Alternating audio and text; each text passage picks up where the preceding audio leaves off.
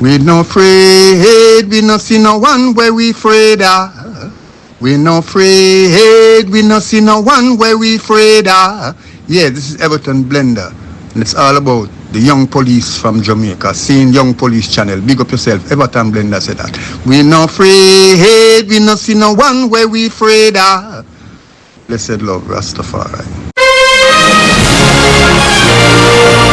Yes, welcome to the Jamaica Young Police Channel. To our loyal viewers, subscribers and Patreon members. At the channel, we are a group of law-abiding citizens who believe in the rule of law and respect the rights of every citizen, but not the ones who do not subscribe to such behavior. We do believe in and support preemptive strikes because they save lives. This is a logical conclusion because preemptive strikes save lives and prevent the further loss of lives. We are all about saving lives at this channel. We at the channel aid criminals with a passion and do not want them over here. We do not want your views, your subscriptions, your likes or your comments. Please go elsewhere where the red carpet is waiting for you. Over here, we want you to go to prison or the departure lounge at Madden. Moving on to today's video. Yeah, so anything that you're doing in it, always good to go from the belly of the beast. You know, so if fish come from the bottom of the canal and tell you that shark live down here, you have to believe fish because fish live down here. So here we're going to be talking with a man who's a part of the diaspora along with Wilfred Rattigan. And this man will be exposing Wilfred's Rattigan's tragedy to destabilizing the Jamaican government for personal and political gain. Want you to listen to this, you know. So prepare to uncover the real motive behind Wilfred Rattigan's protest movement, a calculated strategy to interfere with and destabilize the Jamaican government. What may have appeared to be mere protest fueled by dissatisfaction within the diaspora is in fact a part of a larger, more sinister plan orchestrated by Rattigan. His aim to disrupt the stability of Jamaicans' governance for personal and political gain, using the diaspora as a vehicle for chaos. So in an exclusive revelation, you're going to hear from Herbert Nelson, a distinguished voice within the diaspora and cousin to half Dr. Clovis Nelson, who also been a vocal critic of Rattigan's tactics. Dr. Herbert Nelson will expose the underhanded method Rattigan has employed. Methods that are not only deceitful but dangerous to Jamaica's long-term stability. This isn't about advocating for change or better governance. This is about power, manipulation, and using the protest as a tool to advance an agenda that serves a selected few while throwing Jamaica's government into this area. Rattigan's protests have been riddled with controversy from the start, but the more disturbing reality is how deliberately these actions are aimed at creating division between the Jamaican diaspora and the government.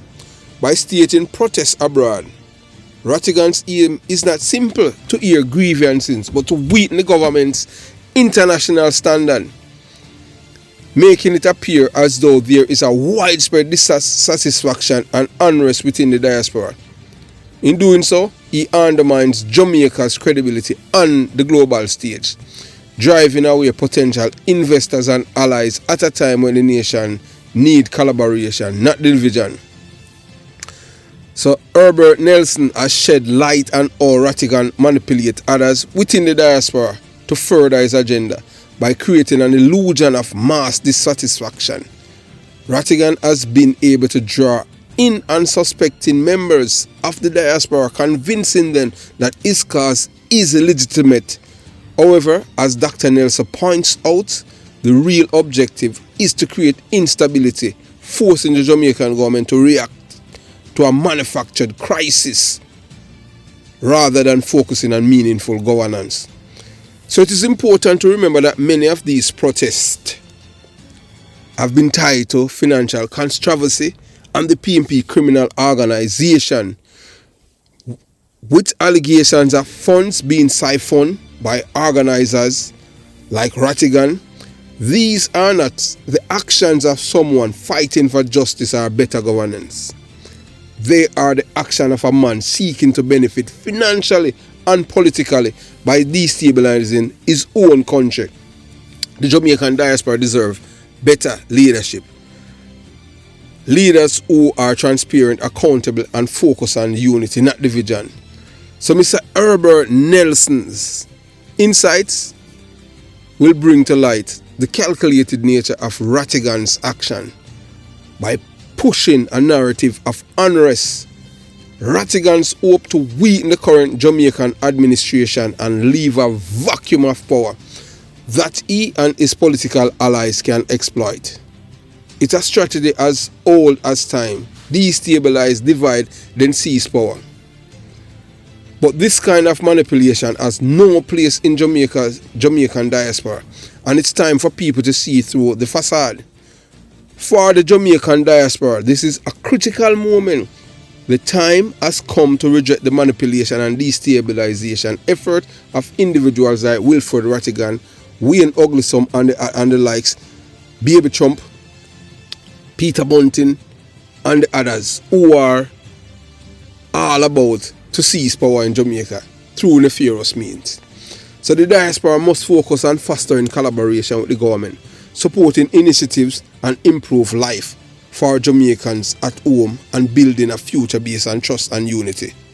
So Mr. Nelson, testimony will be an eye-opener, revealing the true motives behind Rattigan's protest and the long-term damage they could inflict on Jamaica. The choice is clear: stand with those who genuinely seek to strengthen the nation or allow manipulation forces to tear apart from within. It's time to put an end to Rattigan's games and work together for a brighter, more unified Jamaica. So I want you to listen to this man, and you're going to hear all of the things, the corruption we're involved in this organization. Which we did know a long time still, say the PNP is a criminal organization. You're going to hear this, as we tell you, if fish come from down at the bottom of the canal and tell us a shark down the belief fish. So you watch, you listen, and you decide. So I will tell you, over here, all you get are the real mama papa truth. You saw them people are wicked, and them claims to them are Jamaican and love Jamaican and love Jamaica. Boy, may I tell you, them dangerous and wicked. Hello? Yes, sir. Is this Mr. Porter? Yes, sir. Hey, how you doing, man? Hey, Herb Nelson. Oh, what are you doing, my brother? How's everything?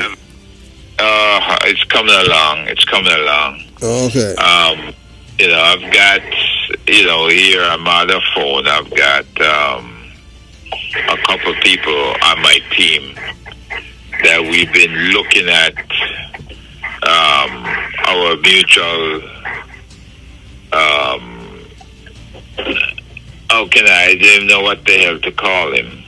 But what I was looking at, and I level with you, and I'm sure you would have it, is something from Fine Law. Mm-hmm. And it is covering Mr. Lonesome, right? And there was a sentence of 10 years. Not sure how familiar you are with that. Oh, for the drug trafficking in England? The drug trafficking in England. Yes. So you are familiar with that? Yes, man. The PNP has been doing that for years. They have been cleaning record of their people who are activists and giving them clean police record to migrate to other countries in the world. And he's one of them. So how is it that he got out of England and came to the U.S.? They cleaned up the record then? Yes.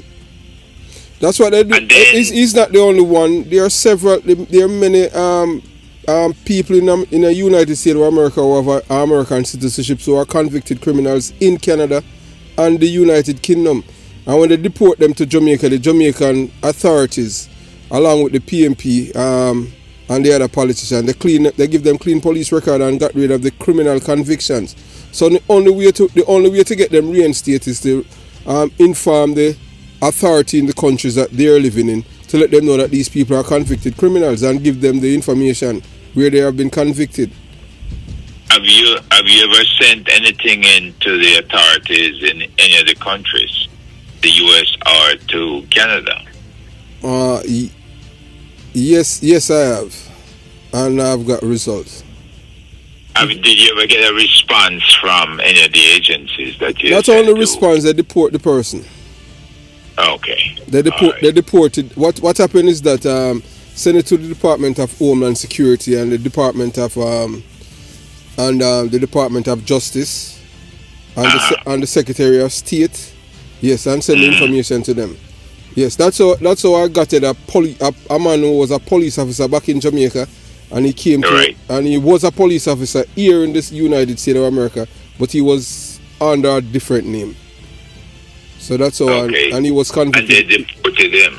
Yes, man. They took away his citizenship, convicted him, and deported him back to Jamaica. Okay. Yeah. So once you have that information, you share it with them. This thing with Wayne, then, it's legit, because I could not get anybody in the UK to tell me for sure if this was him. So you have you have the photograph, or just no photograph? No photograph. It's just the transcript. That's the transcript of the case. Yes. Which one of the district? It's the case with the bakery. Oh, okay. 21. Yeah, 20 out of them, and they all weren't on trial. Same judge. Send me the information. I have family members who are police officers in England. You know. I have cousins who are, one of them is a detective and the other one work on the motor rail.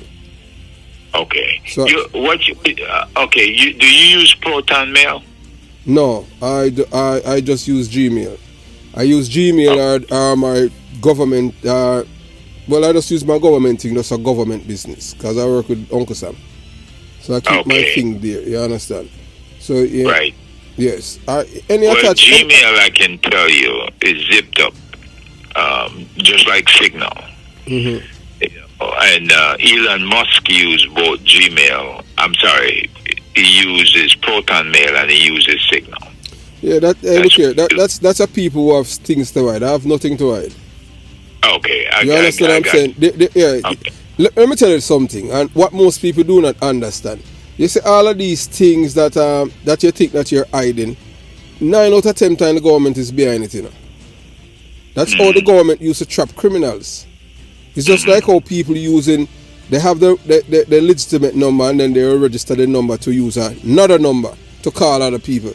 But because they think that they're hiding the number from legitimate people, but the people who think that they're hiding from the government having their information. Because the government is knowing that you're a criminal, that's why you're hiding. Mm-hmm. Right.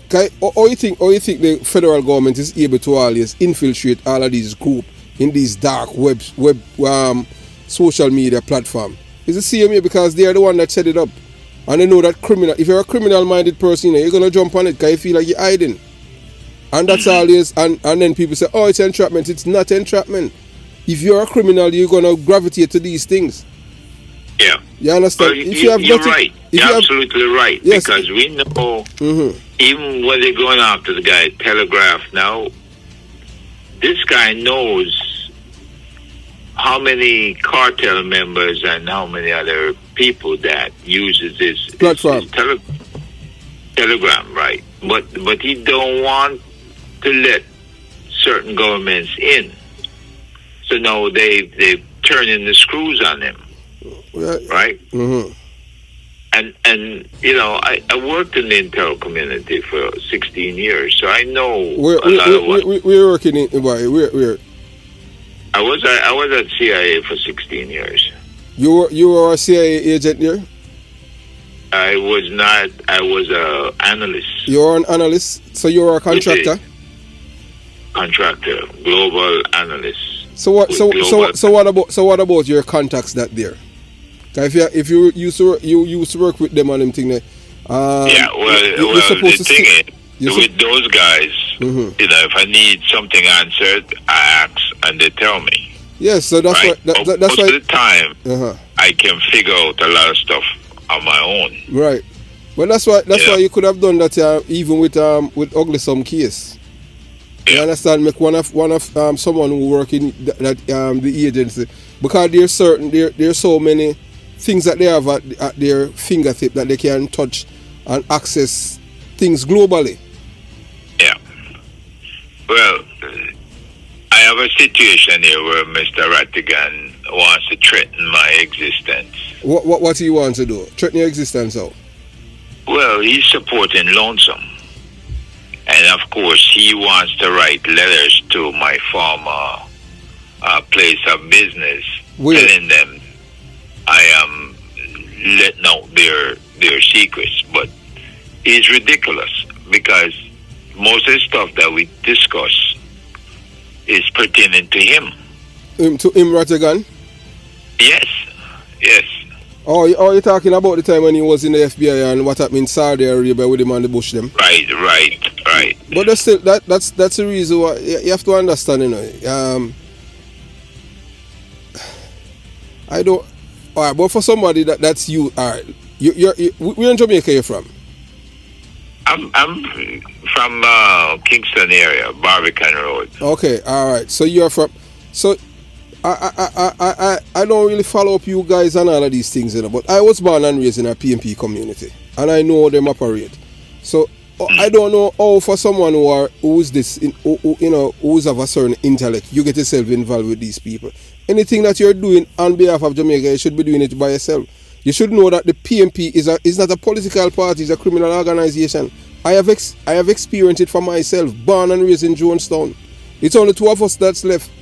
So, you know, I don't understand how for you as a person of that intellect get yourself wrap up with these people. You have to understand what they are doing. They are not doing anything for Jamaica. They're doing it for themselves. It's a hustle. As for me, I'm not in this thing for any hustling. I'm in it because I want to save the next generation and the other generation after that. I am not in this thing for myself. Well, we have the same aims because at this point, I made it very plain that cannot swing to either side. I have got to maintain independence and I've got to maintain a sterile opinion. Okay. So when I write, and that's what an analyst is, we analyze facts. Yeah, we look at the facts. Yeah, but in the same breath as an analyst, still, you know, we know that you have to as much as you're claiming that you're neutral, you know that your writing and your delivery is not going to be neutral. It's going to tip it in a certain direction. That's how it is. Or if not, they would not have anything to do with you. Right. You understand what I'm saying? Yeah. Well, you know, you have limitations, though. You know, no matter how much you write.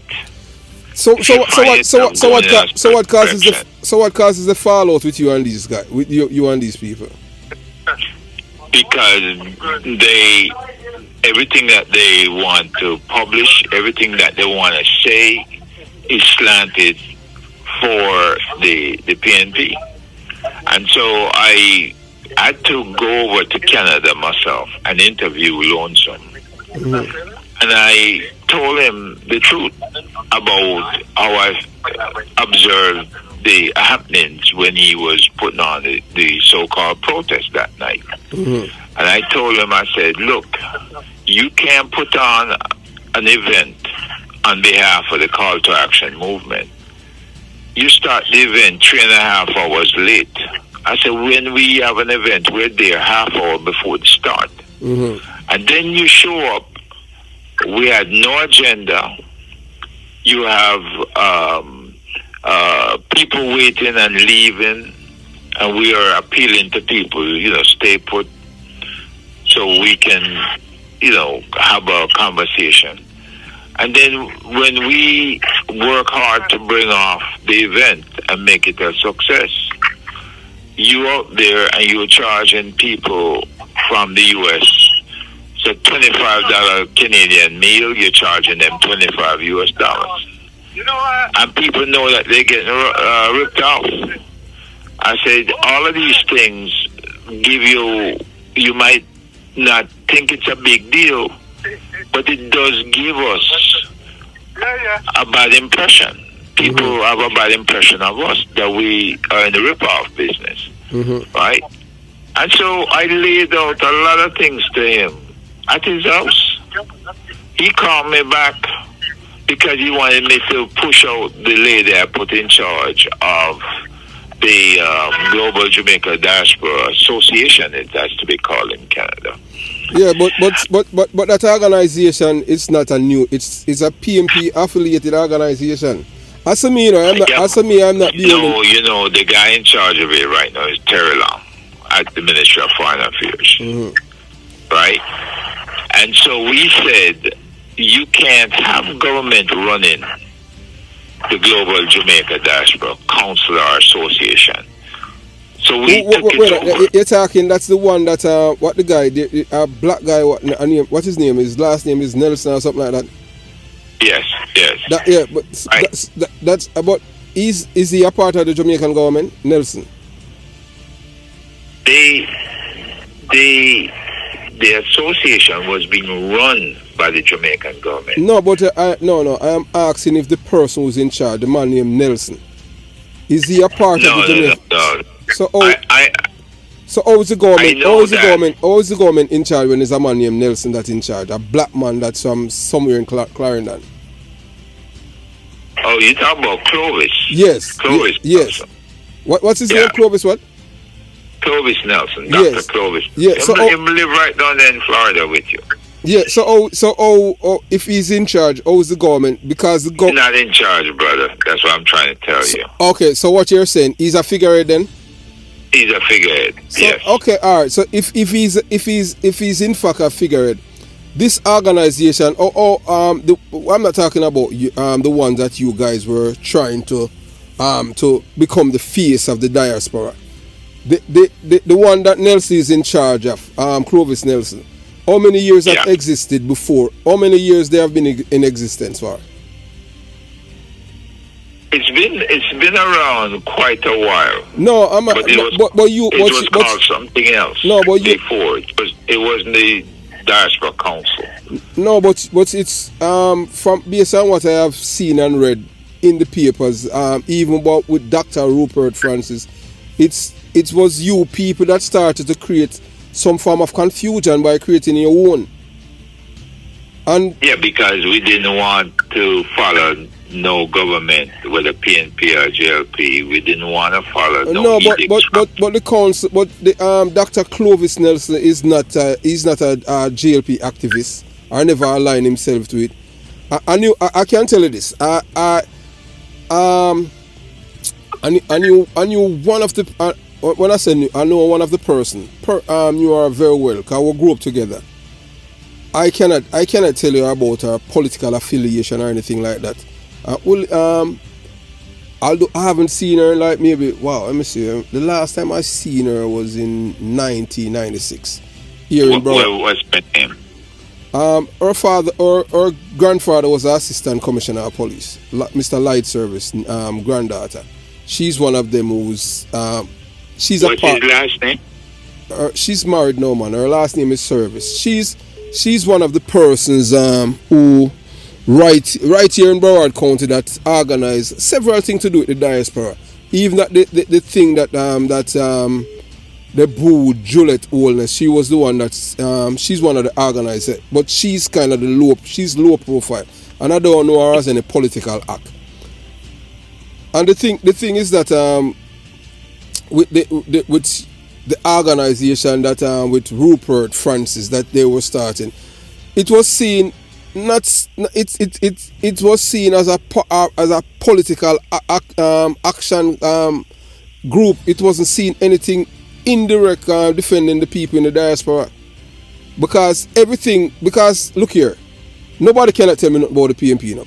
I born raised in a PNP family, PNP home, everything. The reason why my thinking is totally different from most people, because I read and I can think, and I have seen everything. And to me, the PNP is the worst thing that ever happened to Jamaica. Michael Manley, 1972. Nobody can tell me. None of you can tell me about no brigadista program or nothing. I can go in depth. The number one brigadista, the person who come out number one in the brigadista program out of the 2,500, I can tell it. That is my cousin. So nobody can tell me not about. That's why I say anytime anyone who are PNP who can come talk with me.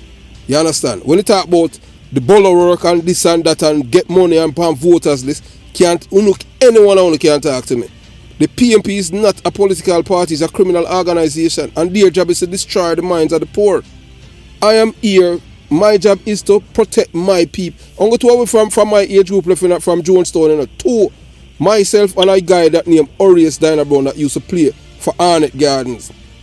We are on everyone else dead from gunshot. You understand? Because of the philosophy and the culture that they implanted in the people's mind. I have no respect for men like Rattigan because I come from Waterhouse. He used to live in a garrison. I have never heard him said to denounce violence to the youth. Them tell them to read, tell them to stop, pick up gun and kill each other. All I have seen them doing is propagate things to the PNP and all kind of nuances. I don't into that. I mean about saving life and change the culture of the people. And another thing to why I have no respect for men like them. Oh, you have a guy. Alright, oh you have a man who born in a Britain and yet still you people claim that you not defend Jamaica. And none of them come out and say him for showing British birth certificate. Mark Bolan is not a Jamaican, you know. He's Britain, he's a British citizen by birth. Well, so is the other one that the Prime Minister hurrying up and pushing now. Why? You say Andrew Willis is not a Jamaican?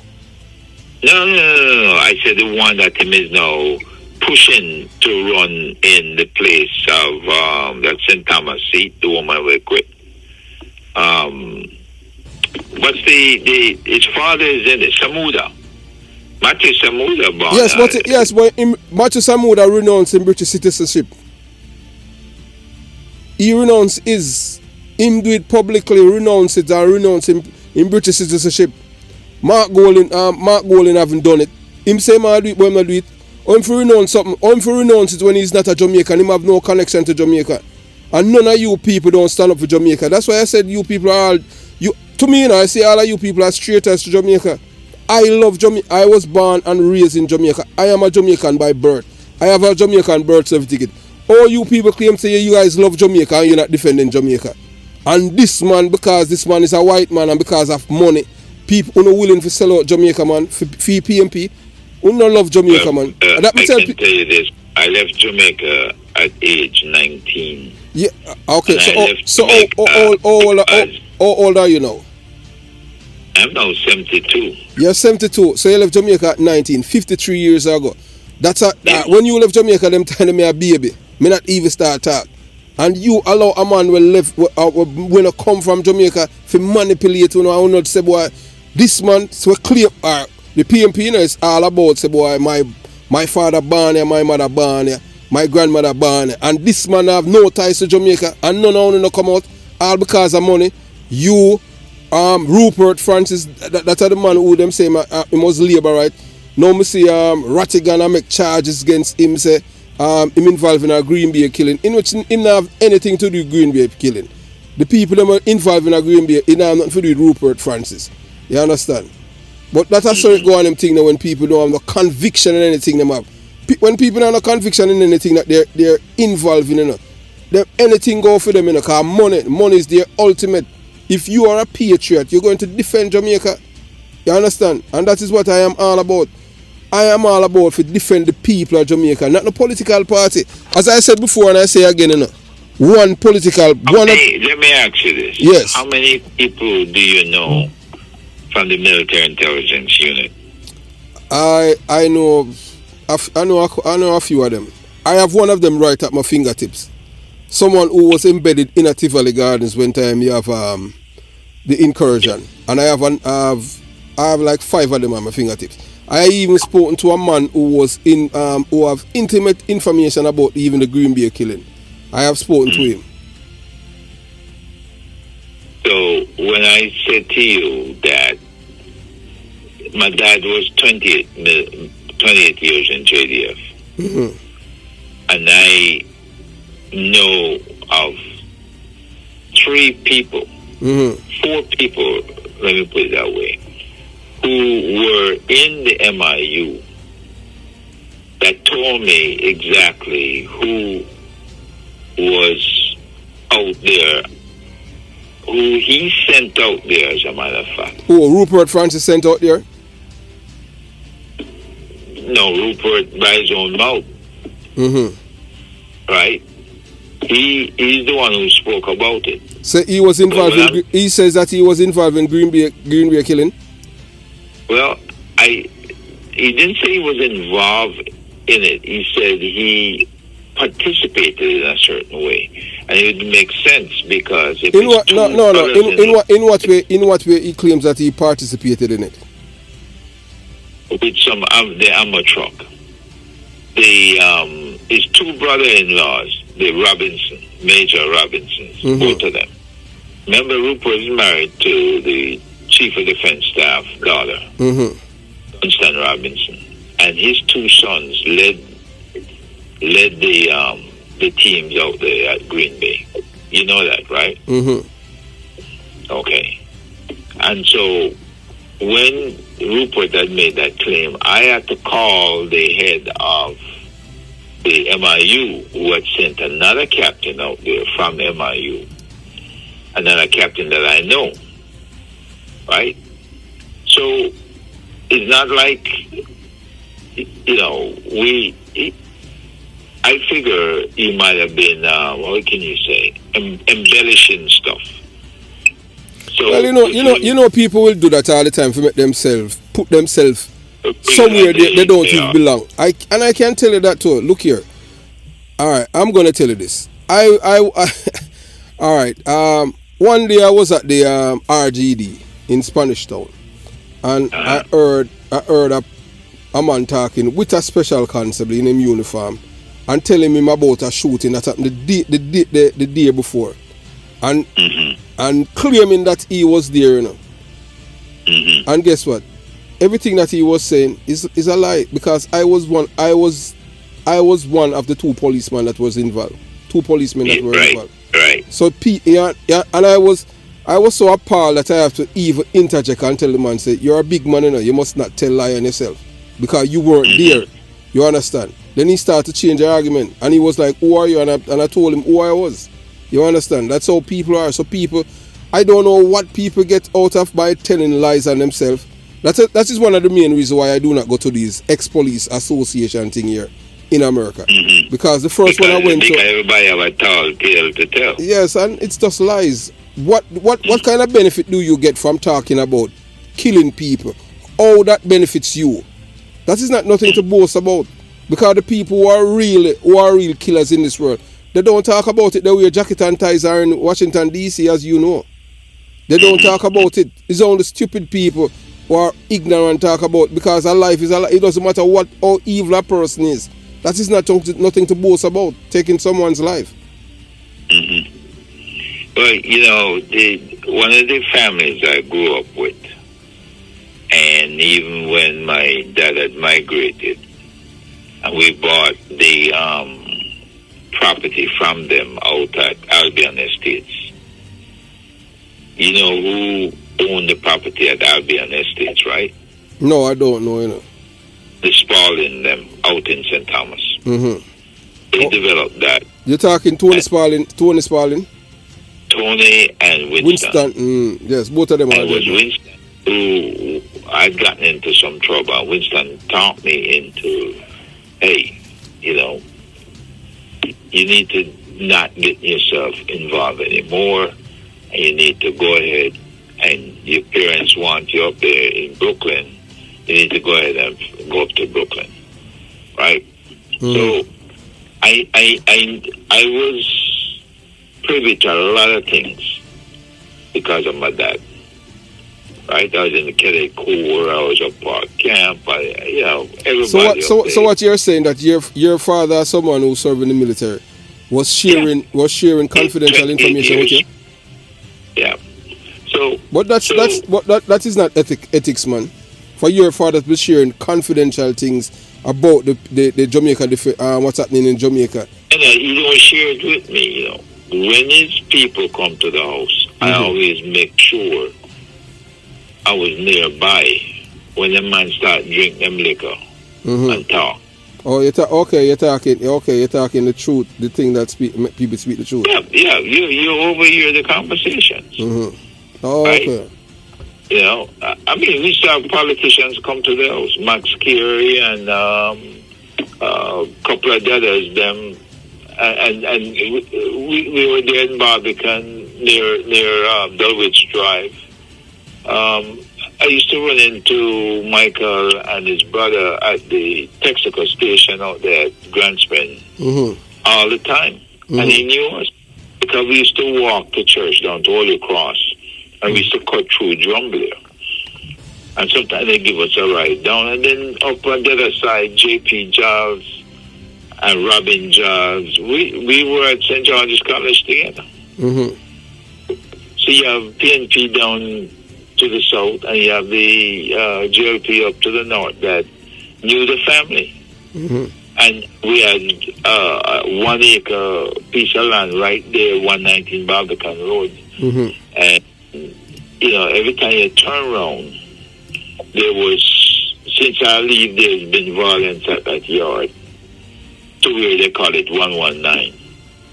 Policemen live in the yard, and couple of detectives from Constant Spring. I knew them. I talked to them on the phone when stuff happened down there, and they tell me what happened. Their cousin get shot dead in the yard. You know, so it's not like we were from the privileged side of Barbican. We were right there near Grand Spring. You had the Nelson, then you had the Taylors, then you had the Reeds, and then you have the McLeans. So I can, you know, them 4 families had compounds all the way down to the end. And that's a lane that separated us from the upper crust areas that are going up, you know, Barbican Road. And, you know, when you grow up in that environment, and we played football there, and we played football up at Shortwood. And I knew all the big name people them. St. George's College, and, you know, I knew all of them guys that come out of them uptown homes, and some of the guys them come out at Trenchtown and all them other places that came to George's as well, because I played football. I was in Jamaica under 15, then under 19. Played for Constant Spring, Golden Aces, played Swallowfield, then City Williams, and played when Golden Aces made Division 1, Major League, they call it then. Right? So I could go anywhere because they knew me as a footballer. Played in Tivoli, played Trenchtown, Railway. I brought Frank Brown up to play for Golden Aces when we made Division 1. Right? I've unified a lot of people at a community work, development work, even after I left the island. Right? I'm the guy that brought the Project Star program down to Jamaica. Because I knew using sports, we would do community building. And we could get the private sector, put money into it, could get the police department and the military provide some of their best people as trainers with the trainer program. Train them as soccer coaches, footballer, whatever you want to call it. All kinds of stuff, man. Cricket, you know, basketball. And the idea was once you bring them in and you brought young people together, you would do community building exercises, because these were in fact team building exercises. You are on an actual team. Where did I get that from? I learned that from Captain Peter Whittingham, used to be the Gang and Homicide Division Chief at LAPD. So what's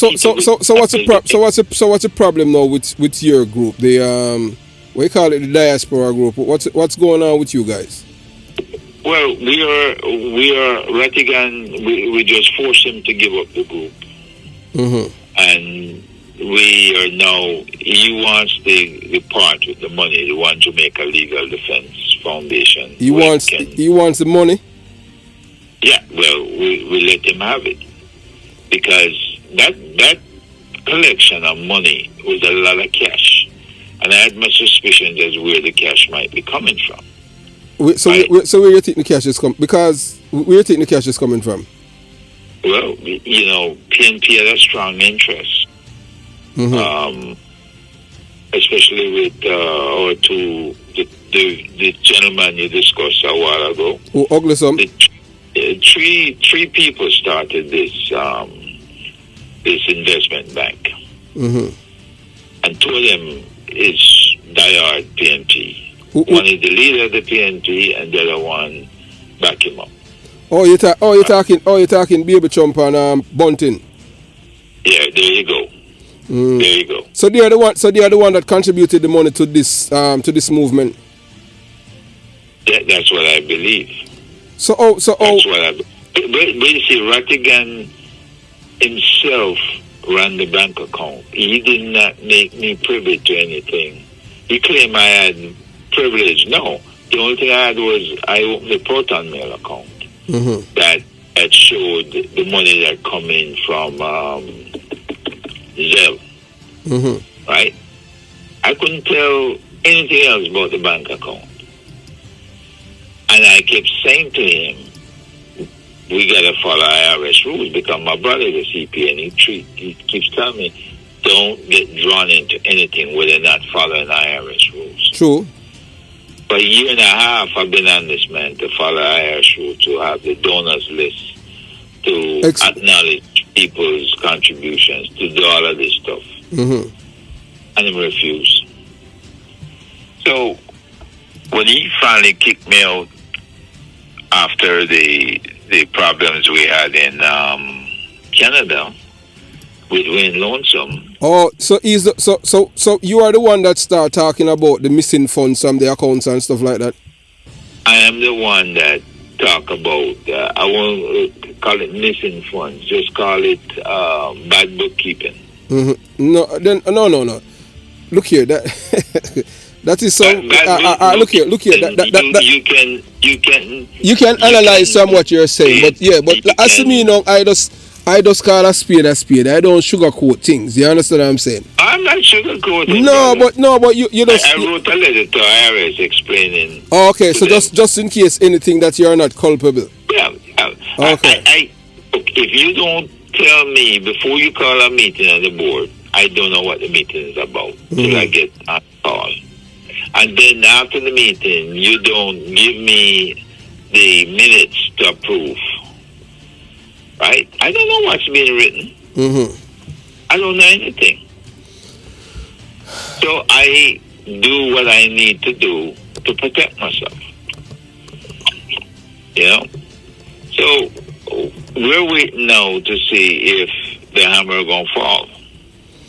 So okay, so the split now within the organization. So you and Rupert Francis are being kicked out of the group. Oh, no. Are you vacated? The Call to Action group. We have the Global Jamaica Diaspora Council, and we have the Jamaica Diaspora Crime Intervention Prevention Task Force. Okay, so what are the role of these organizations? What's the end goal? The role of the organization was designed against. Well, it was first designed was to train Jamaican police. We got 60-something. Train Jamaican police to do what? Canadian police in our organization. No, to train Jamaican police to do what? Well, first of all, undercover work, and the next one was developing CIs. All right, but look here, I was a detective, you know. Okay. So in terms and how did you guys develop CIs as a detective? Oh, confidential informant, I see people them in our community do it. Is the same people? Is the same people within the community is gonna provide information to you, and it's based on how you treat people. That people will show you that they have the greatest amount of respect for you as a detective, and they will share information with you. I have look here. I have left the police for decades now, and I have still people. I have people who used to share information with me. Their grandchildren now are sharing it with me now because of the confidentiality and that trust that I've built up with them when I was serving. That they now are sharing information. The grandchildren are sharing because they have that amount of trust in me because of what their grandparents have told them about me. Because not one of my informants have ever been exposed or been killed or anything like that. None. Well, okay. I take my hat off to you. Yes. But listen, there are other officers who have exposed people either directly or inadvertently. Yes. And I have some high-ranking folks that disclose a lot of stuff to me. And of course, when I'm sitting up where I used to sit, and I go into certain systems, and I can see all the chicanery going on amongst politicians. I can see how things went down. I was in the Army Special Operations in Panama when the last was going down in 74, 75, and afterwards. So I've always had my eyes on the ball, so to speak. So when I retired after 24 years in the Army, I went. No, you did 24 years in the Army where? In the United States? In the United States, yes. So at what rank you left you retired? Master Sergeant. Army Master. Okay, so you're a retired military man too? Yeah.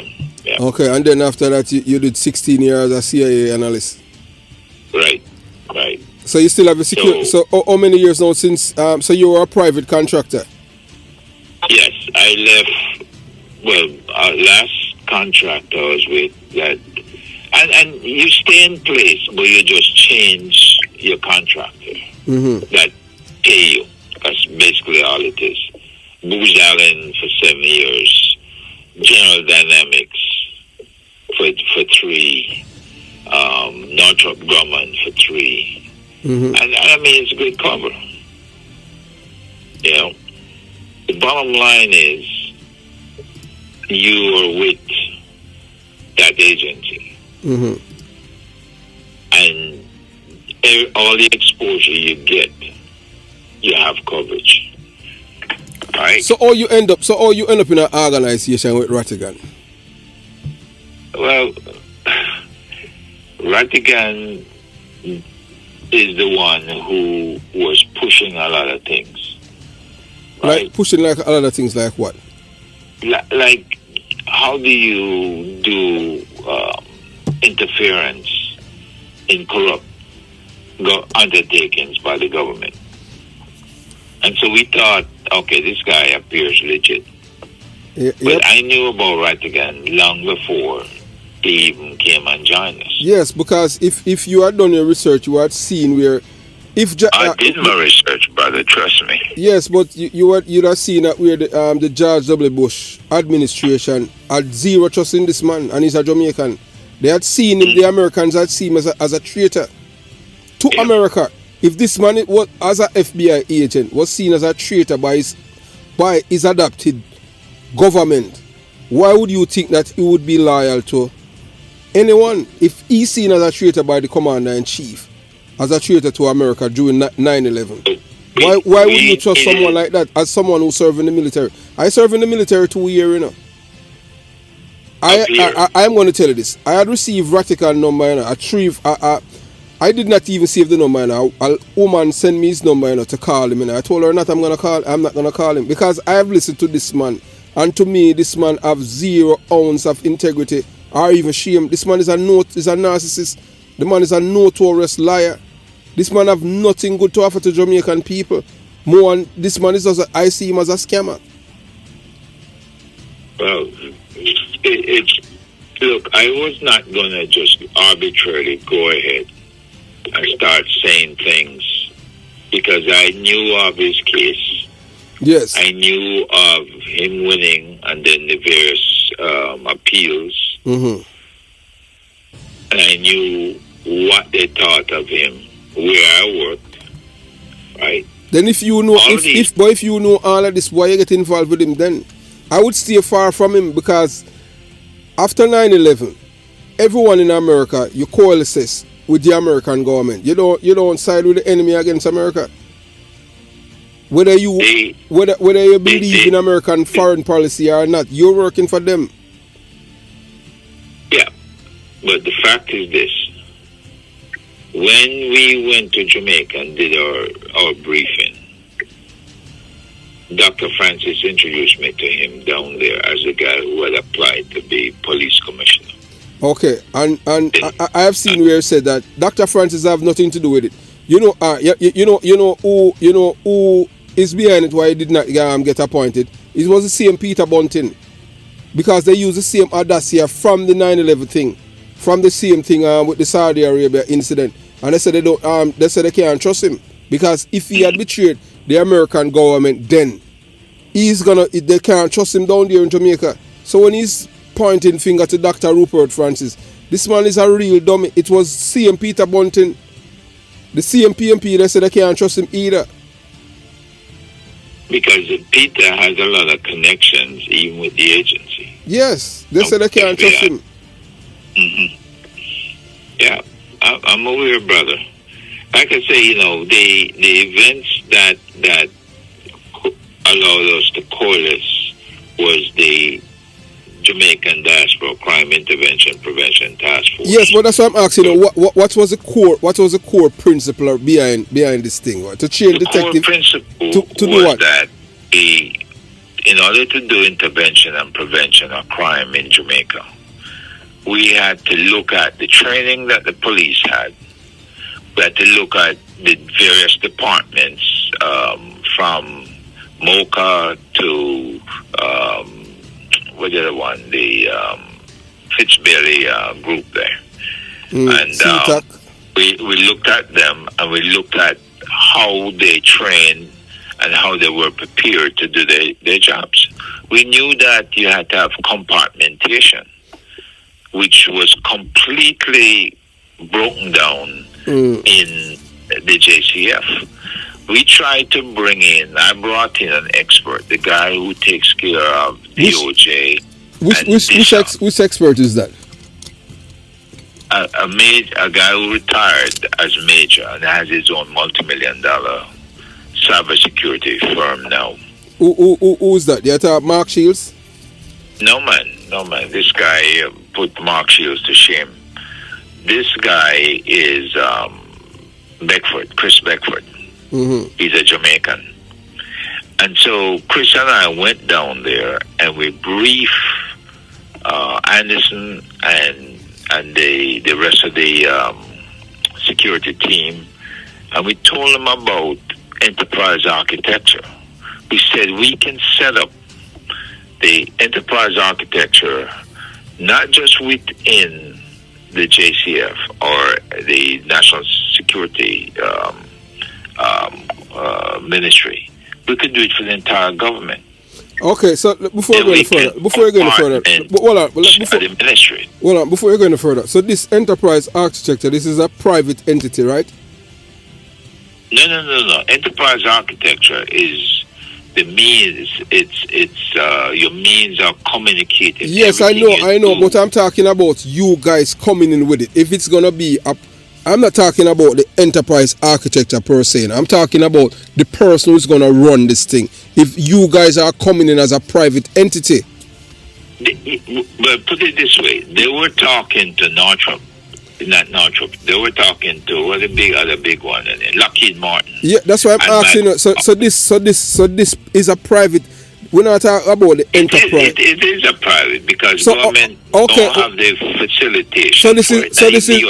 So hold on. So this is lobbying the Jamaican government to make money. No. When you let me ask it. So you're saying, hold on. So let me ask it. So Lockheed Martin is going to do this for free? No, Lockheed Martin. Then that's why I'm asking if 30 it's to 40 million. Lockheed Martin as well as Microsoft. So that's why I'm asking if they're going to do it for free. No, so I that's can why I'm show asking you. them lobby the government to make money. I can send you the white paper that we did. We did it on behalf, the request of the CIO at the Ministry of MSET, Ministry of Science, Energy, Technology. Yeah, but right? That Canadian guy that brought in, the man is an engineer. Him know a little bit about the architecture, but he didn't know exactly what to do. Yeah, but I am not talking about that, but I'm talking about for them to lobby in the government is to make money. Because it's not free. Listen, when you take a project that is valued by the big boys at 30 to 40 million US dollars or more, and you tell the government that you will set it up for them for 500,000 US dollars, and you will ensure that everything is functioning the way they want it to function. Yeah, then they are lobbying the government to make money. So it's This is that $500,000 US dollars is not money making in this enterprise architecture business. It is setting it up and having the government themselves manage it. We offer them a security operations center. We offer them a fusion center in Cornwall, Middlesex, and Surrey. But it's still whether or not if it's not, it's lobbying the government to make money. No matter how small it is, it's still to make money. Chris Bedford have 20 and 30 and $40 million projects. Yes, so that's what I'm saying. So in Jamaica, $500,000. He needed that for the equipment that was needed. Right? You understand what I'm trying to tell you now? Yes, I understand what you're saying. Brought in all the equipment, all the training, right? And because we know Jamaican folks are smart when it comes to cyber. We know there are lots of unemployed computer science people out of UWI and UTech. And the other one in Mandeville, NCU. We're going to resolve that problem for them, putting everybody to work. Right? So we were prepared to do the entire architecture system throughout the whole island. And then the police, the military would have had methodologies of communicating with the cyber encryption that they needed, right? To where not even the U.S. government could unscramble that thing. No, look here. Look here. You know what? Keep in mind the guy that's look here. Hold on. Look here. Look here. You and I know that is not even realistic, because there's no system in the world that the American cannot infiltrate, and you and I know that. You understand what I'm saying? So to say that the Americans are going to supply things to Jamaica and them cannot infiltrate it. Only a dummy would believe something like that. You understand what I'm saying? Yeah. So I hear what you're saying, but I'm telling you what we were prepared to do. Yeah, but there's always cracks in anything. You understand what I'm saying? Look at Microsoft. So we know NSA would have that capability. We know Cybercom would have that capability. So when you have to understand that. So why would the American government need to break anything that the Jamaican government had if it were working properly? And if we ask them, setting these things up would have an American element to it. All right. So let me. You talk about with the police. All right. The police force itself, Police as well as the army. Well. I am speaking from my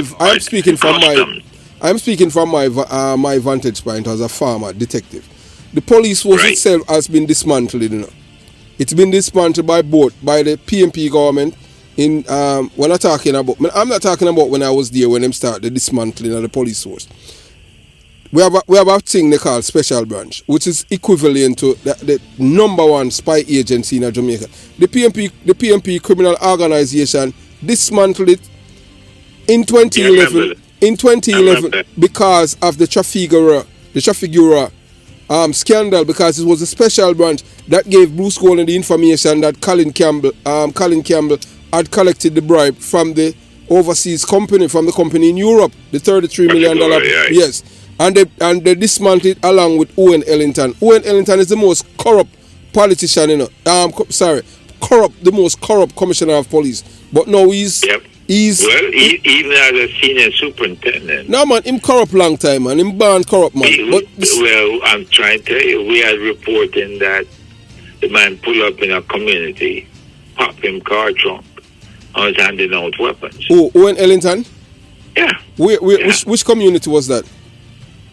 I can't recall right now, but this is a conversation I was having with the former head of MIU. Which person of MIU you were talking with about that? When he was senior superintendent of police? Colonel Barkley. But okay, and he was if he went to a community and handing out weapons to people as a senior, so who were these men that he was handing these weapons to? Are they affiliated to any political party or anything like that? Political party, yes. Which political party? Owen Ellington. Which political party that he was handing out weapons to men from which political party? Listen, I cannot recall. No man, a two political party of Jamaica. You have PNP and Labour, right? Which one of them he was issuing firearms to? It appears it was with the PNP at the time. Okay, all right. I know what you're talking about, and that information is not true. I look here. I am not defending you. I don't like Owen Ellington. I'm a corrupt, you know. I am telling you. The information is that I am going to tell you from, because I was serving in the police force then. It was his brother-in-law. There was a senior superintendent there that was a part of the conversation. So when him and the colonel was reminiscing about all the police officers that hand out weapons that was affiliated with different parties, this is what I was privy to. What's the name of the other senior superintendent? I can't recall his name right now. I'm just letting you know this is and since then, last year I went down and we now have a security academy that we ran the first class through at Curfew Place. And so we had a good amount of officers from the police, from the customs, from the army. These are active duty people or people who are retired? Active duty. So okay, so it's a class that it starts on behalf of the Jamaican government to these people? Yeah, we got certification from the Commissioner of Police. So you guys are contractors. So you guys are contractors that teaching these members. Yeah. Okay. So you're getting paid from the Jamaican government? No. No. So whichever department. No, I'm asking. As well as civilian. No, I'm asking. You guys receive certification from the Commissioner of Police. So I'm asking if you guys getting paid from the government to teach these classes. Yeah, the government had to pay us. Okay, so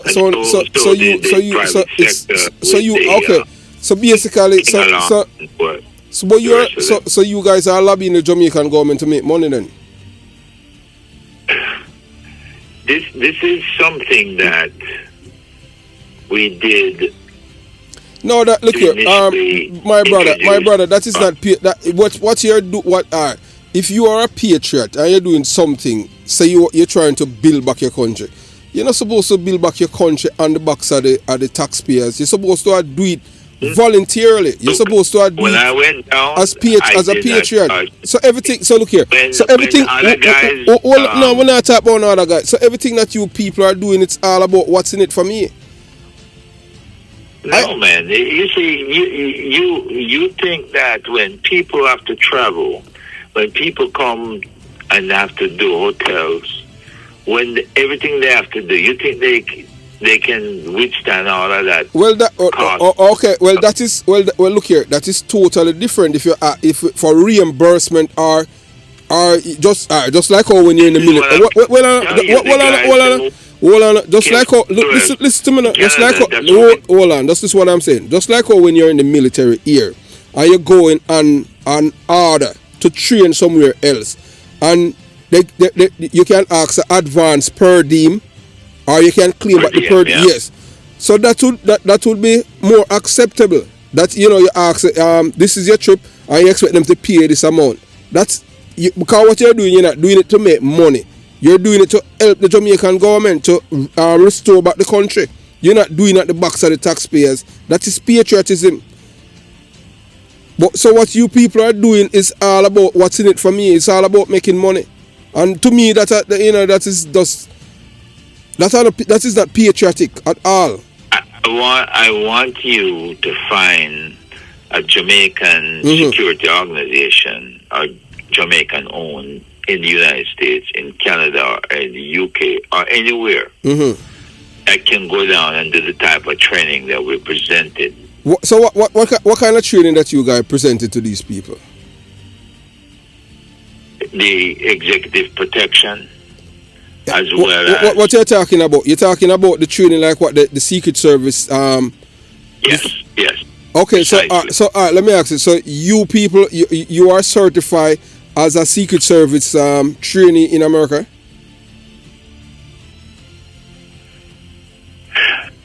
No. I'm asking. Hold on. That's what I'm saying. That's just what I'm saying. We all go through. Hold on. That's just what I'm saying. Listen.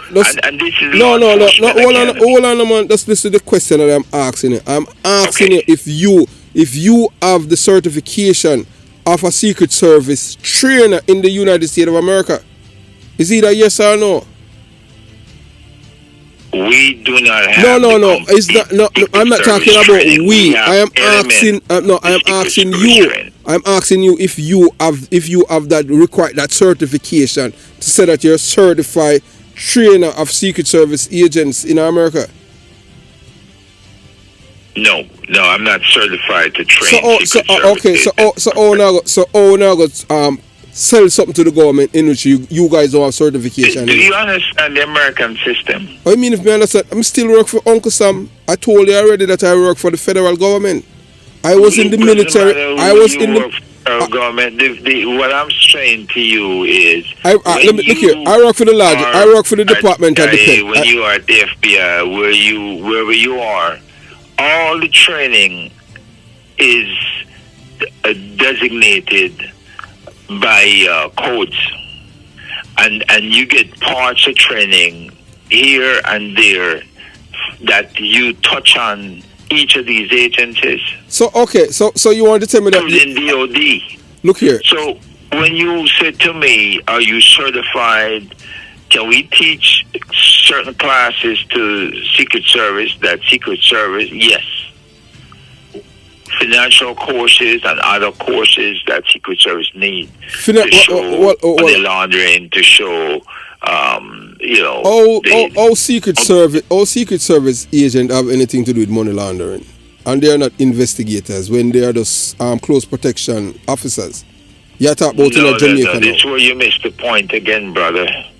Secret Service investigators investigate money laundering, they investigate counterfeiting. Yes, but yes, I know. I am not talking about in America. I'm talking about in Jamaica, because close protection officers in Jamaica, they work at protective service. What they don't investigate, they don't do that kind of investigation. The course that we taught in Jamaica was close protection. That's what the ones we taught, and we learned all of that stuff. Whether we were in special operations, right? whether we were in the FBI, whether we were at CIA, or wherever we were. You learn about close protection. You learn about interrogation. You learn all kinds of different things in those different agencies. Yeah, but look here. When it comes on to interrogation, you are asking us to go down and not recover the monies that we spend to come. No, we don't recover the money. We don't use it as a way to make We're money. recovering all of it, not even half of it. No, Of us no. look here, the government. The motive is all about to make money. The motive is not patriotic. It's not. I mean me wrong. No, look here. If it was patriotic, you wouldn't have been charging the government. You'd be asking for reimbursement if you want to give your service to make Jamaica a better place. Reimbursing, what's the difference? No, no, because the reimbursement is not a profit thing. What you're doing it for profit. You're not doing it because. You know what? I'm gonna ask for some billing that from that initial one. Mm-hmm. Right? Because nobody came out of there with any portion of money that you can say they made a month's salary or a week's salary. Yeah. Right? Well, once you're doing something and it's for profit, for profit is not profit a capitalist system, When you're patriotic, you're not do it for money. We live in a capitalist system. Yes, that's what I'm telling you. Yes, that's what I'm saying. Right now, I got an invitation to come down to Florida from a private detective agency to come and speak at their cyber conference. But private detective that have nothing to do with the government. That's why it's named private. So that's a PI thing. So so nothing is wrong because that's totally different. A bunch of Florida state comes there, state police, and different counties and different police departments show up. They come to it. Yeah, but we're talking about. All right, look here. I worked for Booz Allen 7 years. Okay, look here. So I get training from Booz Allen as well.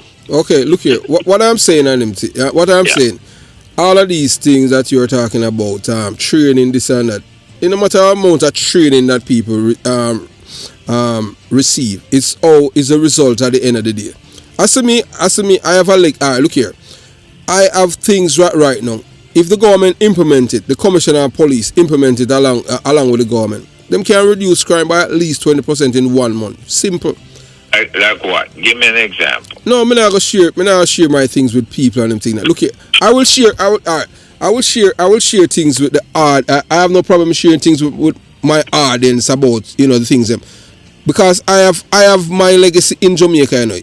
You understand? I want to hear you talk more about that. I can't listen to your program. My legacy is in the police force right now, still there.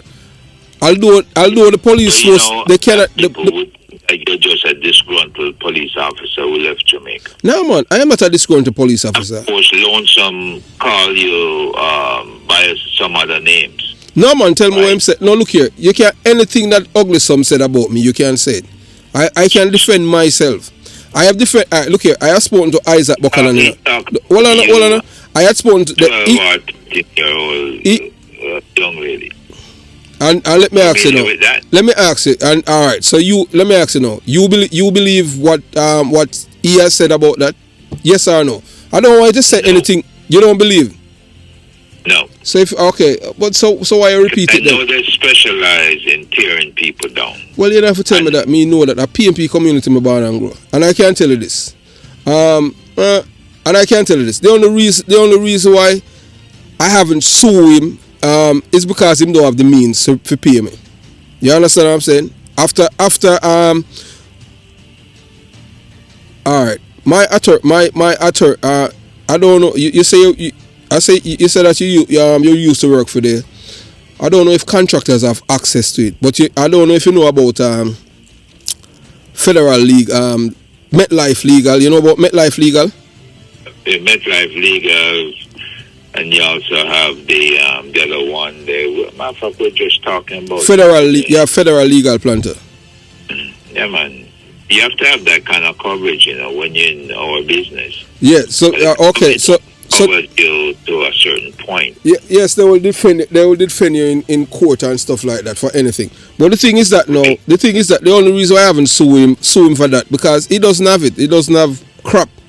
The little place that he have in Canada is registered as a non-profit within himself and his woman. Right. Angie. So he doesn't have anything. He has a upscale house. Right. He has other things, other assets. Well, studio assets. Yes. Right. So you want to shut him down, you soon. Well, all right. That's the only reason why we never went after him, because him don't really have the capital, unless we have to go out and make them sell. Well, hey, look here, we need to really lock him down on them thing there. But look here, I'm trying. Yes. I mean, he said some shit about me, and this man don't know me from Adam. Yeah, he only know me less than a year. But you have to understand, remember, so the man is a criminal, He's a convicted criminal. The man is a big informer, Yep. There was a police guy there, a guy from JCF that was a police officer now in York Police Department in Canada. And I went to the thing, and he was there, and he kept saying, I am Wayne Source. And I said, okay, we'll talk afterwards, right? Because, we were there on a mission to get people to recognize that they need to take charge of their own futures. They're the diaspora. Should not be an extension of the Ministry of Foreign Affairs by any government. Yes, but the one that headed by Clovis Nelson, it has nothing to do with the government. So when they are talking, when they are propagating saying that it has something to do with the government, that is just another PR lies. And see everything. And look, so you know about the $300 that they got to give the demonstrators in America and New York and DC, and they rob them. They don't give them $100. Yeah, but don't listen to that. No, so why they rob the people? When that's something propagated by Rattigan. So hold on. So Rattigan is the one that get the $300 and give them $100, or what? Well, it's more money than that. It's more than $300 that the people should have received. Yeah, more than $300. Each of the demonstrators. Rattigan didn't tell the people that he personally got $200 US from the same source. 200,000. 200. Right, the source that he was trying to make look bad. Right, he said the money was meant for him. He said it on one of his shows. So he took all the money for himself? I can defend himself against that. Because the money was not meant for him. It was, see, when you lose your father and you having problems with your sick mom, and then you have to have a nurse and all this stuff, this guy from Jamaica who understood the situation the guy was in, took care of him. Right? He took care of him. That famous brown paper bag they're talking about. Collection was for him. Right? Oh, that's it. What's his name? What his name? Carlos or something like that? Yeah. What's his name? Rattigan was trying to make it seem like the brown paper bag was really for him. For Carlos or for Rattigan? For Rattigan. Yeah. So who stole the paper bag? Is it okay? So Carlos is the one that stole the paper bag. This is what we're trying to get across to the people. Nobody stole it. It's when the person was in for. So hold on. Rattigan tried to add the story so that it made the guy look bad. So hold on. Let me ask you something now. So, all right. So Carlos is a part of your group, and Francis and part of the Call to Action group. So okay, and Rattigan and Lonesome, they are part of they are like Batty and Chamber. Yes. Yeah. Okay. Believe it that. Birds of the same feather flock together. The ones make a Legal Defense Foundation, which is where monies that we promoted and people make contributions. That's where the money goes to. The One Jamaica Legal Defense Foundation. Okay. But let me ask you now. It's designed for us to use the court system to correct the political system. Yeah, but okay. All right, but look here now. Now I'm gonna say this now to you. Okay, you say you left Jamaica 53 years ago, and I'm going to tell you this now. So the only reason why you would pursue the court system is because all of you know that the court is all jammed with PNP criminal organization activists. Jamaica and a judiciary is a criminal. You know, so the people in the courts, they are all criminal-minded people. Chief Justice Brian Lego Sykes is more PNP than Michael Manley. You know that, right? Mm-hmm. Okay, but most people don't know that because he was out there campaigning for Baby Trump, for murderers, and you know that they have the people them like dummies telling people that murder used to be minimum, maximum. When I was growing up in Jamaica, even as a police officer, murder is murder. It's the PNP criminal organization and the GLP after Edward Seaga exit the political arena. Them start to dismantle the system and make it more beneficial for criminals. In which we know that 98% of the people who are in prison for violent crime are people affiliated with the PNP criminal organization, are leaning or from PNP criminal organization communities. So they do not... let me ask you this. Yes. How do you propose to correct that, to change it? Okay, all right. The first thing you have to do to change the system in Jamaica when it comes on to even criminality, you have to institute reading. In my community where I'm from, in Jonestown and Concrete Jungle, the book that they're supposed to be using is the philosophy and opinion of Marcus Garvey. That's supposed to be like a Bible. In from basic school, I know say Jamaica is an American colony without American benefits. So you know that basic school, they might call it a kindergarten or them thing, because Jamaica is not a country that lead anymore, they follow. Everything when them say America, them do it. America lick out batty, them a do it down there. And anything what white people do, them do it down there. So maybe them a get rid of basic school and I call it kindergarten. That's the book we're supposed to use. Once the philosophy and opinion of Marcus Garvey and all of Marcus Garvey's teachings have been instituted from basic school all the way to high school, the mindset of the people will change. People will start to love each other and see each other as them see themselves in another person. You know that the PNP criminal organization never, all right, look here. Yes, I belong to the Institute of Caribbean Studies. Hold on, before I so let you you interject when they come on to that. Once them institute that form of reading mandatory, and you teach them from kindergarten all the way up, that we get rid of the violence.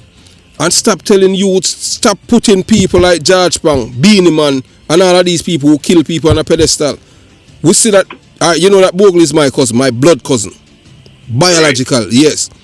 And you know that Beanie Man is the man who is responsible for killing Bogle. Well, he'll never behind the trigger, but he's the one that behind it. I have people who was related to Angela Brown Burke, who, that I see him, Tony Brown, most wanted man in Jamaica.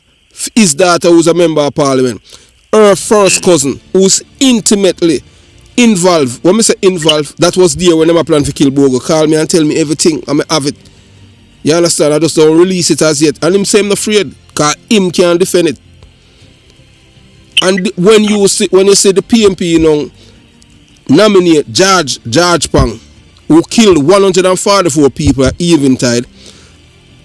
You have the Gold Street Massacre, and then you have Orange Street Massacre. A PNP killing them, that and they nominate George Pang, and then and Beanie Man for National Award. What kind of message I send to the youth? Them they tell them to become criminal and murderers. And then you see the Prime Minister of Jamaica hug up Beanie Man. What kind of message that you send to the people, the youths them? The youth them in their community, them are saying, say, oh, what? Him kill Bogle and look there, Prime Minister hug him up. What for detail youth now if you don't want to attain that level as Beanie Man? For kill an icon and a treasure. Let me ask you this though. I will take all of that as a given. Yes. That you have to change the mentality of the youth. Yeah, the mindset. But at the same time, how do you prevent the political system, the executive and the legislature, from totally corrupting the country? right? When you have smart lawyers that you can get to take the system and use the system to impeach or prevent the political side from running away with things, this is what you're going to have to do. You have to take the monies out there that you can collect, monies that you can get donated, right? You have to take those monies and employ, you see, just like how you feel strongly as a police officer, you have lawyers who feel the same way. Mm-hmm. And they have the same convictions and beliefs like you. But they want to take it in the court and stop the government from doing the crap that they're doing. It don't matter whether it's a PNP or JLP. When they get in there, they all see money. Okay, so let me. All right. The kind of money. How much money was involved in Trafigura scandal? $33 million. Okay, compare that to the SSL. Yeah, but the government don't have anything to do with SSL. All come by the government. SSL is a private entity. I'm just saying, when you compare. No, you cannot. No, you cannot compare apple with orange. You talk about. Look here. You talk about corruption. Hold on. No, we not. It no matter if I even $1 corruption or corruption. SSL. Right, SSL. Hold on. SSL and Traffic Bureau are two different things. SSL is the private entity where thief Usain Bolt money. And the woman it had 3 Jamaican ministries money in there. Listen, hold on, listen what I'm saying in regards to the SSL thing. The woman who is arrested and charged with it, we don't say she alone in it, Panton. Her father, right. I tell you, listen, man, listen. Her father is a known PNP criminal organization activist and supporter. He was appointed as chaplain for police force when he have no certification or anything by PJ Patterson. And one thing with the PNP, them not getting a post unless you involved in a criminality. So this woman she's a PNP criminal organization activist at SSL. It has nothing to do with the government, so you can't talk about SSL and Traffic Bureau. Traffic Bureau corruption in which them get bribed from a foreign entity. SSL, who in a government, who in a Jamaican government benefit from SSL? Name one person in a government. These are the least. Look here. The Prime Minister. Which part of the Prime Minister benefit from it? Okay, how did he build that house? Now ask you how he benefit from it. That's a straight bad mind. PNP criminal thing that again with Michael Mann, a bad mind that of course the who institute bad mind in Jamaican people. Who say if you have 2 care and get next man? Did you know that? No, not try. Look here. Is it Edward Siaga that teach the people them say if you have 2 care if you give your neighbor one, or Michael Mann? Who did that? Who institute bad mind and instill it in our people's them mind of Jamaica? Brother, you cannot. Me ask you, no, but I tell me, me ask you, who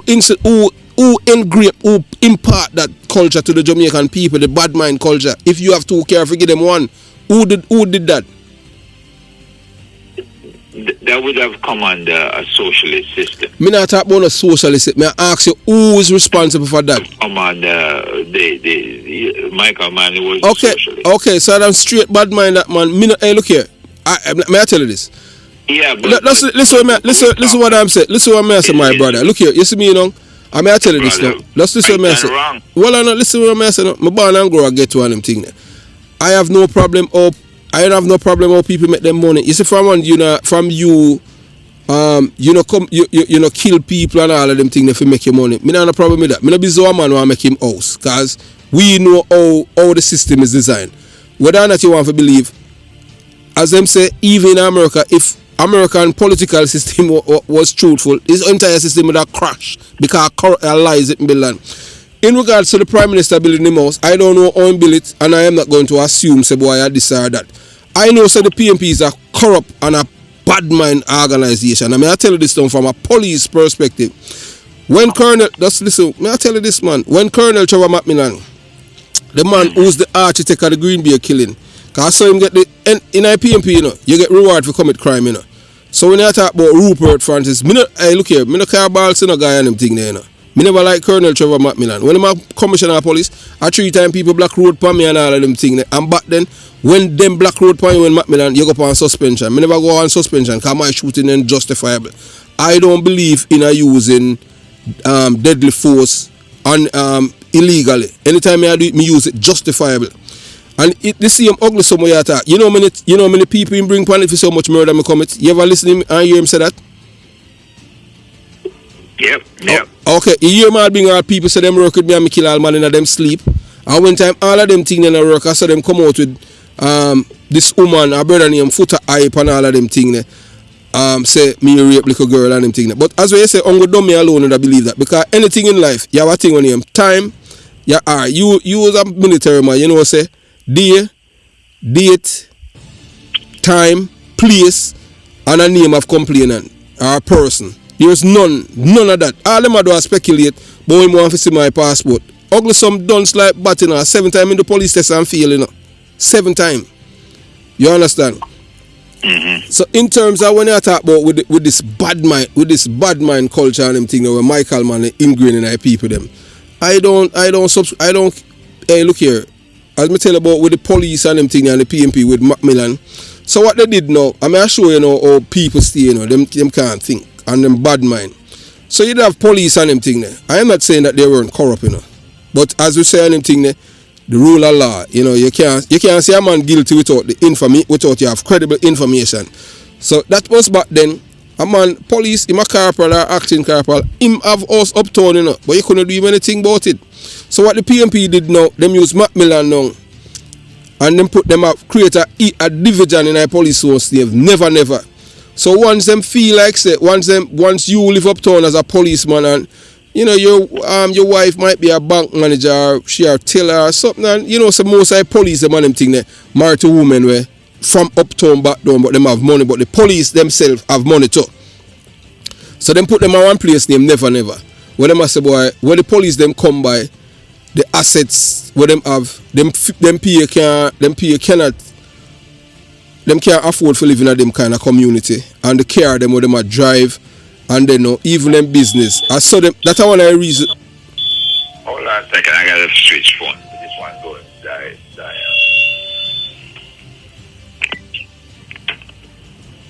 You can hear me? Yeah, man. Yeah. Well, you have me on a conference, man. All right. We're good. Well, you have me on a conference today. No. This is the house phone. No, man. Hey, look here. Nothing is wrong with that, man. Hey, look here. I'm a transparent person. Anything on me saying, anything that I have said, I have no problem for it to be. I don't, as I'm saying, I have nothing to hide. You understand what I'm saying? Me never owe nobody, me no thief nobody, so me not have to hide. You understand what I'm saying? If you look on the thing, it's not a conference call. No, man. Look here. It don't really matter. But listen what I'm saying in regards to when I talk about the bad mind thing. So what they created was a division named Never. The PNP. CMKD unite them and them thing, them bad mind police, and then put them there to embarrass them, to say them corrupt and corrupted. Anyway, they go to court and the government say, them say, no, you can't have the police, them just go. I want police, say them now the police work, and you just assume, say them corrupt. You have to prove, where's the evidence? And that's one of the reasons why them coming on for you start declare assets. PNP start that, you know. If you claim say you saw the poor and them thing now, these people now in our police force, you know. 9 out of 10 of them in our police force are PNP criminal organization supporters, you know. And they are the ones that them go after, you know. And guess what? You know, so the same people that were them embarrassed. You would think say any of them would say, boy, oh, me done with the PNP, you know. You know, so what? You know, so them are still PNP to this day, though. Because you know, so it's a cult. So that a straight bad mind and them thing. Me no, like me no. Me no bad mind a man for him have on them thing. Me no care how him come by it. Once them, you understand, a fee business that he must know him can live with him conscience. Okay, that's the argument that the Prime Minister presents. Yeah. Yeah, man, then a straight bad mind that boy PNP, man. The PNP is a party where create bad mind, jealousy, envious and... But let me ask you this. Mm-hmm. Look at what the Auditor General, who is an independent person, found. Found what? $1.7 trillion unaccounted for. Yes, but okay, and all of I was reading the thing, but all of that goes right back from the PNP and all of these things. I know just one government. So both of them. Out of the 10 years, 2 years was PNP, which at the time. No, it wasn't the one. Look here, hey, look here. When it come on to that and all of them things, as me say, if people thief money, them forgot prison. If them thief money from the people's coffers, them forgot prison, and they're supposed to have a. All right, look here. I can't bet you any money today if this government try to implement a law that's if you're arrested and charged with thieving money from the Jamaican people's coffers, whether you're convicted or not, them go after you civil for recoup the money. The PNP is going to be against it. Why your organization that you people claim that you love Jamaica, why you not propose something like that? Since you guys are totally against corruption, why not introduce, make the government introduce something like that to recoup, just like what Marcus Garvey said. If you thief the money, we're not talking about convict you criminally. We go after you civil for you to recoup the money, and that's one of the things we stop the thieving. You're talking about the very things we say we want to do. No, but I am saying, have you guys have imparted such information to the government? All of that is yes, brother, because we have written to, proposed to Ministry of Justice with Delroy Chuck. We have written to Dr. Chang, right? So what's the response from it? The response? Yes. They don't want to do it. So the labor rights, they are totally against for. But I know labor them I want them my thief. The real thief them my PNP them. I PNP criminal organization I real thief, you know. When PJ participate, look here. The party in power. No, right? no, look, we're talking about everything. As I said, look here, listen to me, and listen to me, Kev. Me a Jamaican, you know. I was our detective in a Jamaica when the PNP in a power, you know. This is the least corrupt that it's not. Look here. More you get this in head. I am the least fan of Andrew Willis. You know. Andrew Willis, I see him as a weak prime minister. Andrew Willis and Edward Seaga. Edward Seaga is a PNP community me born and grow. You know why I love Edward Seaga? Because of security. Just like the people them in Iraq right now. If you bring back Saddam Hussein now, them people that are glad for him because their lives were much better under his regime because them did know that thing on him security. Just like with Edward Seaga, we never have a prime minister like Edward Seaga to date. This prime minister now, Edward Seaga, the only thing we can say about this prime minister is that him is the least corrupt since Edward Seaga since 1989. The least. Everybody else corrupt to the core. So when people talking about corruption, right now even on the international index, Jamaica is the least corrupt country in the Caribbean. Jamaica been failing the Transparency International. No, they don't feel it. I did a video on it earlier this year. Them improve. They are not feel. So you're a big man. You're 73. You're 70. You live. Yeah. You're 73. So you're a big man. You understand what I'm saying? Them feel it. Them improve. The man gone. Alright.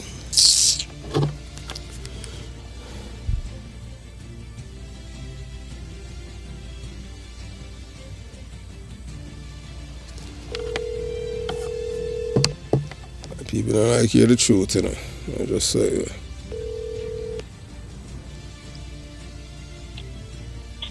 Hello? Yeah, man. Hey, your car get cut off, man. Find your home phone. Oh, the other one cut off? Yes, man. So that's why I call you back and call you on your cell phone. Oh. Yeah, as I said to you about when you come on to the international index, Jamaica has improved on this government. I am not batting for them. As I say, you know, me's a man, me no care water for nobody and them thing. You know, me no need propaganda. Me just start things as it is.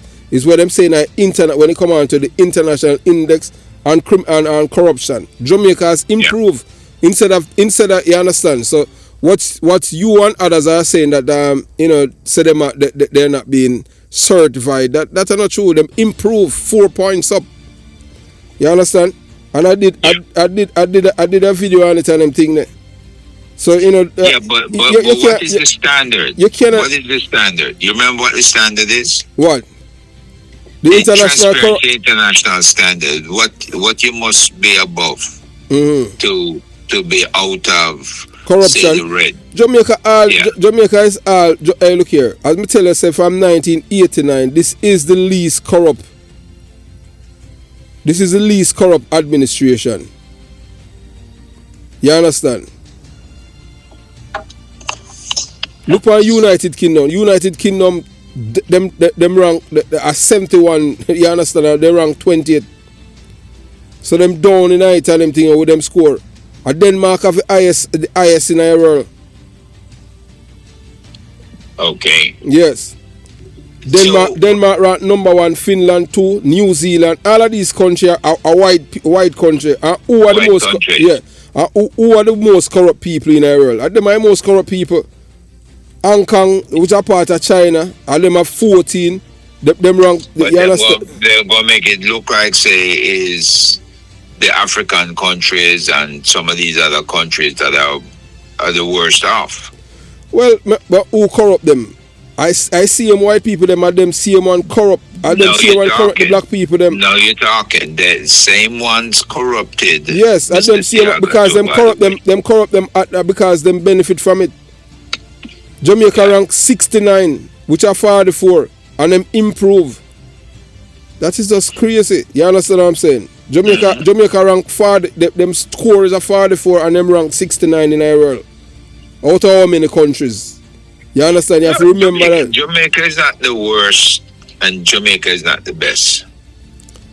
But them still, once you at 44, you still need to come above 40 or above. Okay, but if you improve your corruption score from 20 in the mid-20s to that's a big score. When the PNP was there, they may have 20 had. So who is more corrupt? When the PNP was there, the score was in the 20s and now it's in the 40s. So this is the least corrupt government. So we can't talk about corruption when it's not it's daylight between both entities. Would I like the Jamaican government for way up in our ranking, but everything take time. So it had fat. Look here, as to me, when it come on to the government and what we have been experiencing in our Jamaica and everything, to me is. Hey Chris, yes. let me get your email address. I want to send you something. It's HUNTSBROY Wait, okay. HUNES. No, H as in hotel, U as in umbrella, N as in Nancy, T as in tango, S as in Sam, B as in boy, A as in alpha, Y as in Yankee, R as in Romeo. Unsbay, yes, Roy, ROY at gmail.com. unsbayroy@gmail.com, yes. Okay. I'll send you some of the stuff I send out. And that way I keep you on my list too. So no, well, look here. Don't send me no whole propaganda and them thing then. Okay? No. Yeah, you understand what I'm saying? Normally, I'm not even give up my email address. Just because you say the thing with ugly some I want to confirm it and them thing with him connection or with him the PNP criminal organization, clean him police record and make him can go to Canada go live. Him can't go to England, you know. Him cannot go to England, you know.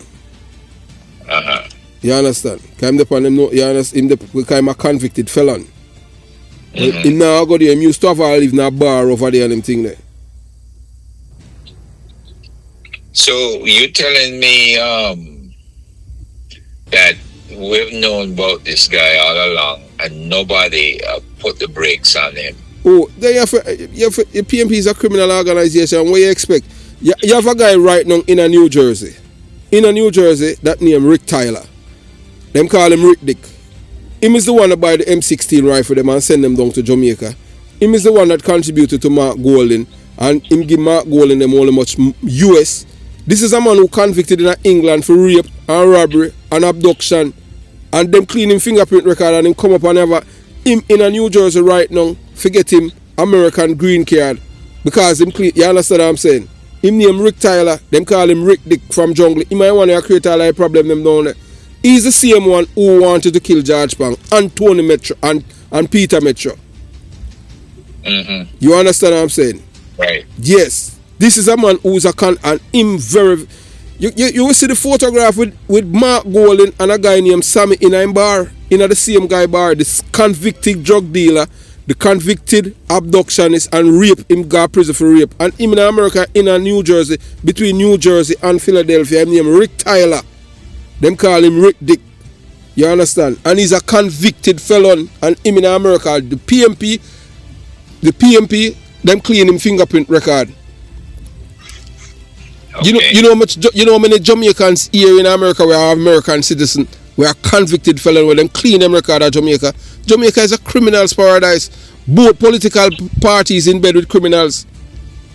Don't just So who's gonna clean it up? well, that's why look here. As what you say on them thing there, and a liar, who's gonna do it? We don't have no, as me tell you before, we don't have no leadership in Jamaica. The Prime Minister Pretzel, them are part of the cabal. You understand? Because if they are not a part of the cabal, look here. I don't know if you remember this guy with name Rev, the one from 90s crew where them charged with one whole heap of gun, importation of gun. Them kill a witness in Jamaica, the guy that's supposed to testify against him on Marchpen Road. Them kill him. You understand? Right. And the thing is that now, who sign all of these police reports for even Jack Hura, a convicted rapist, to have license gun? No, Edna Roll. You see, nothing happen because the whole of them in it, the man of the FLA and all of these FLA, people. yeah, Yes. I remember that. Not happen on them thing there. Number one from Rev. Who give Rev a clean belt or clean bill of health record? For say boy, this man an upstanding citizen when him a criminal, convicted criminal and deported in Jamaica. No, you know, see the police been arrested and charged with sign, or if you sign a document for a man who's a convicted drug dealer and deportee, you know, see no head roll for it, nothing. It's just a one day because all of them, both political party are criminals run them. So you get the government where you deserve. As I say, who are gonna change it? It seems like we don't know about. Look here. The only little person who did have any form of credibility when it come on to government and zero when it come on to corruption, I look better when him Nigel Clark we got. You know, sir, because the Prime Minister now want to reinstate hanging why him left. I just that, you know, and nothing else, you know. Nigel Clark was the last hope for Jamaica for we get back in the semblance of any form of decency and ethics in our government. That's why I'm leave. Because him and the Labour them at loggerhead with him and the Prime Minister, because the Prime Minister now, I believe in hanging murderers. Because him sympathetic to them, just like him just a little bit better than Mark Golden, than Baby Chump. And the reason why, because he been forced and pressured by the people, by the electorate. He's not doing it because he want to. Him sympathetic to criminals too. You talk about the Prime Minister. So who else may I talk about? Me no care what if you know guy. You know, you me tell you say, and that I read that I what the information that I had received. The reason why Nigel Clark left the government, gone to IMF, is not because him want to leave. It's because the Prime Minister do not want to hang the murderers them. And this man not in it with them. Iman Chang and the brother when him Delroy Chuck. Him no left, and on the money why him left, him just used the IMF as a big for left. Because so that the only somebody where we have to see a little siaga for restore some form of stability and integrity to the government gone. So what else other than the civil suits that we have proposed is the means to an end? In other words, sue them to follow the law, right? Force them to prosecute people them don't want to prosecute. Oh, that is good. That's not going to solve. That's not going to go anywhere. Well, you have to understand. But look here. Remember, I said the judge are just as corrupt as them. You have the Chief Justice. But do you think they want to go to the Privy Council again and the way that they did the last time?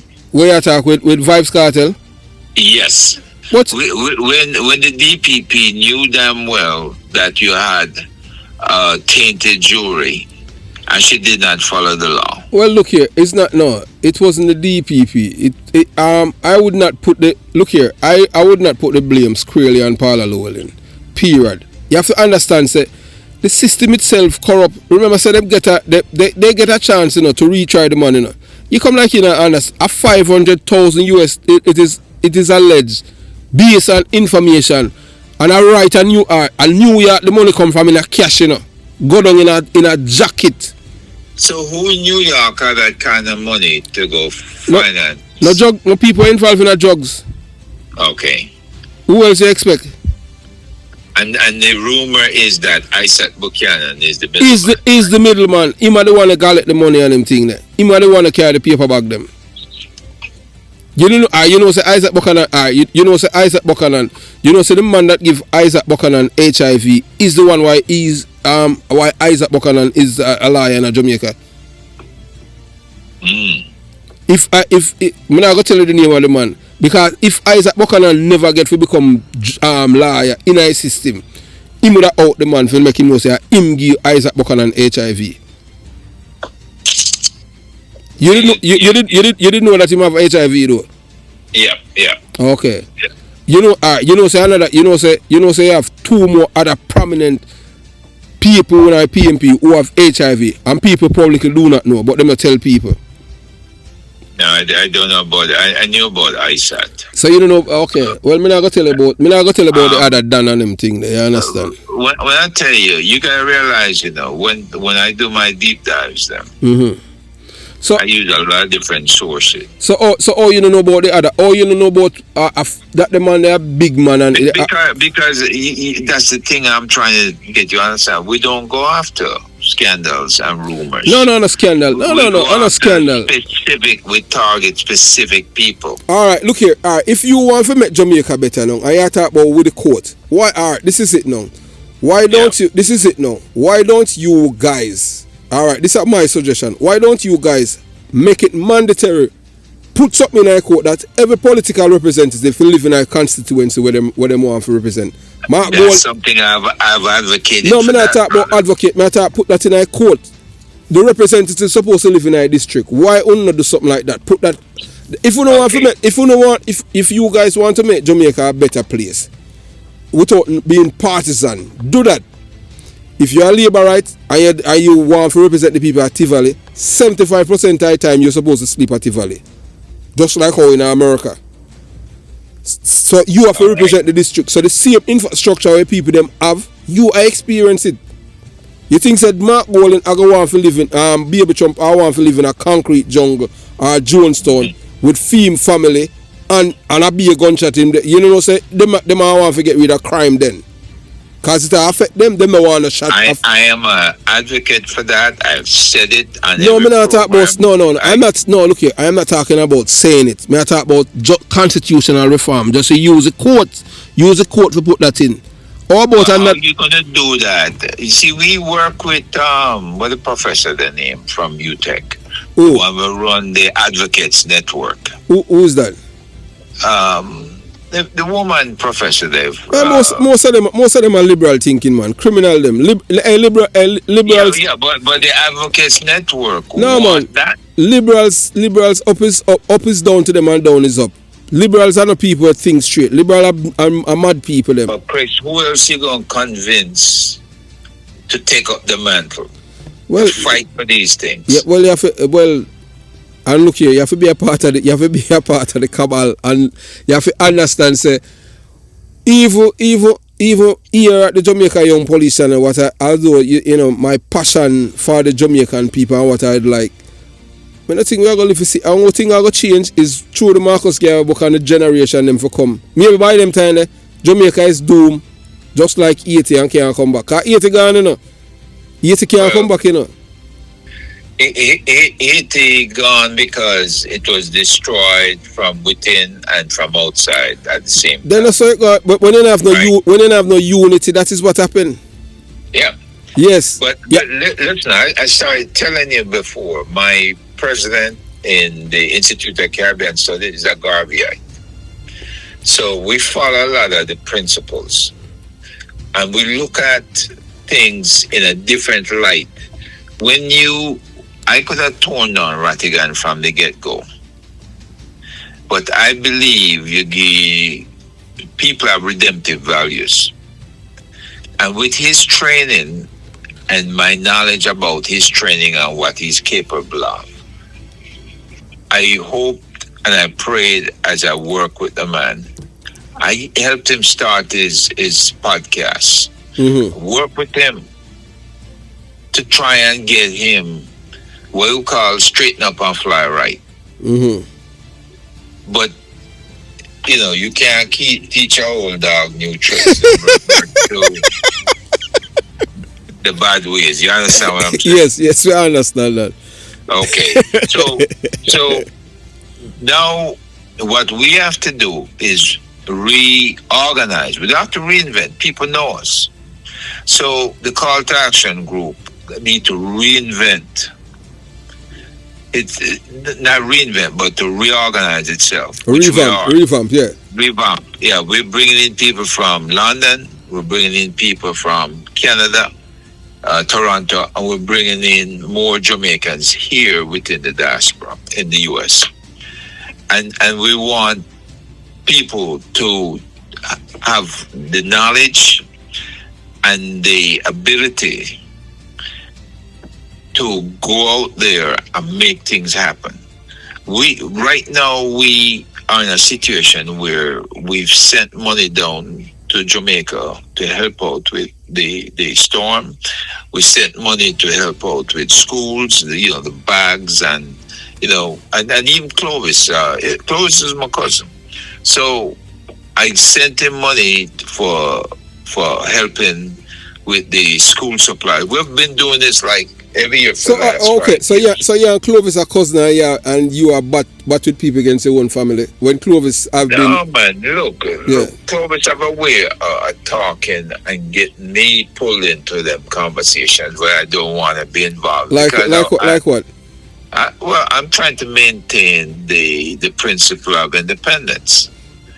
So when you start cussing out somebody and calling them all kind of names, okay, hold on. So then you want me to come to your defense? Oh no, you can't do it. So what you're saying that he might go below the belt and call people, but for an intelligent man, he's not supposed to do that. He's not supposed to go down to the decadence. He's not supposed to, but you make him emotional, get the better of him. Go back to teaching old dog new tricks.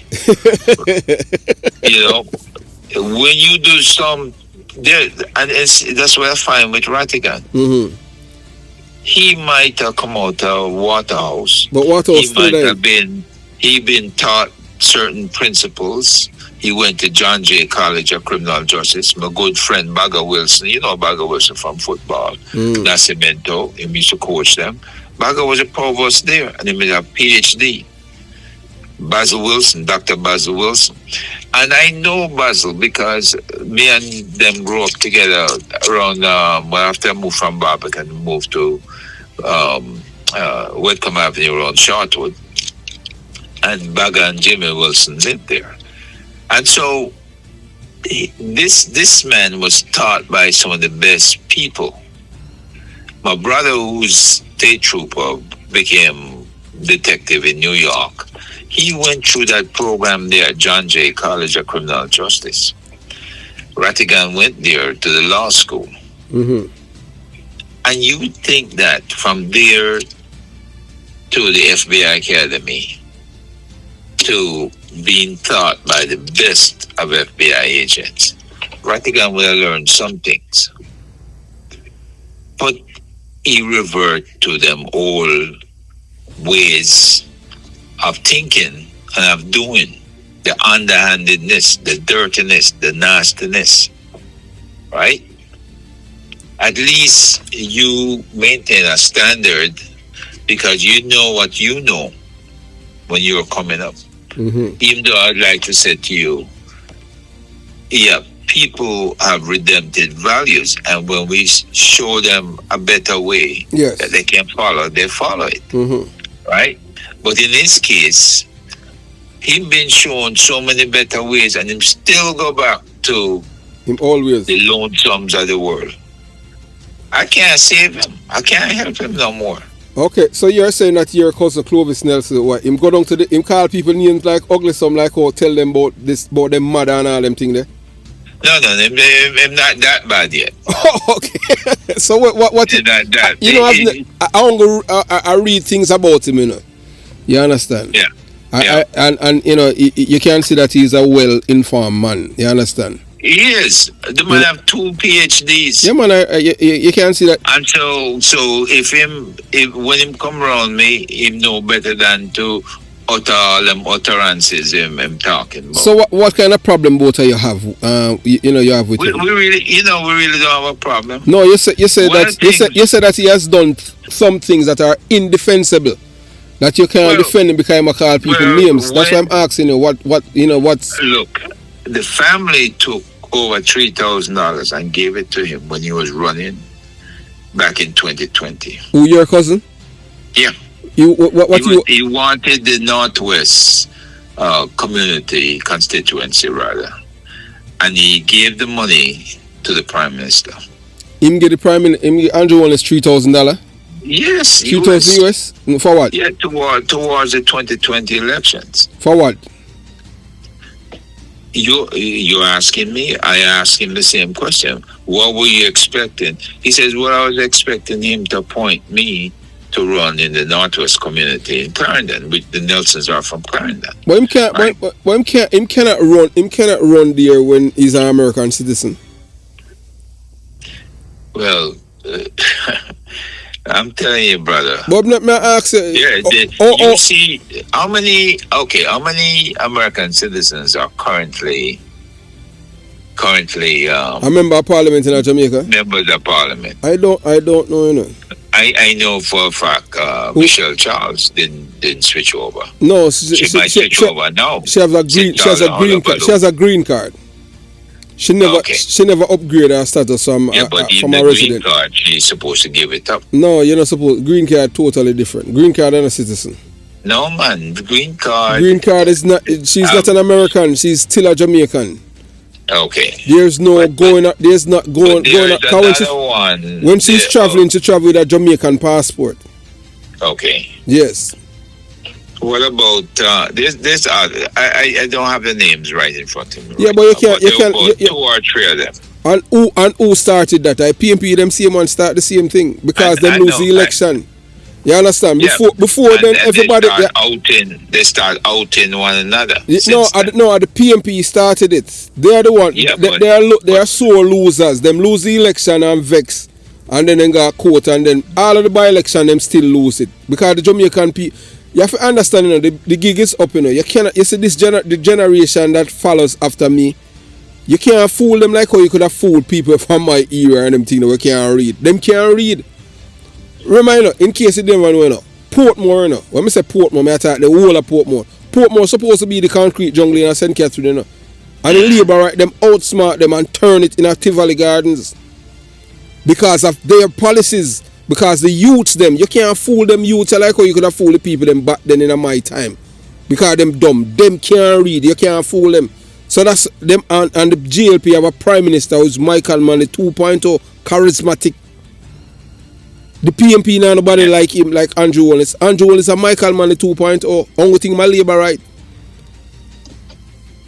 So why the people them get fooled again? By who? By Andrew. Him not get fooled by them. Them seem as someone them can relate with. Remember some things what him do, you know. Uncle Michael Manley alone do them. That's why the people them love him. Look at even this week with the school. Him ride upon the bus without no security as the Prime Minister. No put no security in the bus and he take a bus and he stand up in a bus with the people them. How you think the ordinary people them feel and the school people them, wow, the Prime Minister ride upon the bus, him say, I first the bus, him ride upon the first bus. You understand? And him ride upon it as the Prime Minister of Jamaica. Where opposition leader, him in bed. Because him not care about Jamaica. All him care about is winning. But look, brother, let's just say politics is something else. Yes, that's what when I tell you, they're not charismatic, just like Michael Manley. So I'm a Mike. That's why I tell you, say Andrew Wallace is Michael Manley 2.0. You don't care what Baby Trump do. Majority of Jamaican are going to like him because he's not like us. He's a white man and him born a Britain. He's a Jamaican. And the thing with the PNP criminal organization, nobody inside here is willing to come out and say, this man is not Jamaican. Show your Jamaican birth certificate because there's none. Oh, me know, you think I knew? It was the entire killing of the people them in a Gregor Park last year. Sweeney and Rum Punch. Them alias can never evade my memory. It's after the killing of those people that someone who's close to Mark Golding call me, just like how you and I talk, and call me and say, boy, Mr. Porter, you know me, I know you and them thing there. I know Mark for decades. I tell you this, because I listen.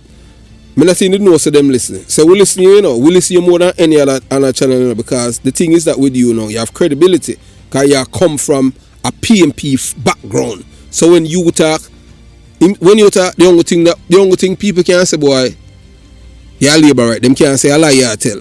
You understand? And them appreciate what me are doing and say, boy, we like how you beat everybody and them thing, but boy, you beat with more. But here now, we like how you do.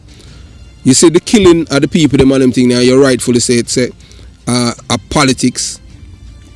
Mark Golding, because him not come out and denounce it, and where I tell you say, him have knowledge about the killing before the killing happened and the displacement of the people. Him through the brother when name Raymond Price, and this come from a brother named Charge Badness. That career go Barnes when East are in New Jersey. And they tell me, say, I tell you this, I can't put my life, I not even put my kids there, my life on the block. Mark Golding is not a Jamaican, a England in born. I want to make the people them know, because I want to destroy Jamaica, because I want to burn it down for all of our ashes. We don't want to go back to the Michael Manley policy where we are kill each other. And that's when I am the first person that let the Jamaican people and the world know that he's not born there, you know, until it takes months before it takes steam. Up to now, him can't show none because he's not a Jamaican. And not one on the front, not one people. But him have a Jamaican passport. No, man. All right, I tell you now. I like how you said that. And guess what? When they applied for the Jamaican passport, there was no documentation that went along for the PNP to give it to him. You know how the PNP operate? You do this, and you do this. Them send something, and it goes straight to the person where it's supposed to go to, and that's how him get it. None. There's no paperwork with the passport. And why the GOP government failed to come up? Because all about privacy, criminality, I protect criminality right there and then. So when time Darrell Vaz had came out and said some things, you know, so the PNP and the NIA and Jamaican for Justice come out and say, oh, it's breach of privacy. Breach of privacy when a crime committed. Him should not have a Jamaican, him should have charged for it for obtaining a passport by means of false pretense. The man is not a Jamaican. And every one of you people who support them feel for defend Jamaica. That's why I said the group that you people defend, they are not patriotic to Jamaica. It's all about what's in it for me, money, and that's straight to us, man. You understand? We can't operate as that and them thing there. What's in it for me? Me born and grow a ghetto and them thing there. Oh me stays and me not see money as the ends to means or anything. Me not see money. Me see my people. All of you people who operate is all about money. Me know that if I was operating this channel for money, when I had released the guy who was responsible for killing one of the British and rifle, the information and him come out and him thing there, and before I spoke to him, one of them emissary called me, and you hear upon the channel at 10,000 pounds him want to give me for me to take down the video for them, and so that them can register it and have sole copyright to it. Nobody can play it. So I am saying to them, you hear it on the channel, I say, why you forgive me $10,000 for one video? For me take it down for what? What's in it? In this video that you want to pay so much money? Because them don't want it for out there and them thing. I'm saying, no, you can't keep your £10,000. Me don't want it. So if I was doing things for money, that would be see, I could have make 10,000. You know how much people cuss me and things and say, oh, yeah, idiot, £10,000. You know what that could have done? My soul, my character, my integrity, and my reputation means more to me than £10,000. You can't buy me. So me know this money, I betterment of Jamaica me want. And as I said to you before, if you people want to use the court for thing, the thing, every political representatives, You da St. Thomas, you da Spanish Town, you supposed to live in a division with the people. You're supposed to live in your constituency. 75% of the time, you can't say you're dead there, you know. But it's supposed to be can report say that say you sleep. So out of the 7 days, you're supposed to sleep at least 5 days out of a week. We're not talking about visit, we're talking about sleep. Where you got your bed and wake up and bed and leave from there and go to work. 75 and as such Jamaica got change. That's enough to do. Make that another thing too. Don't make only people uptown can apply and get gun. Make people live in a Jonestown have license gun too. That's how y'all get with then you go say no. The same PNP now come in and the labor them. Say boy because how you live. Nobody now no control where you're born. You know, one of the things that I said in the past and I maintain, if the government cannot guarantee your safety, then everybody has a right to bear arms. Yeah, but you have to understand, say, remember, say, the system is designed on certain people life in Jamaica have value. You find you live down there, say, you know, them, who are so the people? We gotta change that. Them now, that's why I tell you, say, you know, all right, so based on how you say you want to use the court, use the court for do that. Use the court for do that. Precisely, brother. This is what we advocate for. This is why we formed the One Jamaica Legal Defense Foundation. Yeah, but we're not saying anything. We're out there claiming informing. This is something I talked to him about because I also talked to him about the Innocence Project that is in New York and all the major cities here in the U.S. Now, an Innocence Project I wrote to Principal Aina at the Norman Manley Law School. I say, hey, you should let your seniors participate in an Innocence Project while they're at the law school. No, look here. Between me and them, start looking at these cases where these people have been locked up for so long. Well, that's a good idea. But the thing, also bring back the concept. And the innocent, yeah. The thing is that to bring back make people have faith in our system. People, all right, look. I don't know if you had read an article where a man was killed this morning in Christiana, Manchester. And more this is going to happen. He's on bail for murder. People have no faith in our Jamaican system. You think people... Hey, look here. I did a video, you know. I spoke about 8 people, you know, where have them family been killed in a Jamaica, you know. And they were witnesses in a case, you know. I say after the black man case, them people that tell me said them not go to court, you know, because them have killed the people themselves, you know. Me ask them why.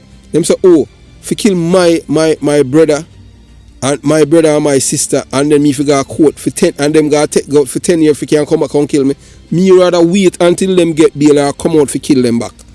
So that if the murder rate go increase at Jamaica, you know. And because I system, both of them, both political party destroy the system. Well, me tell you, say one is only a little bit better than the other, you know. Remember, you know, Mark Golding, Baby Trump, you know, was advocating for 8 to 12 years of murder. And I'm telling Jamaican people that from ever since murder is you have minimum, maximum. That's a lie. Murder was just only murder alone. Both of them, the PNP and the GLP, after Edward Siaga, the myth of the political arena, them dismantle it along with Delroy Chuck and Horace Strong. You understand? All of the tough law them we are coming and them thing is because of the people them a cry. It's because of polls. Them not do it because them love the people. None of them love poor people. The only little man that was looking out for the Jamaican people, that any little hope was the brother when named Nigel Clark and him gone. So who are going to save Jamaica now? When the only person that was there that was looking out for the Jamaican people, in which you don't know say political optics, him now go tell the Jamaican people say that's the reason why he gone on IMF. It's because the Prime Minister don't want to angle people. Because the man tell him say, look, when Edward Siaga was Prime Minister, in less than 3 months after him become Prime, him start hang back murderers. And him now that's the main reason why him left. Nothing else. You ever see anyone resign from government and a minister of government and go somewhere else? First attack me in Jamaica. But most people don't understand, them not go understand the nuances to it. And that's the main reason. The Prime Minister don't want to hang murderers. So that's why the man gone. So you tell me this man abandoned him country? No, I not abandon. Him give up I know him my leader. I know him my leader. I know him my leader at the JLP. And him no want to have no infighting and them thing there. And the Prime Minister, the same Prime Minister we are talking about, say a two-term people for do. Him love power so much you think he might do anything about that. You know, see him silent on it. You know, see all of them are snake salesman. Mm-hmm. Yeah, them don't love Jamaica, them only love power. You understand? Well, Chris, you best believe that because we love Jamaica. We have poured money into well, look here, between me and you, I am only love Jamaica, but only love Jamaica only love the PNP criminal organization because everything that you do is on behalf and not on behalf of Jamaican people. No. Look, we just started less than 2 years ago. All right. I am to organize the OJLDF, which is going after them in court because we got frustrated. So after look here. The first 6 years, whoever could not get no attention. And because them have a diaspora organization already, and then uno go form another one, and them showing and the same people them were in a. Alright, I listen to when name Rupert Francis, so him file things with the IRS. So I know say all of them things they are research, through legal, through the legal entity, yeah, and I say you can't lobby government unless you are part of this and all kind of thing. And look here, it's simple. But let me ask you this: then. You have a lot of insider knowledge, right? And you get a lot of tip-offs. If indeed we can build a case against any of them so-called law enforcers who are not doing their jobs, do you believe you would be able to get the raw evidence that their intentions is less than honorable, that they're just not doing their jobs because it's supporting a political party? We don't care which party it is. Hey, look here. You can see it for yourself. And I'm going to give you two examples to show you say even this government is complicit with the crime in Jamaica. I was born and raised in a Jonestown concrete jungle.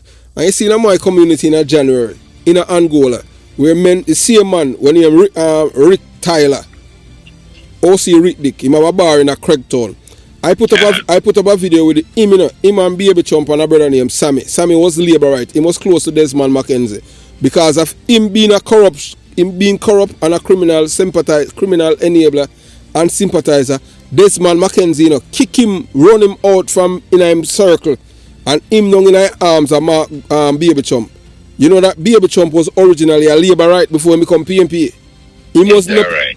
You never did know that. Why? We come like all I want some dummy and them thing there. Baby Chump was a labor but it just goes to show you because we've been in this country so long. No, then them in our country long too. You understand? How long you been here? Me in America I got 3 decades, but me still have my ties back in Jamaica. Same here. You understand? The thing is that Baby Chump you live in Florida. Yes, man. Baby Chump is our original labor from back then. You know, listen all with the woman when name what's your name? Karen, what's your name? Karen, what her last name? Oh, Karen Cross. Karen Cross. You know, y'all Karen Cross still in the too. The man was originally a labor the man on the PNP. Me hear Karen Cross and me hear, matter of fact, what's her name? Stern. She and Stern are good friends. We are talking the black girl at Georgia. Yeah. She come from she used to live at Jonestown too, Is that right? She don't come from Jonestown, but she used to live there. She went there when she had 2. She live there. Yeah, she used to live at Jonestown. Me talk to her on the phone. Yeah, she look up my profile on LinkedIn. Oh, Stern, yeah. And she did that expose about you? No. She just look it up.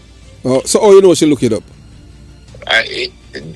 My thing is geared to tell me. Okay. Who view your profile and stuff like that. So you have a account with the info, so it give you that right. You give that information. Yes. So you have to pay a certain amount of money to get that and everything. Yeah. Well, you have to pay the premium. Yes. Yeah. Well, we have the military premium. Yeah.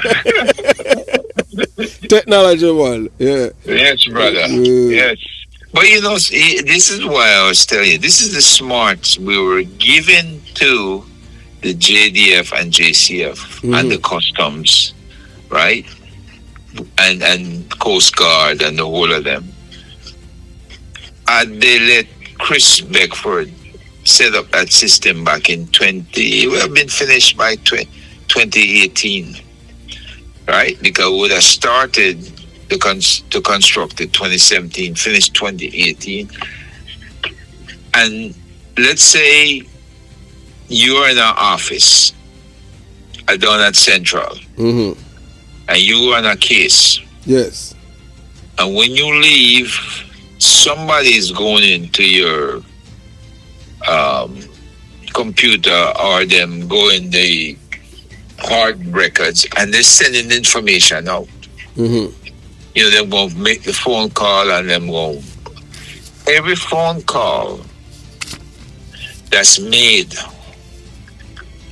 first of all, we do like we do here in the federal buildings. We tell people, look, you're subject to monitoring as long as you're in this building. And you know, some people dumb enough to ignore it, right? Yes. Because in all federal buildings, they have cameras. You don't, some of them, the cameras, and they pick up on the phone numbers being dialed out too. Because they want to know if somebody is putting information out there that is classified. And you know, not all information is classified, but you have some information sensitive or law enforcement sensitive, right? So this is how they catch people giving information to the media, Times or the Washington Post or, you know, whomever they want to give it to. Jamaica would have had that capability. We were giving them everything. Well, and that way you cut out this PNP or GLP appointee who feel like them navel string cut in the party and they must inform the party about what's going on. Yeah, but, you understand what I'm saying? But the thing is that, you know, you must remember saying, remember that you go right back now to with the PNP, as Alona Samba had said, that they make certain so them put people in various strategic position in our government, even till them gone. To make certain them have. But you see, we would neutralize that because guess what? The NIB, the MIU, the Prime Minister's office, the Ministry of Justice and the Ministry of National Security will be informed as to where the leaks are coming from. But you have to understand, remember, all of the system is a criminal system, you know. Once them get rid of special branch, and dismantle special branch, it make the police force even more impotent. The detectives don't patrol the streets anymore, they are in office. Reason being is that them have police and soldiers now and monitor communities as if it's a war zone. How is that? Or we reach a point there where Jamaica is a war zone without an invading force because of people within the same communities. And the police and the soldiers them who are at these checkpoints, they are not allowed to go outside a certain perimeter. If them do it, it's illegal and then them go to jail. So you know, see system designed for you criminals. How we reach a point here where police and soldiers are in our community for people sleep. You know, Jamaica is a criminal's paradise. But then when we have the detective on the street, people them could have sleep. The detectives now right now them go work like bank tellers in an AC, white shirt and pretty tie and pretty shoes, and them have 9 cackout and them not doing the police work. All them just say them are investigator. And the people them in their community do not know the detective. The uniform police them, they are like security guards, because most of them go work, go hustle. And they are the ones who are police the streets. The people are not confident in them because they are the same one and the criminals are friends. So that's how the crime are increased. Why the labor right don't reinstate back special branch? Because it don't suit them, because special branch, if it reinstate, it expose criminality that are going. Just like how how much cocaine them find in the airport of Baskerville, No one has been arrested and charged for it, but yet still have 911 cameras inside here. Why is that? You think I'll come on a 33 and 35 Walton Park Road drugs? No. A man we have private jet and all kind of thing and connected. So the big pallet of coke, nobody no charge. But yet still have camera in the airport them. Special branch now, rule would have exposed everything. Fitzbailey are the one in charge of it. All of them things they seal. Alright. Another thing now. Where brother name Fitzbailey. So him them no arrest and charge nobody with that with the court dealing. So you're telling me hold on Dr. Nelson. Right. So having the detective them now having them stationary, them detective can't patrol the street, them not do that anymore. Because detective used to be effective, you know. That before them dismantle because everything what them do, you know, is in retaliation for the extradition of Christopher Dudus Cook. And the PNP start the extradition of Christopher Dudus Cook and the traffic bureau thing, them used to mash up special branch. So the PNP came in 2011, dismantled special branch because special branch is the one that tell Bruce Golden about the check. Owen Ellington, I want to tell them, you know, say a special branch do it, you know. So them along with Owen Ellington, a criminal. You ever see anywhere this happening in the world where a man who's arrested and charged with dishonesty become become commissioner of police? No. Only in Jamaica, Owen Ellington. And yet, let me tell you, say my best. I was commissioner of police, a man who's a criminal enabler.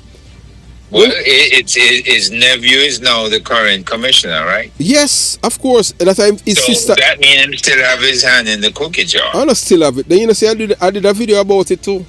You expect so? Look here. Not only that, so he did his nephew before him even reach this point. Him crash and right off a police vehicle drunk, and the police officer that was investigating the case, them transfer him, and him mark. Him not get no more promotion. Because Ellington, his uncle was the commissioner of police. You think the labor them don't know that? Them know it. Remember, I said this I see a man when he was at NIB, him leak information to criminals. Remember, says a criminal for Owen Ellington, anyone who affiliated with Owen Ellington cannot be Can be clean. Okay, you can't. All right. So what you expect?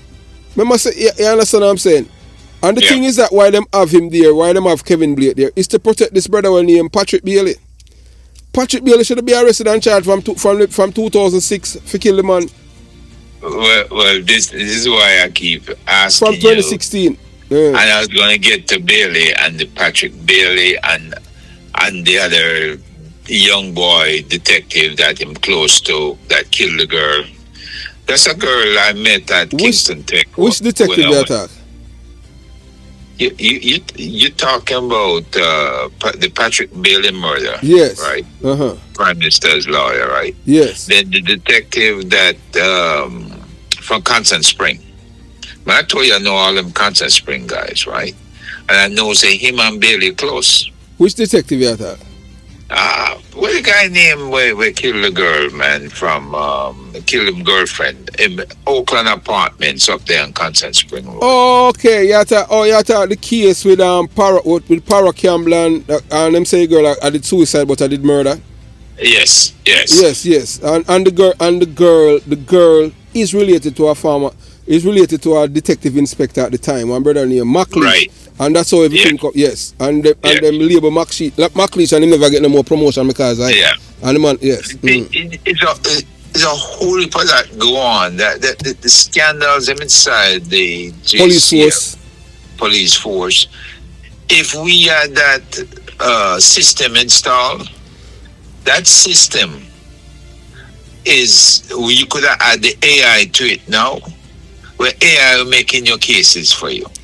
What? It will make cases of internal corruption as well as the external corruption. It will make cases, the murder cases, because then we have to put all the factors into the computer. Okay. And the computer scramble things. All right, look here. Let me tell you this now. And you you're supposed to know this. You know that man that was killing Patrick Bailey's house. That man is an American citizen. The man's family can lobby the American Department of Justice for Patrick Bailey to be charged in America with murder. I made that point on Rattigan and other shows. Me not talk about the points. I have done video like about 4 years, about 3 years about it. Because them can try me in America. Because look here, that case, you know, the easiest murder case ever in the history of Jamaica. The easiest murder case. Because there's no breaking and entering. You understand? So that goes to show it's two persons inside here. One is alive and one dead. Who killed the man? It cannot be a dopey. Right. You understand? No, that is true if it were only two people inside of the house. No. We're not talking about if it is true. We're not go with half on hyperbole. We are going with facts. Because based on what happened. Remember you say you get your information. I get my information. No, we're not talking about information. We are talking about evidence. We are talking about things where we convict the man in a court. We're not talking about ear. Because we're not going with the ears here, the intelligence. What I am saying is that based on the police report, two persons in the house, one is dead and the other is alive. We're not talking about other things, that other elements to the case. We're just talking about the case itself. So you have Patrick Bailey is alive and the other man dead. Right. Genius dead.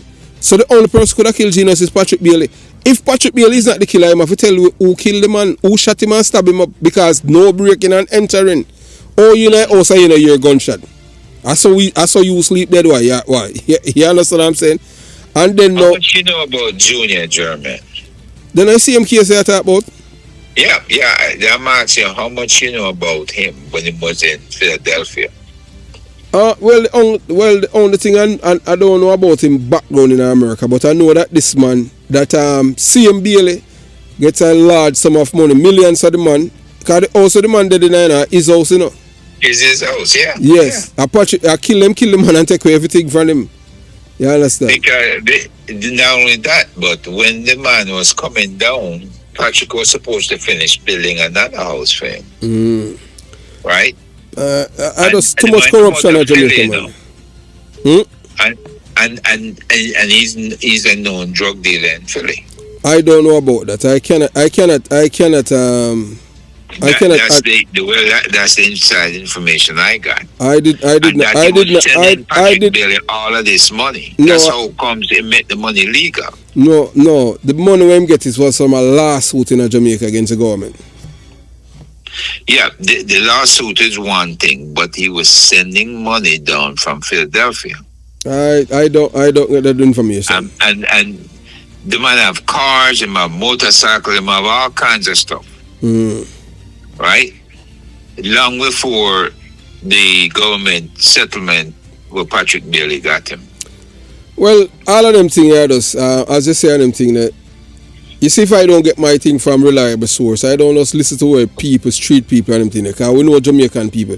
Just like how people tell lie from me and them things, them can't even tell you when in the 90s I came to Jamaica and all of them things, they say me with, hey, look here, I can't tell you this. I may tell you this and them things, privately and publicly. Number one, I tell you, say, if a woman is Indian or she brown, I don't talk to her. I don't talk to fat people. So when I listen to the girl voice thing and all, I just laugh. You understand? I don't mess with pitney, period. Because number one, I don't like rapists. You understand what I'm saying? And number one, anytime I travel to Jamaica, I travel by myself. So all of them things, I come up with them things because they want to respond for me. Them send Isaac Buchanan on the program for over 4 hours. I'm going to beat him up on it and them things. Because I just use logics. You understand? You can't solid my name and them things. People who know me know the kind of person I am. That's why them confuse me, with the person at Politics Watch. Because you can't tell most people say I am not that person, But I am not the same. Yeah, I am not the person. I am not the Serpy at Politics Watch. I hear you, brother. The Politics Watch person I know was in New York at the consulate. And most likely is military. Yeah, it was MIU and them things, but him no MIU, yes. Yeah, only MIU could have come up with them things. MIU feed them things to him. No, him was MIU and them things, but him not live anywhere in North America. Yeah, but you know, MIU was created by us here in the US, right? funded, trained, the whole works. Yeah, but the MIU existed from after independence. It's a part of the military always. Yeah. Yeah, so funded by the Americans. The Americans were the one that even during when Michael Mann there in the 70s, the Americans the CIA were the one that funded the JDF. Yeah, and the JDF was bought, the JDF all their equipment, cars. Yes, but the JDF is always aligned with the CIA in Jamaica, because that's the reason that if it wasn't for the JDF, that was the PNP would have overrun the country in the 70s. It's because Robert Nish would not go along with Michael Mann to commit the crimes that he wanted him to commit on behalf of the PNP and murder the Labour right voters them in the Kingston metropolitan area. But we're able to get some people within the JDF to commit crimes. No. You know, let me ask you something. You ever heard, you know about this man that that was he's in thing there in Canada. He was a part of the PNP. The guy that's supposed to kill Edward Seaga in 76. You remember him?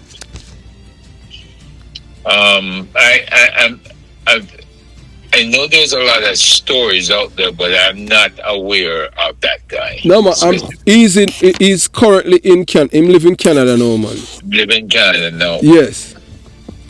You don't know the guy I'm talking about. If it's the same one that supporting Lonesome, that's the only guy I know up there that's former JCF. No, not J. No, who is that guy you're talking? You see, this is what I was trying to find out. I asked my contacts to try and get the photos from the Friday night that we were there, because the guy was there. So you never took his photograph? He Lonesome all his information about police matters.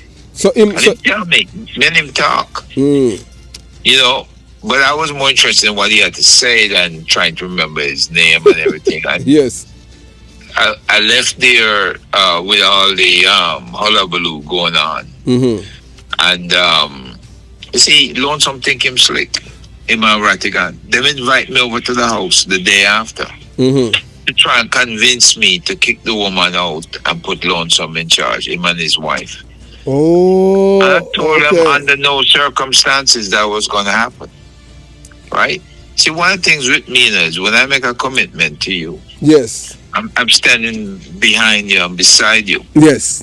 Right? You're a man of your word. I'm going to turn around and stab you in the back because somebody come and say, hey, I can do this, I can do that. I have over 200,000 followers. I have this, I have that. That don't mean a damn thing. Yes, true. Right? The man by his own mouth him can't work with other people. Who that? Ugly some? Yes. By his own mouth. So you say him lack people skills. Yeah, he don't have people skills at all. And so I told the man to his face in his house, I can't put you in charge of people that you don't like. Yes. Because once they make the recommendations as your committee, we're gonna tell them. Right? You're gonna discourage them, you're gonna get rid of them, what you gonna do? Him tell me say there's nothing that they can do if they take over because him can block them from all the bloggers. We say, look, that don't mean nothing to us. Right? We can create blogs of our own. Yes. And have people come in and do the blogging for us. Right? And that's what them doing now with me and Ratty Show, the Waterhouse Vibe Show. What Rattigan call it? What call it? Reason with Rattigan. Right? So they think that they are powerful, but we're working around them nevertheless. We promoting this guy's show up in Chicago, not a Jamaican, Sutherland TV. We get ready to we started a promotion on Social Bone, right? So we're gonna be doing other shows that this is 19,000 plus people on LinkedIn Mm-hmm. that we now have that Social Bone is going to broadcast over. Mm-hmm. So we are going to beat them at their own game. We're going to flog them at their own game. Mm-hmm. Right? And show them that, hey, good people are out there and good people support us. Yes. We don't have to depend on you and your criminal elements then. Yes. And this guy knows everything about Lonesome. He know about Rattigan too. Oh, you talk which guy? The one in Chicago? The police brother. Him is a policeman up in New York in Canada. But him say he was in the JCF before. Mm-hmm. Right? So him have all him contacts there. Oh, so you don't have any? Oh, you say you're trying to get the photograph? No, I'm trying to get his name. I'm trying to get his photo too. Mm-hmm.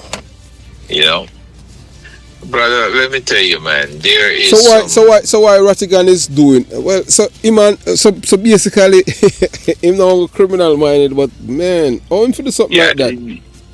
Look, they use the non-profits to wash money as well. Oh, corrupt money. Corrupt money. So Rattigan wants to be able to sue, and then want to be able to go after certain government people, put pressure on them. Mm-hmm. Right? But it gets to where when you don't have an open book, when you're accounting, you're not even the accountant you tell me you don't have. Because when I ask, okay, who's auditing, who's doing this, who's that, him can't tell me. Oh, so that's why. So because you guys are at loggerhead with that now, so because you want accountability and them that want that. This is what put people in jail in a non-profit. Mm-hmm. Because them use expenditure for the wrong reasons. Yes. And cannot account for it. I can't account for it. So this is why when I withdrew, I had to write to the IRS and let them know, hey, I'm out of this thing, and here's the reasons. Right. Okay, so that's the reason why he's beating you, because him said he wanted you. Oh no, you, Francis. He wanted Francis. So wait, so is it you that Rattigan is talking about that say you're involved in criminal activities in Jamaica? No, that's Francis. That's Francis. Him know where I come from, so he can never make that statement. No. And guess what? Him say I'm gonna complain to my people about me. To the CIA? They're not going to listen to him because I know they think him is a criminal and they didn't trust him from long time. From yeah, but him can't. But you and I know, so him can't just go to the CIA and them just take. You understand what I'm saying? Because number one, him not a credibility in security. None. Zero. That's why I laugh after. Yeah, man. Him not a credibility because man is a notorious liar, man. A man is a criminal enabler to and supporter. Once in the company of ugly some a convicted coke dealer. That means that's why I say him get to meet this man. You understand? If he was a handler of this man. You think that he would ask me to check the man out before him go associate with him? Him don't ask me that now, so I don't tell him that. So he must know that, man. Me know him know. Him have to know. Right? Him not stupid. One thing I know about Rattigan, he's not a stupid person. Yeah, but you know, I mean to say him smart though. I don't see him as someone who's smart. I see him as a person who's a criminal-minded person. Mm-hmm. And him lack integrity, reputation, and a character. Him have none. That him destroyed that a long time ago. Yeah, brother. Man, him have and well, I mean, because number one, whenever you retire from the military, you always retire from the military and the federal government. You always become you easy to get a job as a contractor.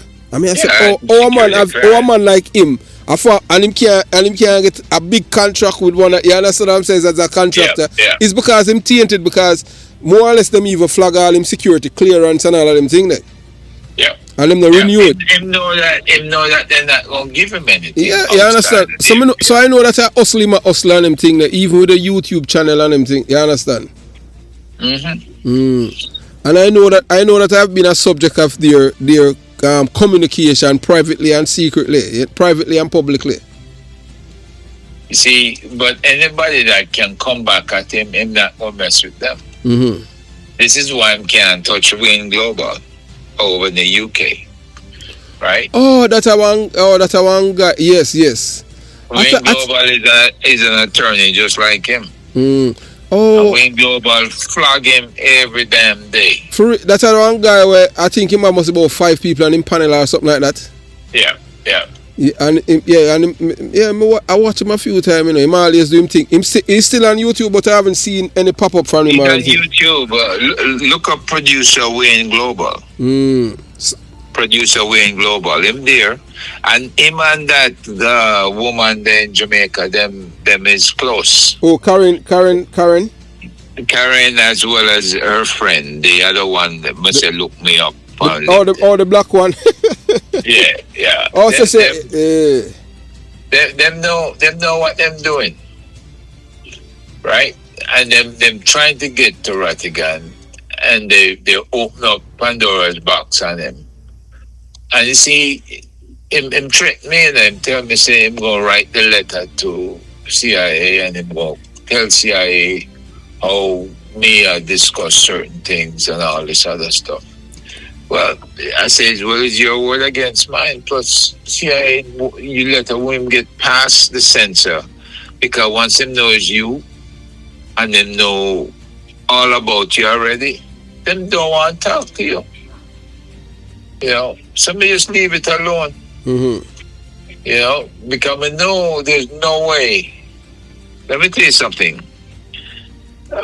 In the agency, when it comes to access, when they give you global access, that means you have the highest clearances and you have all kind of letters behind your clearance. And that's what I had.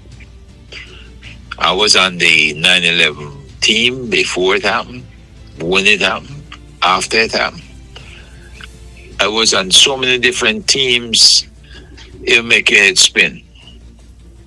And the bottom line is, the stuff that I can speak on, right, is because they gave me the access to it. Because I came out of the military, I had special operations experience behind me.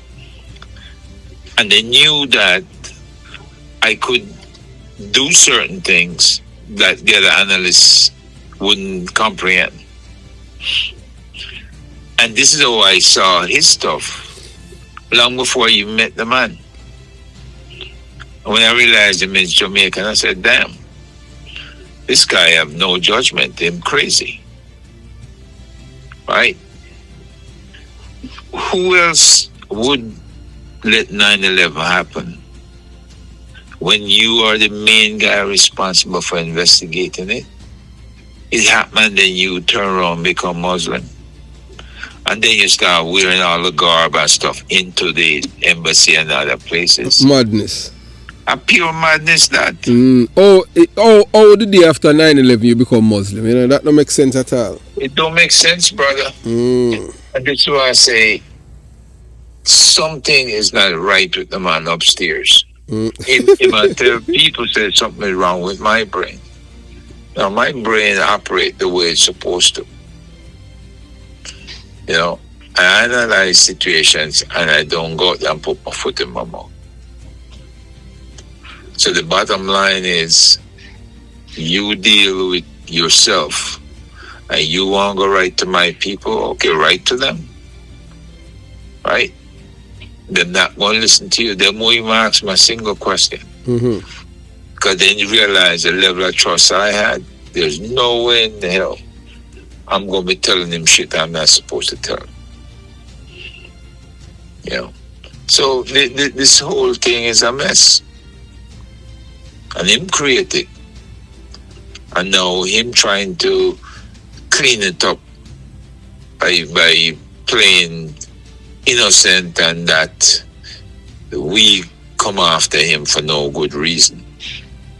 No, you bring shit down top of your own head. And when they look back at your record is there for everybody to see out on the internet. So who's gonna believe you? You know? This man is crazy, man. I tried to do what's in the best interest of everybody, and I stayed out of the thing. Imagine this: after I tell Lonesome I'm not qualified, and I leave Canada. Oh, so wait, but you told him that, but the same Rattigan was saying behind Ugly that Ugly he's the same one that said that Ugly is not literate because 7 times him fail the police test and him not smart and him supposed to only talk with the people them that understand him. He's not supposed to talk to the people them that have high school education upwards. Right. And you see, Rattigan needs somebody he can manipulate. Oh, yes, because him know if he use that tactics as a farmer investigator for massage him ego, tell him all of the nice things about him when you want. Cause that's how it works, you know. You tell him all of the nice things when you want to hear. Tell him how him awesome and although him head big and you tell him say him head straight, or him built, or him look nice and him look good and him hot and this and that and all of them things fly to him head. And you make him the things where him won't even do because him hear all of them things. So him feel say, yeah, look out for him and them things when you manipulate him. Yeah, and that's what he can't understand. Him is just like Tavares. Mm-hmm. Tavares go there and tell people Rattigan was dishonorably discharged from the FBI. Who's Tavares? In the Make We Talk program. Why am I not the age? I don't even follow at first. May I hear that? Him is Tom Tavares, Vincent's nephew. Oh, what him name? Make We Talk? Make We Talk. Look it up. Yeah. What? Me no follow. Now Jeffrey have a record, and they covered it up to get Jeffrey in the country. What I'm trying to get Jeffrey in America, in Canada? No, I'm here in Florida. Who that? Jeffrey? Yeah. So where them try to get him? Jeffrey didn't declare that him and his brother had a record. What kind of record? Criminal record? Drug trafficking. So him get visa. He got dismissed, right? But you remember now who the family is. So the case was dismissed in Jamaica? In Jamaica, yeah. But then there's another case where him and his brother must stab up a cousin. Wow. Right? And that one wasn't dismissed. Right?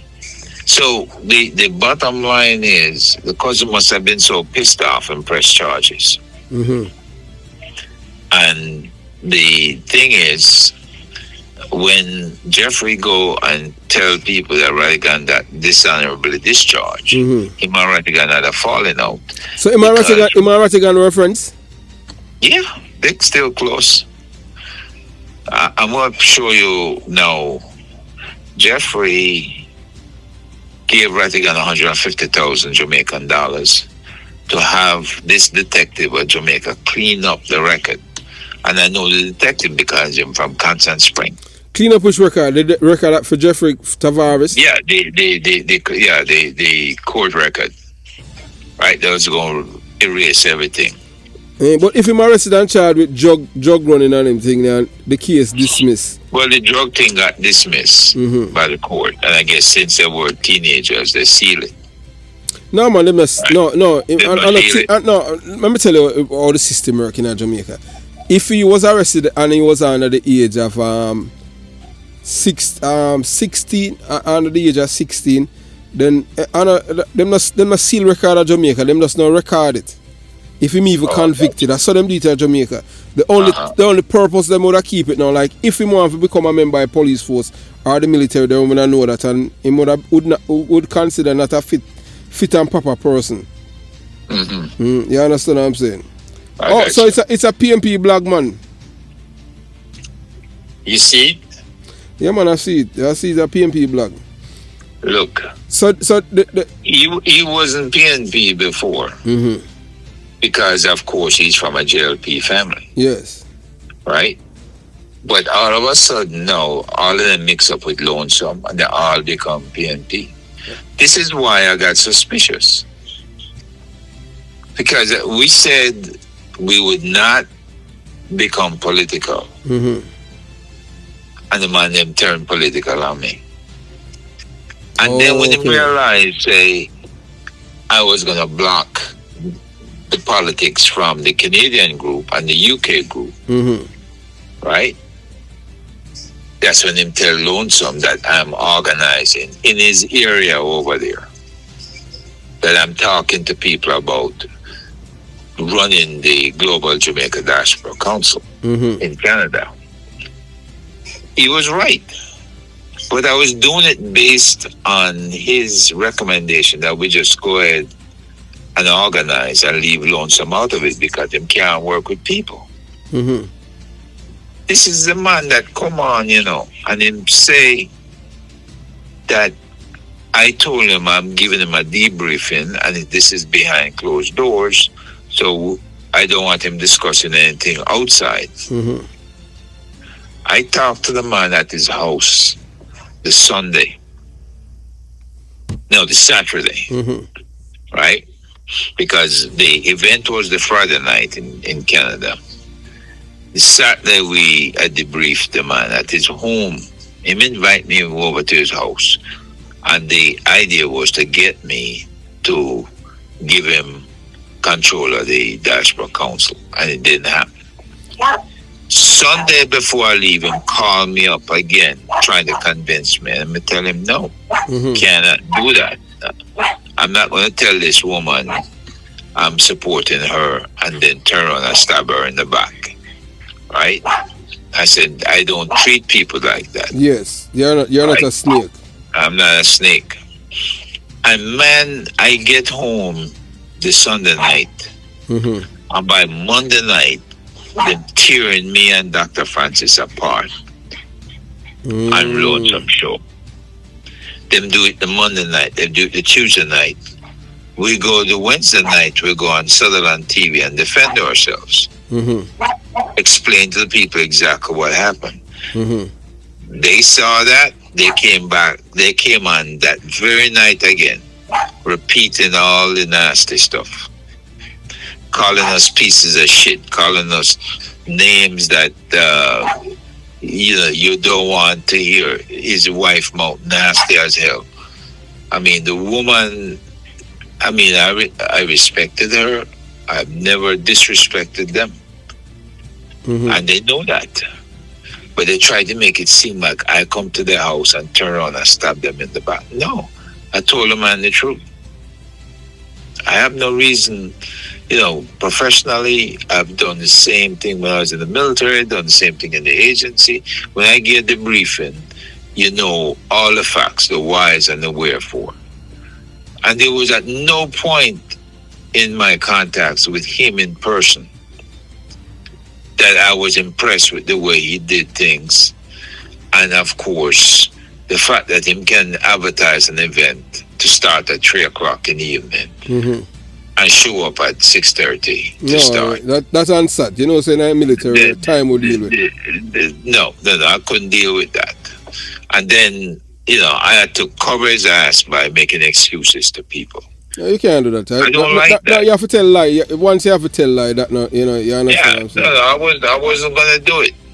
I said the people who came are not the type of people that he would necessarily hang out with. These are upstanding citizens who came thousands of miles, and they came because me, Dr. Francis, Rattigan, and the other one they call himself Mystic Sensation. They were going to be there. We were going to be there.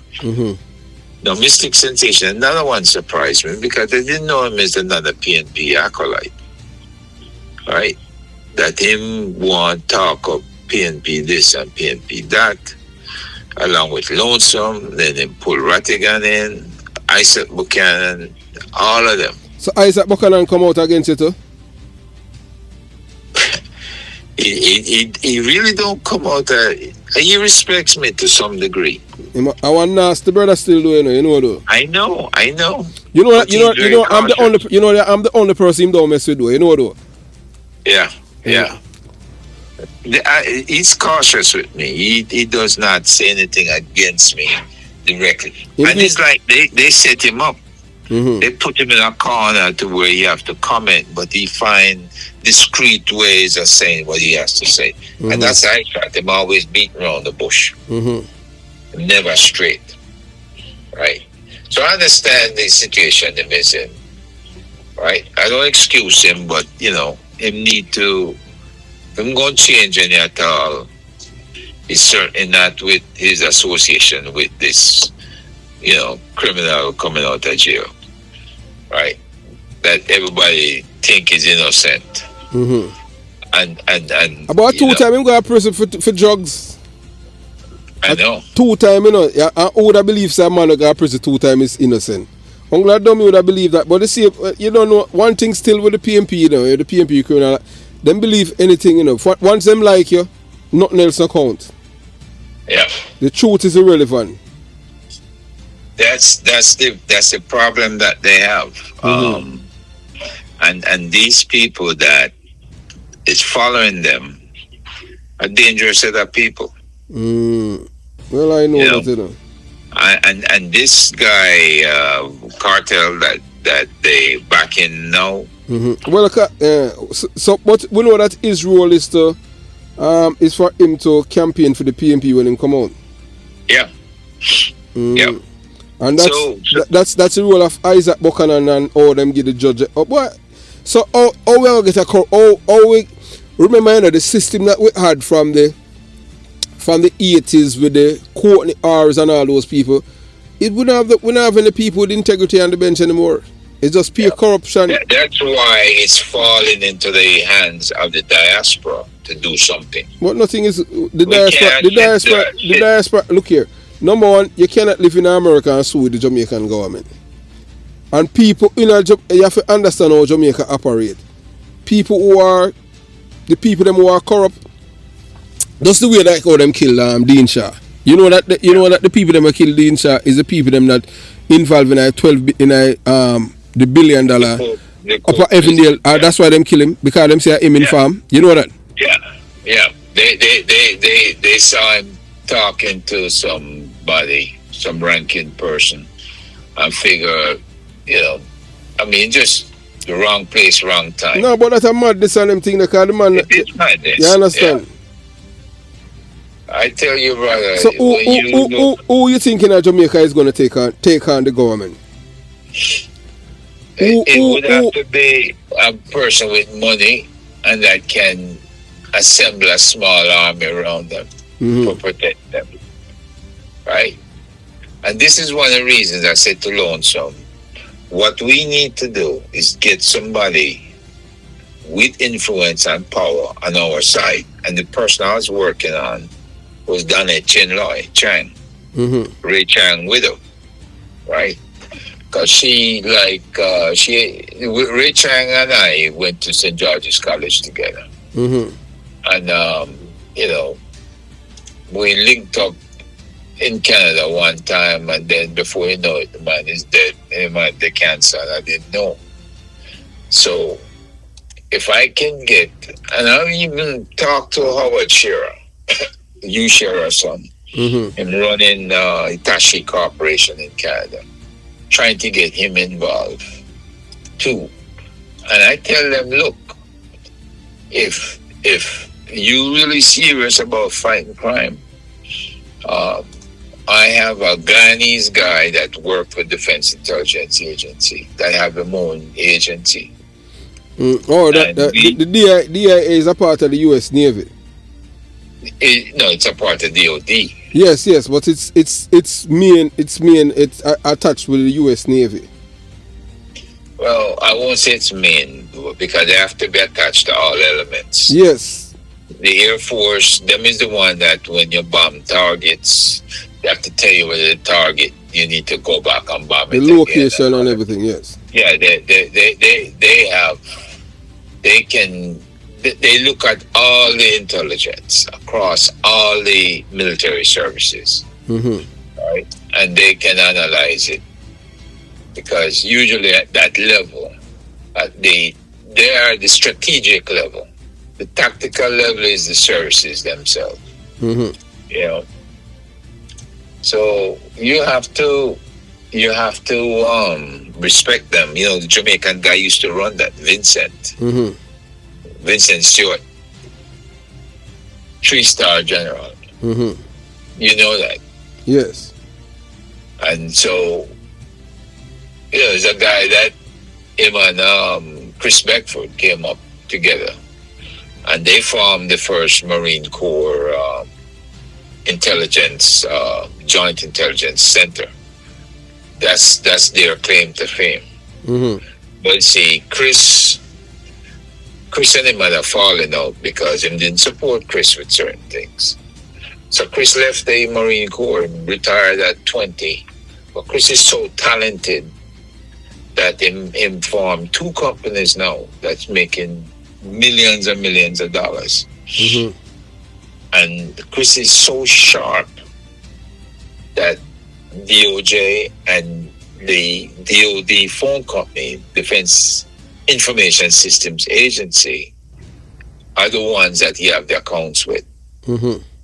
And you have to be well trusted, because that means you're listening to all the conversations them in DOD and with the Justice Department. Mm-hmm. You have access to all the criminal investigations and stuff. So, you know, who else would you hire than somebody can trust? Is it strange how Jamaicans in key positions in this country, and most people don't even know it? True. You know, and I take it as a badge of honor Mm-hmm. that they would give us all these responsibilities that they gave to us. But you know, Rattigan is the other one screw it up. That man should have been able to predict 9/11 and do all kinds of stuff. But 9/11 could be prevented, you know. Remember, so we have all of the intelligence, but you have to understand that everything was done because of the more of a change law and infringing on people's rights. You understand? Yeah. It was done by... No. Trust me, brother. When you made a correct statement, it could have been prevented. Yes, all of the intelligence was there. Them never want to do it. Yeah. When you look at it, why would all the bigwigs them in government and Bush administration, why were they flying private jets? Why were they paying for what do you call them? The blue and white jets at Andrews Air Base, the executive jet? They were using that exclusively. They would not fly commercial. They knew what was coming. We knew what was coming, right? Because we had eyes on them jokers. Mm-hmm. As a female colonel in DIA, took them eyes off. And you have to wonder now, who ordered her to remove the monitors? Well, everything was done by design. Remember saying the government just want more power to control people. Once you have to get the fear factor in, then you get to do it. And that's something that we have to live with to this day. Nobody that's in our business believe for a second that they couldn't stop it. Them could have stopped it, man, but them wanted to control this. They wanted to control people. You know, understand what I'm saying? Yep. But it's the same thing with the Israelis and this war. Netanyahu was the one who helped start Hamas. Yes, because he wanted to control them. Yes. Yeah. And then him is the one, up to the day of the attack, he was still supporting them. The man removed the Israeli troops from southern Israel, where they came across. Mm-hmm. He removed them. And the group that they attacked was the same group that was protesting against him and the other guys because they wanted to take over the Supreme Court in Israel. Mm-hmm. So he knew that when they attacked that group, it wasn't anybody that was from the conservative side. It was the liberals then. And he also knew that he could then turn it around, and attack Hamas. And him get it wrong. Well, look, the man killed 40,000 people, and nobody has stopped him. Well, and guess what? Let's see what will happen, because with this younger generation, is a total different ball game. Because Israel are going to become a pariah state. Whether or not we want to believe it. They're already a pariah state. Yeah, with this young generation, and it's going to topple just like South African regime. It's just a matter of when. Yeah, they're gonna force this administration. Kamala Johnson, come in. If Kamala, if she wins, they're gonna force her hand. They're supporting her because they want her to win, and since she is law enforcement conscious, somebody is gonna have to arrest them 3 jokers in Israel: Netanyahu, Smotrich, and the other asshole that organized these killings, and turn them over to the International Criminal Court. Well, let's just see what is going to happen then. Huh? Well, we have to wait and see. You're right. But, you can't kill people like this and expect that the U.S. will cover your ass. It has to come to an end. And things let them say come up to bump. Yep, true. I just lose respect for certain people when it come up to this level. You can't look at George W. Bush, who killed over 200,000 Iraqis. Because why? Because Cheney and them set it up to blame Iraq for the attack in 9/11, knowing damn well. And then, what they use Colin Powell integrity.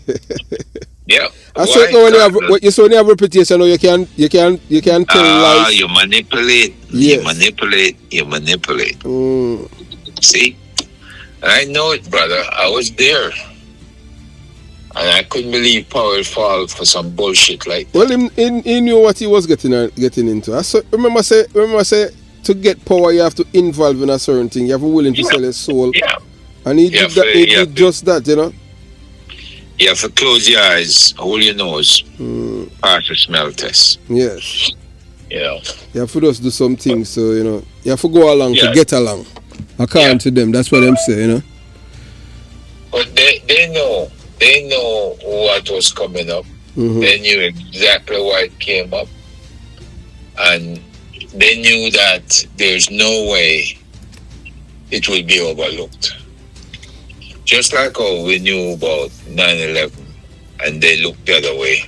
Yeah, 9/11 could be prevented, but they didn't want to prevent it. You have to understand that, It was something that led to killings in Iraq. Yes, unnecessary killings, but you have to understand that these people don't value life. The only life matters to them is theirs, and people who them love. And I remember saying remember that there was this guy that used to work with the CIA, and he was a part of the thing with Oliver North, and them couldn't lock him up. You remember that guy? What's his name? Yeah, I remember him. Yeah, I remember that. I remember that whole case. Yeah, what's his name again? Oliver North and no, I'm not talking. I'm talking the guy that was behind everything, the CIA guy, and them couldn't do him nothing. Cause him said, if them lock him up, them have to go lock up Reagan too. The CIA, the case officer that was involved in the Iran thing. I know. And him testify at Congress, and them have to abrupt it, man, because he start talk some things. I remember that. Yeah, I remember that well. Yeah, man. And the man, I tell you, every man say, the people now, him say, if American people have a government that is truthful, the system will crumble down, it will go into ashes. Him say, we don't run by truth, man, so stop telling people them nonsense, People them want an honest government, but you're not going to get one, because if you get an honest government, everything will crumble. They cannot ever have an honest government because they lie about so many things Because that's that what they say they're doing in the best interest of America. and the people and them never about that, never ever, and they will never will. The people don't ask questions, but young people do. And that's why things are going to change. Well, that's That's why things won't get hot. But them young people, man, they don't put up with no bullshit. Yeah. And just like how they're calling them out now over the Israel, Palestinian situation, they're going to call them out. And the worst, but the worst part about it with the Palestinian thing, that them don't even like us as black people either. But we love everyone, and them don't love us either, cause them. I know. You understand what I'm saying?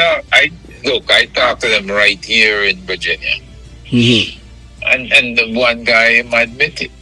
Them are like black people. It's because you understand what I'm saying. And black people love everyone, but nobody love us. Yeah. We love everyone, but no one loves us, But then again, the Israelis, they used to like us and work with us. But even them now, they work against us. No, well, the thing is that now, remember, I said everything starts with Israel. Remember, I said Netanyahu is a racist, It started with Obama. You understand? Because Netanyahu, him from Hungary, right? Yeah, man, him racist to man and them thing. But them are falling. Nothing the last year, a good salt. I remember I said they are not the real Jews.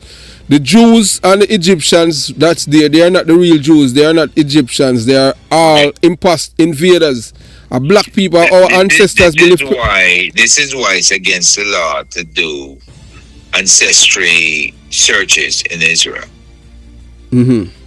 Because the proof will be there that you're not of the King David line or any line whatsoever. Yeah, man, but the white people are really white people. Remember, I said they are Neanderthals and reptilians. You understand? Our ancestors teach them to walk upright. Yeah. But that's why them have all of these gadgets. If you're watching, if you even on YouTube, if you notice, most people on YouTube is all about entertainment and political optics. Them don't like the truth. If you tell people the truth, them hate you, So that's why the world is built on lies. They have known for a long time that these white people from Hungary, from the Soviet Union, era, from yes, all over, that when they bring them out and bring them to Israel, it's just people who wanted to get the hell out of the country, and that they knew they could use them against Russia. But right, and then they set up the state of Israel to control the whole Middle East. Yeah, but they are going to fall. They are going to fall, and England do it, and then England back out and leave America. America continue the same thing, but it's going to fall. Cause nothing last ever. We all know that, So in a life, nothing last ever. And the English are masters of lies. Yeah, man. No longer that masters of lies. Remember, say them are the architect of lies, man. Lies, racism, everything that is evil come from England. England, remember, say England make we as black people been on a bandit for centuries. Yeah. Remember, say it's Charles Darwin, they tell people them say black people them say them him use a donkey jawbone and say that our head, our brain look. And for centuries them been propagating that.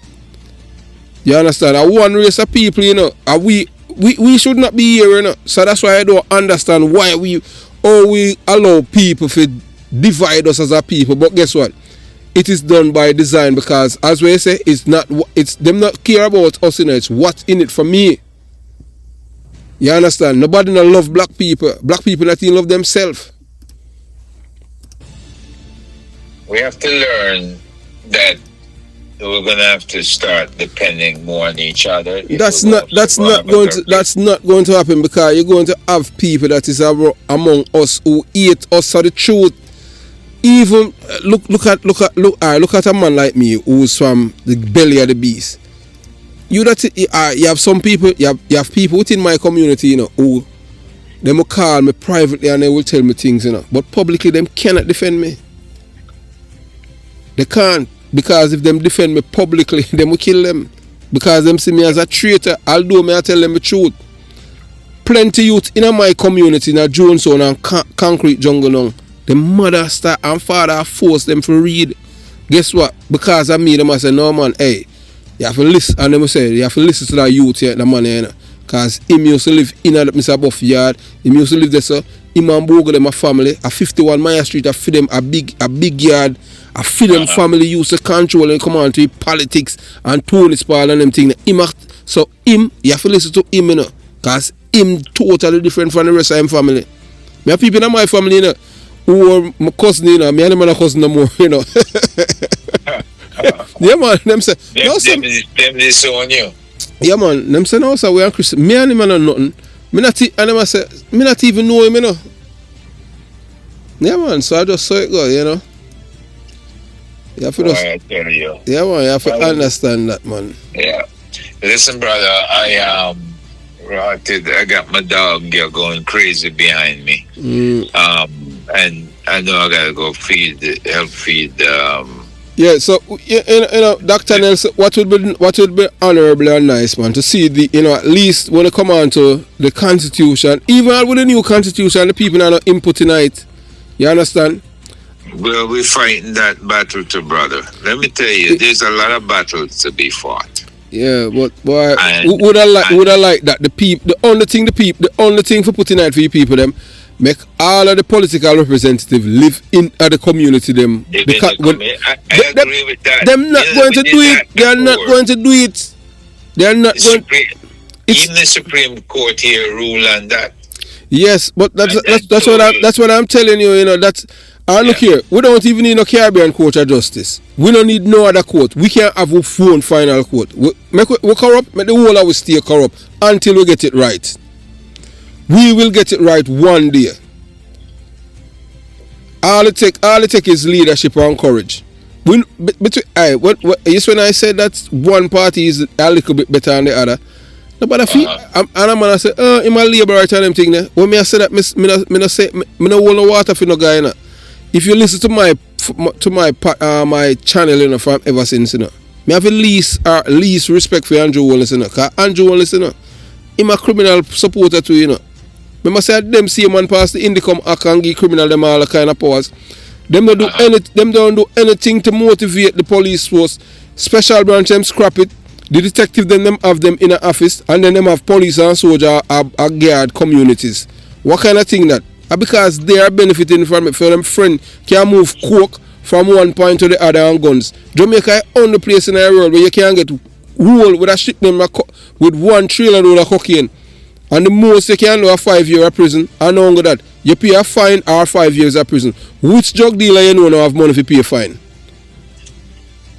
Well, the fine system in Jamaica was for when the dollar was almost 2 for 1 or 1 for 1. No, them same one change it, man, and them thing there. Remember say them involved in a drug business. Remember say a little man at 33 and 35 lane at Walton Park Road and at Jonestown and Jungle. I people them have degrees. And them are the real criminal of Jamaica, you know. You understand? Yeah. So that's why I tell you, say the system itself corrupt. Remember say most of the people them, you know, most of the elites them in Jamaica, you know.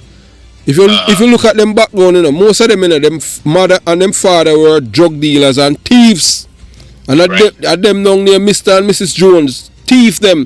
What you expect them to do on them thing there? Them grew up in a criminal family. The only thing now them have status because they live uptown and them go to school. But nothing that thieves are like them. You understand? And that's a problem we have in Jamaica, you know. You understand? We have you know, the Prime Minister don't love Jamaican people.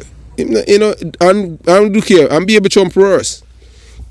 See the youth where him did a push on them thing there, Danville Palmer, him that jail in Mexico. Them send him back to Jamaica because him know I tell him, you know, this mindset of this criminality and them thing there. Them do not want the people them don't want the people them them don't want a reset because the reset are gonna affect them. Because the same poor people now will be able to educate themselves and, you know, attain certain amount of financial stability in our country. In which as still, you know, Jamaica is the most expensive place to live, you know. I went to Jamaica a few months ago, you know, and the amount of money that I spend in a 1 week down there, I couldn't spend so much money in America. All the people that manage down there. You understand? And I was there in March. Spent almost a month. And I can tell you, I spend in excess of 5,000 US. So I tell you, say the amount of money I spend down there, say, me now spend that in a month in America. Yeah. It's expensive, man. I don't know how people that manage down there still do, you know. Believe you me, you know. The people them have to live off the land. Well, and them lazy, them no want to, you know, them no in that time. They don't want plant nothing. That's the problem. Them want beg. Man, them out there beg. I'ma say, wait, where you live? You have no land. You have land. Them blind, man. Them blind. Where you plant? Me not plant nothing. Me not have no time for that. See, you want to come out and beg. Well, the people them lose faith in our system still, though. Yeah. In everywhere. The judicial. But you and I know leadership. Leadership is the motivator who can motivate people to do things that they don't normally want to do. All right, but look here now. All right, look here. You tell me Andrew Holness is a leader.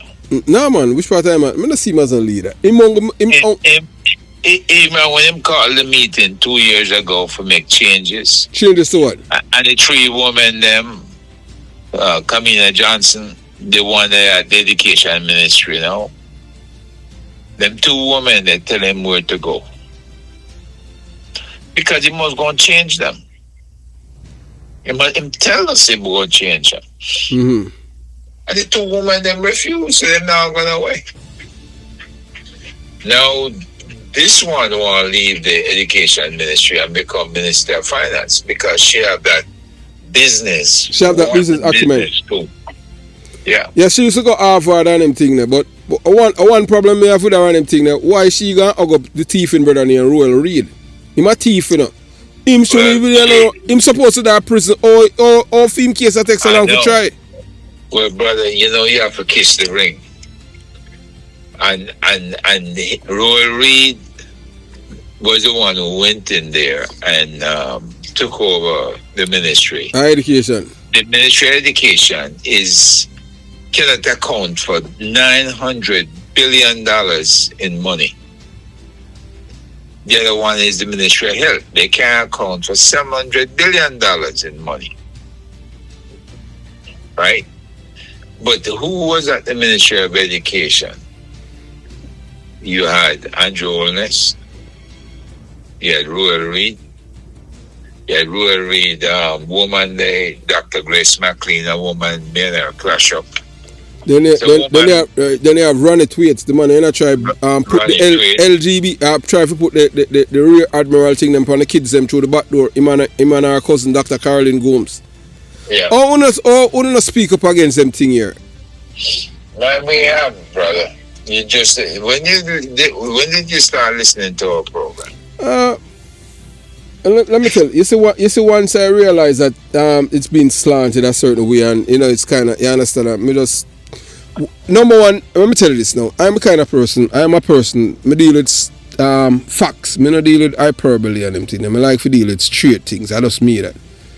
You understand? So just like how anything that you hear me say, I can defend it anywhere in the world and them things. The only thing a man can say, boy, I'm sound like him a labor right. Me love Edward Seaga. The reason why I love Edward Seaga, when I was a youth growing up, me did safe. That's it. Nothing else. I don't want to burst your bubble. Yes. But Edward Seaga allowed himself to be strongly influenced by the CIA. Yes, man, we know that. We not deny that. I look here. Wait. Ask yourself this. Why would you, as an opposition leader, allow the weapons to be brought in that led to the killing of innocent young people? What weapons you talking about? You're talking about when Edward Seaga was opposition in the 70s? Yeah. All right. M16. Hold on. No. All right. Members of the PNP. No, over man. 20 members of the PNP youth organization. No, man. Let me tell you this now. And this, boy, I'm glad you said that now on them thing there.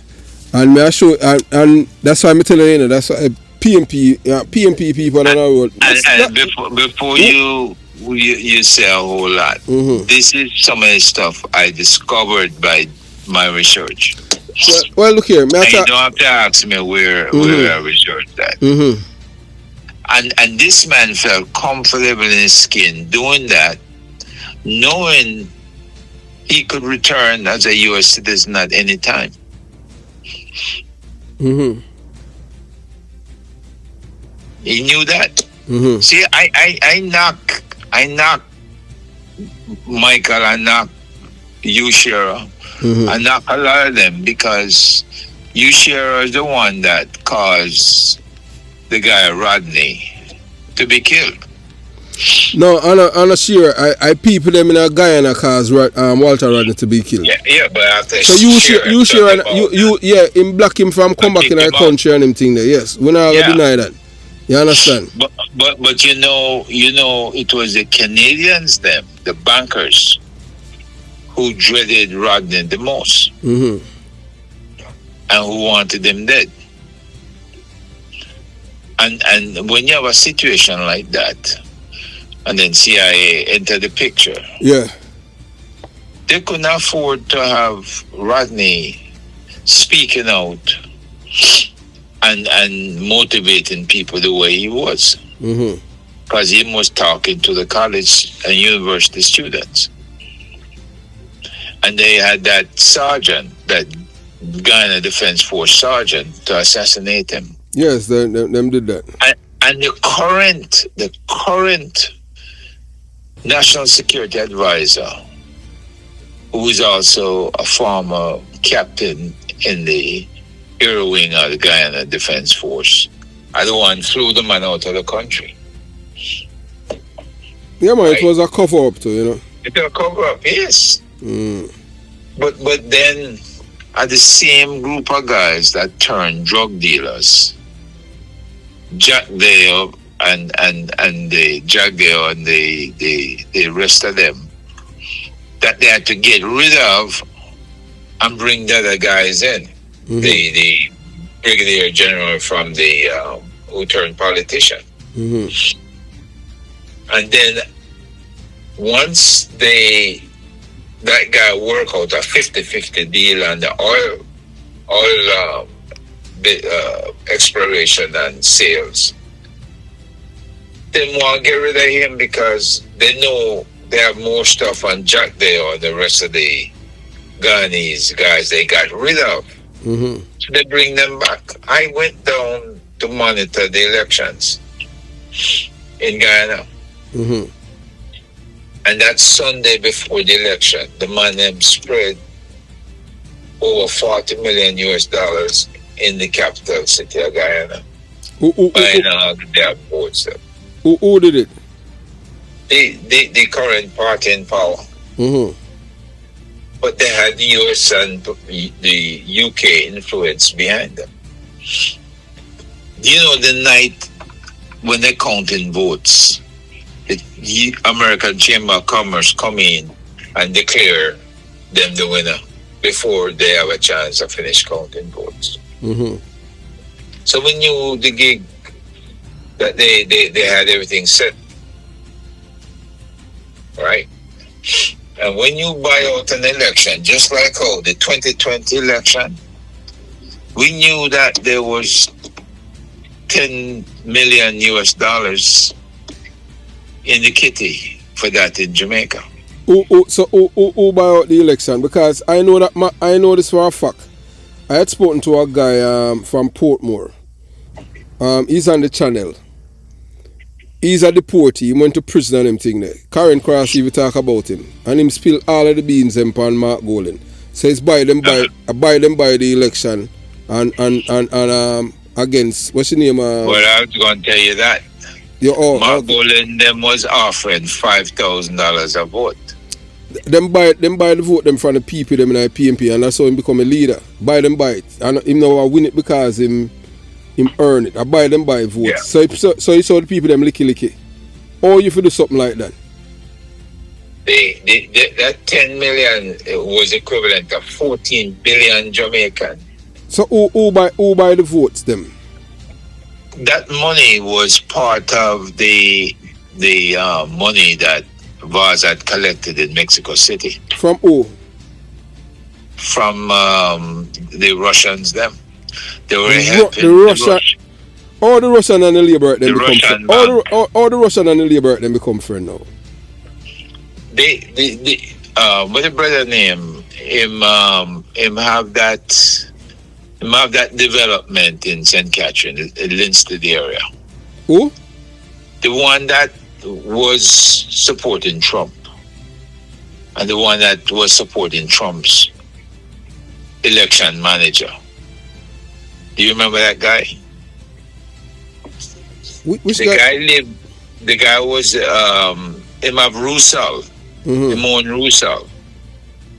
And him own another company that does development. Mm-hmm. Expensive high-end homes in Jamaica with them launder the money. Mm-hmm. Damn it. Let me look him up. I'll tell you in a minute.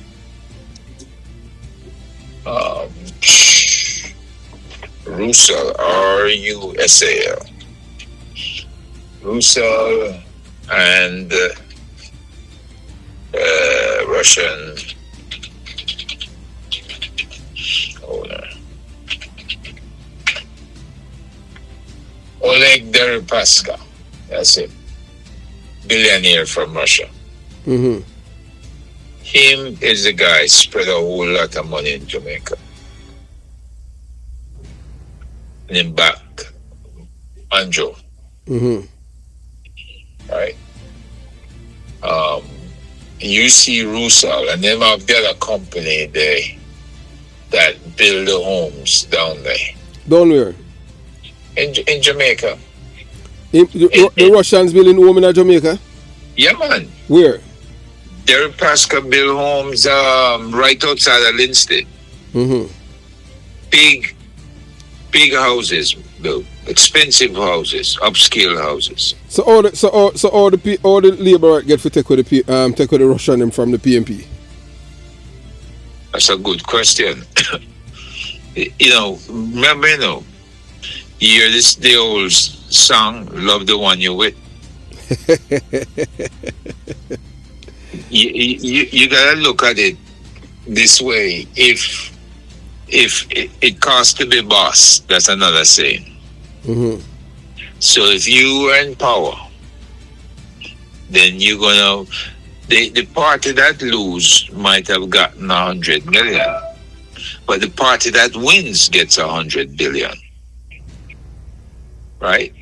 So them money when them spread money around, them spread it to make sure that they can win with the loser or with the winner. So if the loser become the winner, them win. Mm-hmm. The winner remains winner, them win. Right? That's how them people operate.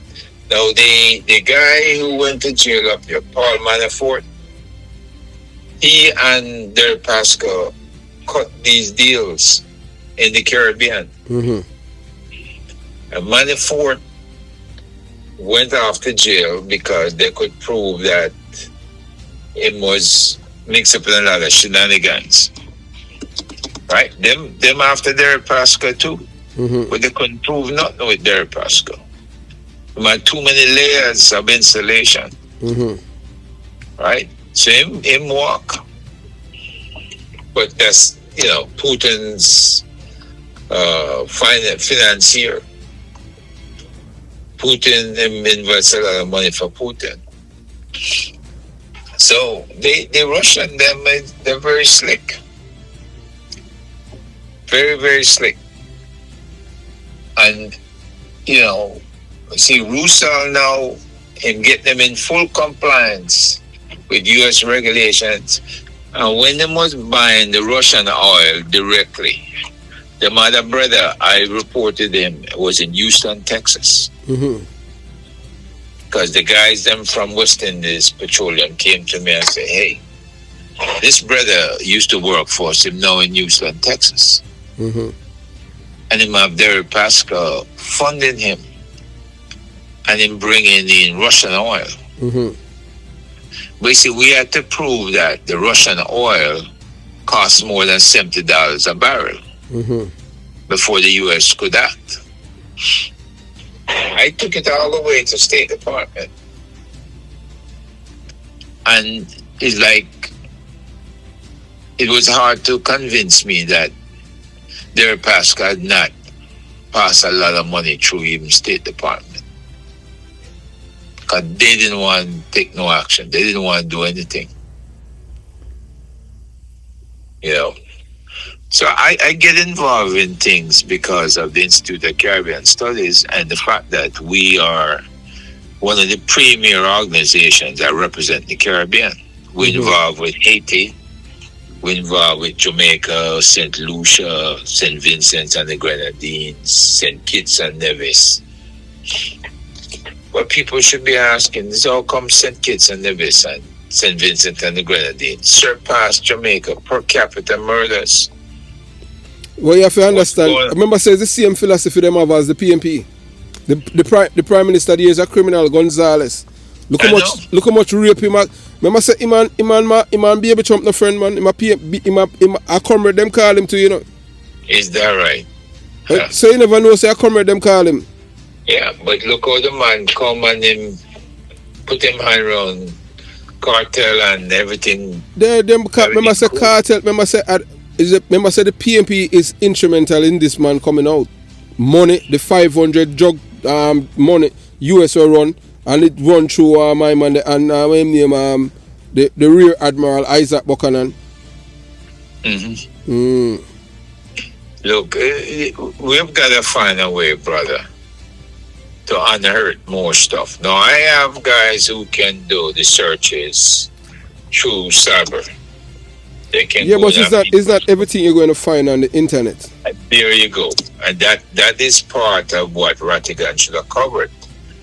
The detectives he have in Jamaica, the guy from Denham Town, was the one that looked into everything. He was looking into the DPP for me. And was giving me information which guy from Denham Town? My name, Lord of Mercy.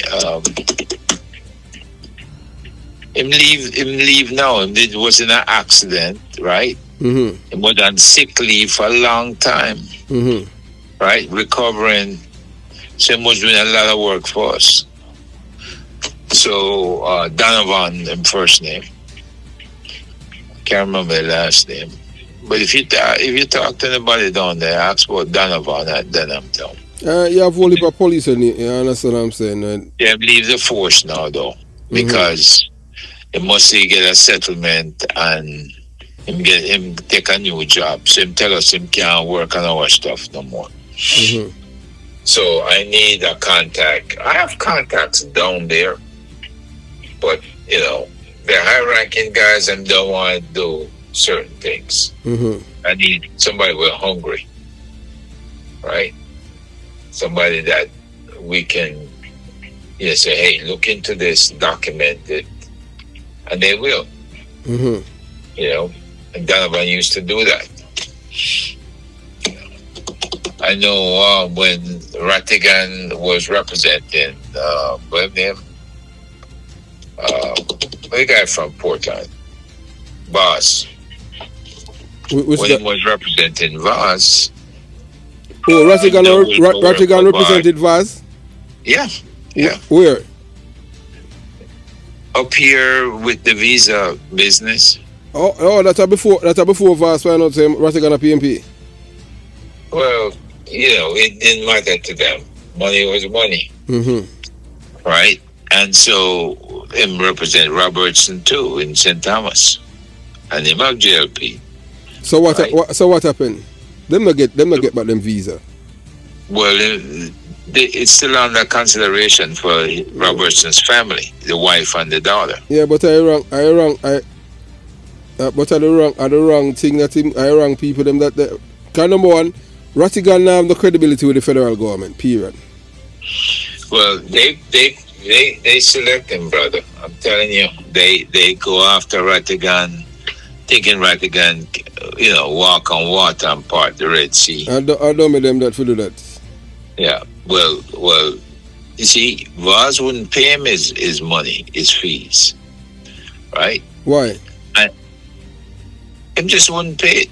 Rattigan didn't get him his visa back at the time, Mm-hmm. so he wouldn't pay him the money. But I was the one who investigated Vaz. Mm-hmm. I found out him collect all this money in Mexico City, right?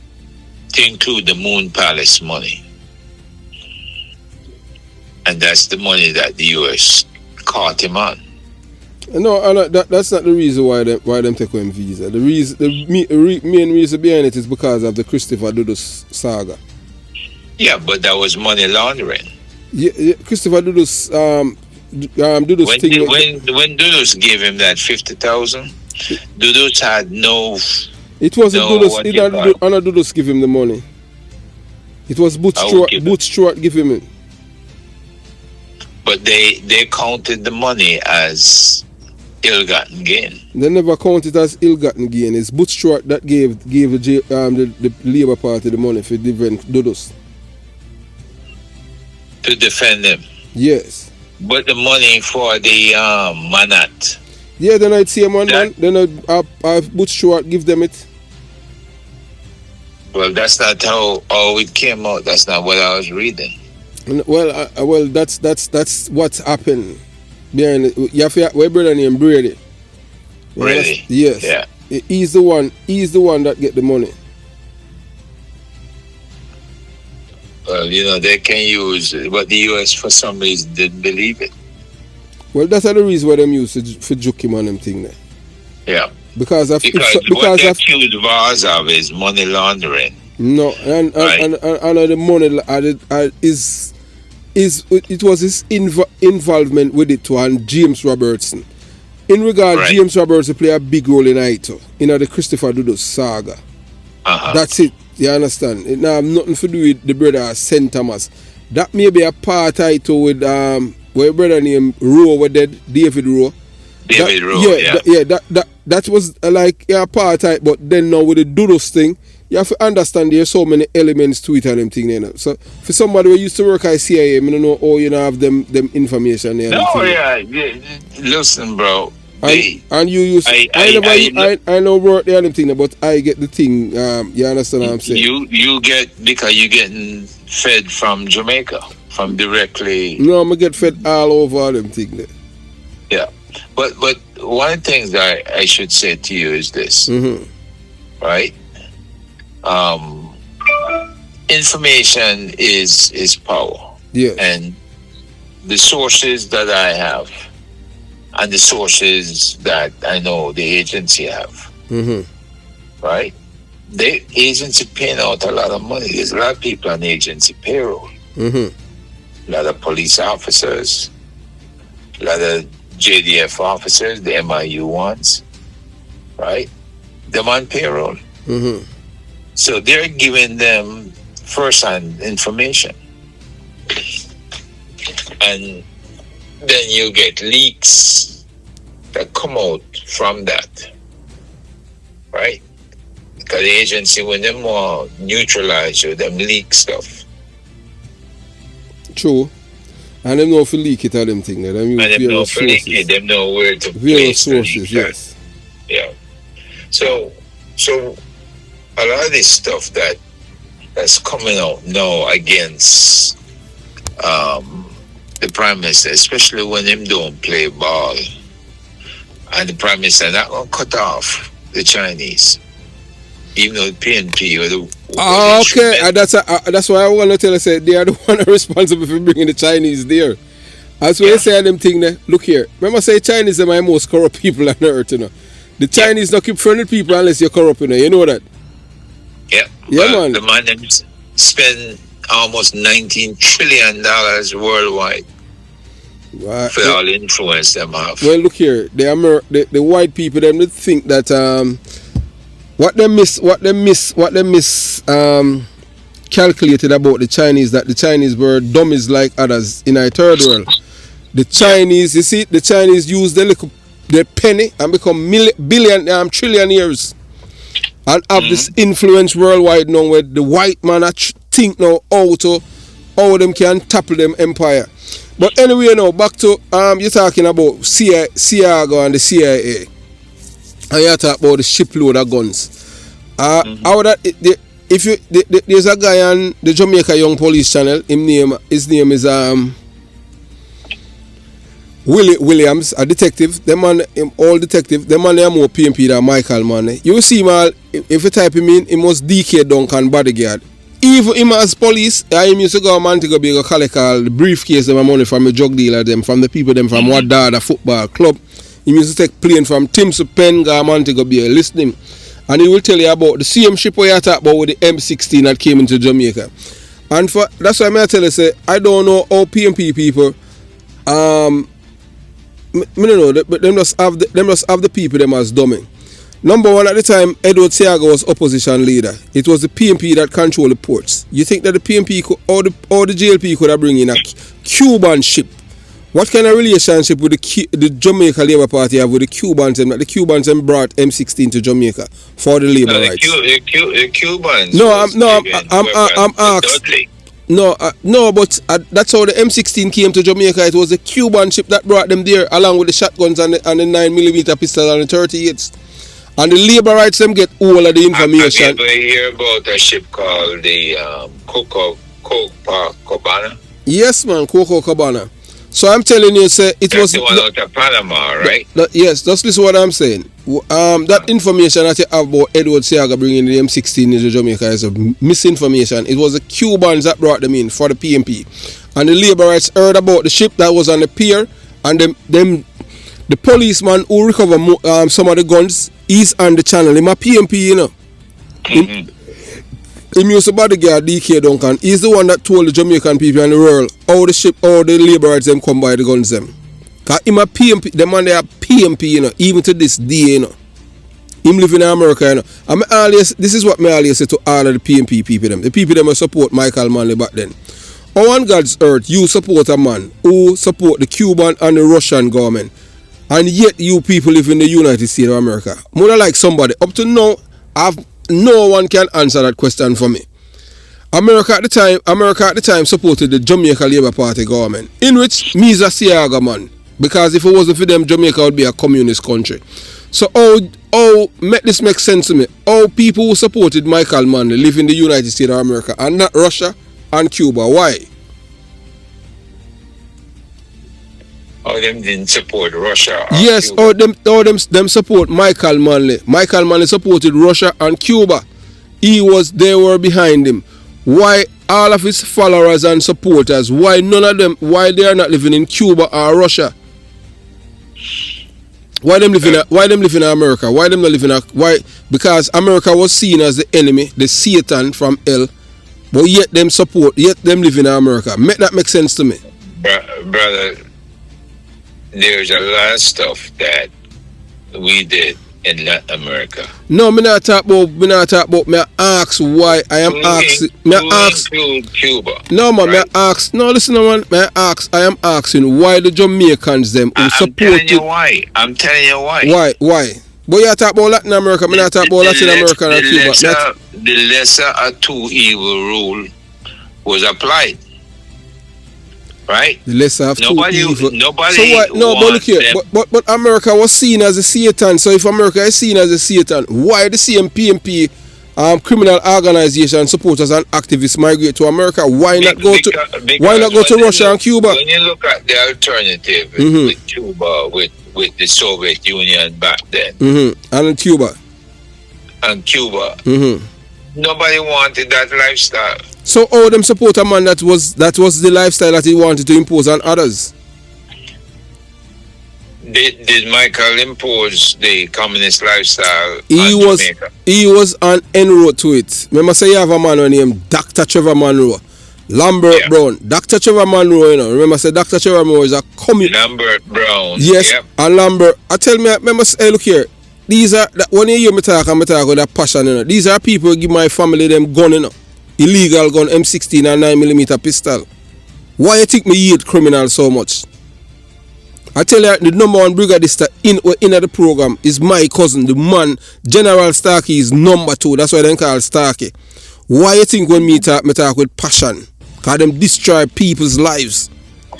Did you? So hold on. So more you justify this now? Because you tell me, you burn a fire upon Edward Seaga. Michael Mann is sending 2,500 young people to Cuba for train and return to Jamaica to terrorize the Jamaican people. Edward Seaga sent 0. So how is you tell me Michael people them didn't come back with skills? What kind of skill? The only skill them come back with is to kill people and bomb them and make and detonate bombs. No skill. What kind of skill? You saying they didn't set up any trade shop or anything like that? No, I understand they came back with various skills. What skills? That's a propaganda. The only skill with them. No, that's a lie. That's a lie. The only skill them come back with was how to terrorize and kill people. All of the empty buildings them you see on Spanish Town Road and in other communities, these are the people that Michael Mann is sent to train there to unleash terrorism on the Jamaican people. So Michael Mann is a good person to do that. What kind of leader do something like that? You people honor a man like that have done something like that, and you are an educator. Explain that to me. If you live in a community and you have one person there that's send 100 people from the community to come back and terrorize the other people them, and you have one person who there never send none, or the person who do not send anyone to train for come back and terrorize the people is a devil, but the one that send the one them for terrorize and kill people is a devil. How that make sense to me? Because I know so Jamaican people are dumb. That's why them not like me, you know. Because I can't think. Me good okay, alright. Well, for the same reason. What reason? When Edward Seaga won the election, all the violence stopped. Because guess what?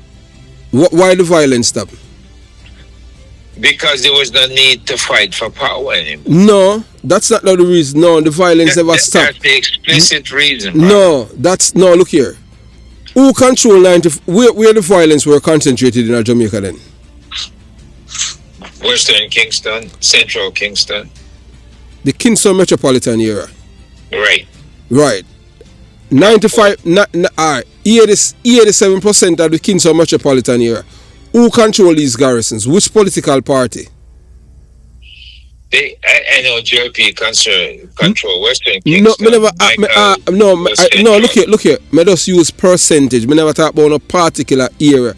Me say 87% of the Kingston metropolitan area.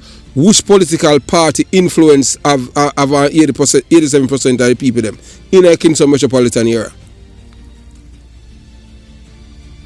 Which party at 87%? I didn't count it as percentage. I just knew the specific areas that. No. But when you do the tabulation and the statistics is PNP. I am from a PNP community. The most criminals that we have in Jamaica, 98% of them in the prison in Jamaica are from PNP communities. So that shows that something is wrong with the philosophy that they are imparting to the people. Oh, you got to encourage a man. Alright. You have all this guy now when he you small. I have family everywhere. I have family who live in our Clarendon. The other day we had a cherry tree lane killing. All that, so the people them that die in a cherry tree lane killing, they are PNP, and it's PNP people that do the killing. And in the 70s, you small tell the people them at Clarendon say they must have friend with no labor rights. Oh, you take and the whole away are Jamaican. What kind of people are these? Dr. Trevor Monroe give people, including my two of my cousins, them gun for kill people. Say boy, if you kill people with labor right, send all some of them go in a Central America go fight with the Sandinistas and all of them thing there. In the Civil War, some of Jamaican them dead, some of them get injured and come home. Did you know that? Yeah. Okay. And we knew he was a Marxist too. So no call out all them people. Them people are supposed to be publicly shamed. You have to wait for a little YouTuber like me. We're born and growing I belly I be saying call out them people and say them a devil.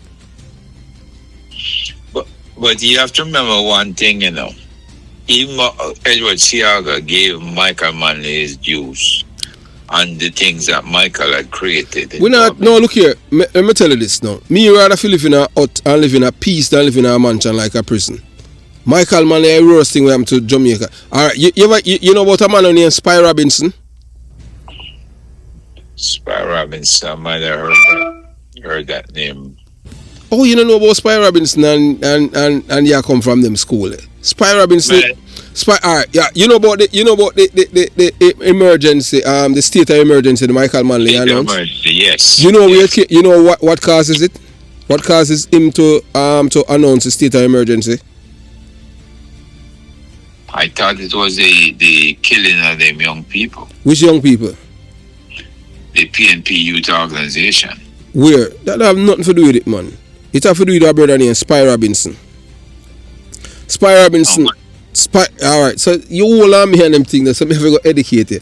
I remember them thing like yesterday. Now, me tell you, say, I'm born and growing up. Just like how you say when you're father in the military, a PNP you want me growing and them thing there. So all of the thing them a man named Spy Robinson. They supposed to kill Edward Siaga on political meeting Senton in 1976. At the time, it was the military. Oh, that's the brother you say in Canada, no? Yes, Lisa Anna know him. Spy Robinson. The PNP want to kill him, you know. And every time them want to kill him, you know, him just come out and talk about the tape. Them free them like post. That's why them get him for exile him to Canada. Because of the tape him talk about. Because on the tape there was some damning thing what Michael Manley and DK Duncan and Mon and Tony Spall what them said to him. Because him was supposed to kill Edward Siaga. A Siaga on the stage saw the man and said, no, something wrong about that brother. And tell the soldier them for go hold on upon him. And when them go and hold him, them hold him with a 9mm pistol. The pistol was registered to the government of Jamaica and the man never worked for the government. Who used government money to buy the gun? DK Duncan. And I saw them call the state of emergency with the lies. Unless either you know or you never know. Let me ask you something. Yes. Because I mean the details and stuff. So I first say you about Spy Robinson. No. I've heard that story before. Okay. But like I say, since I wasn't concentrating all my energies was the Koreas, Africa, and then Venezuela. Right? Mm-hmm. There's a lot of stuff that I had to look at when it came to Jamaica. Mm-hmm. I tell you, when I say we were loaded down with information on Jamaica, on Guyana, on St. Kitts and Nevis, right? I'll give you a case in point. You ever hear the name? Oh God, the guy from St. Kitts, but he wreaked havoc in St. Kitts. I know over in where's that other place where the American medical school is? Cecil Connor. Yes. You're aware of Cecil Connor? Yes. Who did Cecil Connor work for? No CIA. Okay, but who did they assign him to in Jamaica? No, you tell me no comment. I don't. I'm not. Well, you say you know him because Cecil Connor was assigned to work as a right-hand man. Even though Mossop was there, they wanted Cecil Connor there to protect Siaga. This is a man responsible for more than 500 murders. Where? In Jamaica and in the United States. Cecil wanted for what? Responsible for more than 500 murders. In Jamaica? At first may I hear that. Jamaica and the United States. But may I tell you say at first may I hear that? Yeah, well I'm telling you like it is. So who him killing at Jamaica? Who him killing at Jamaica? I don't know specifically the names. So, so who are? This is a report we got. Report from who? Because everything that I am telling you about, I am talking from intel, things that I have read in the police force as a detective. And I'm telling you from But the I have never reports seen that were any. coming in, Look here. reports coming in from the MIU, right? The Sisakana, you know what his other name is? At first, me hear Caesar kind of involved in the You killing may of know him as Jamaican. Charles Miller. Charles, they call him Little Nut. Yeah. Oh, you thought the youth of born. Oh, and then him did that Tivoli. Him a criminal and him thing, no man. Oh, Yeah. No. Between that's a way you talk about him. That don't make that is not correct. Him involved in a killing of 5. That's not true. That is not true on him thing. Him was a career criminal. We're not gonna deny that. But him not kill 500 Jamaican. This is and if you check it out, what name? What do you got him? Blake. Yeah, no. Look here. When you talk, no, look here. He worked with Blake and he worked with Dudu's father. Look here. And he worked with Look here. Siaga. No, look here. When I talk about the shower posse and them thing, the shower posse are baby in a Jamaica compared to the PNP. May I tell you that? So don't. One thing with me and them thing that when it come on to speaking the truth, me no stay like some people and them thing that tell them because it suit a political line. Me just start the truth. That's the main reason why I tell you say I don't say a man praise Michael Manley for what the things that he has done. And Michael Manley import terrorism to us in Jamaica and not Edward Siaga. Everything started from the Kukumaka stick. When the Labour them got a meeting and I come home, the PNP attacked them with Kukumaka stick and buckle and stone. It's the PNPs always the violent ones. I am from a PNP community. I was born and raised in a PNP home. I know Tony Spalding well. I know Burry Boy very well. I know Federmap very well too. Federmap father was an inspector of police named Inspector Spencer. He was in charge of first aid in Jamaica for the police force. If you're not first aid, then can't get promotion. Oh, me know that because I in my yard near them thing there. Federmap father was a policeman, an inspector of police, and he was a PNP criminal organization supporter. So all of them things I got him about the brother from St. Vincent and them thing where you shower posse. He no kill so much people. You know who kill all the people? George Pang. Eventide people. The 144 people. When them tell Jamaican people say them argue that case that is No. Hey, look here. Hello. Let me tell you this, Dr. Nelson. I no disrespect to you and them thing. Anybody tell us say I liberate them do it. Tell them say me, Christopher Porter, I tell them say I lie that them I tell. The men them do it come from my community. And I spoke even one of them, in fact, his father was involved in a killing. Him come out, you know. It's on the channel. One man, that's how the man was shoot Bob Marley. The man, theme father shoot Bob Marley too. Him come out and you know what him say? Him come from Curry Pathway. Next to the pathway, me come from a concrete jungle. Him father not involved, but him know for a fact say a Tony Welch and George Pang and all them people there. I'ma tell him say I lie, I tell his father was involved because after I killing everybody in our community know how to do it. So all that one next lie that again by the PNP. Gold Street Massacre, Tony Welch, George Pang, Natty Chris, General Starkey, when him live a Connecticut now, Spurline. So all of them things when them attack a peel lie them tell upon the Labour right them. And that's why as a Jamaican and as a man with conscience, I cannot allow them things if you can't. A lie that no Labour right couldn't come up there to come do it because we in a Jonestown and concrete jungle and we have M16 rifle them. Remember me tell you that. So, you say well, you'd agree with me with all of these lies out there. Yes. Why don't we have a truth commission? The PNP not go want that. Because them not want the thing if you come out. I proposed it a while back, you know. Them not want it. And Joel say he was for it. Alright, you think the PNP them are for it? No, because it expose them as a criminal the terrorist organization. Them not for it. Because there's a lot of this stuff you're talking about that is locked up at Upper Camp No, I know. Let me tell you the place. And that's why they dismantle it. This is special branch. That's why they dismantle special branch. Why don't they dismantle the MIU? Because why don't they dismantle the MIU? Because the MIU were in concert with the PNP criminal organization with the extradition of Christopher Dudu. That's why them carry the MOU go up there to go hide it. You understand? What Andrew Wallace is doing is revamping the JDF to be more sympathetic to the Jamaica Labour Party. You have to understand everything. Politics is local.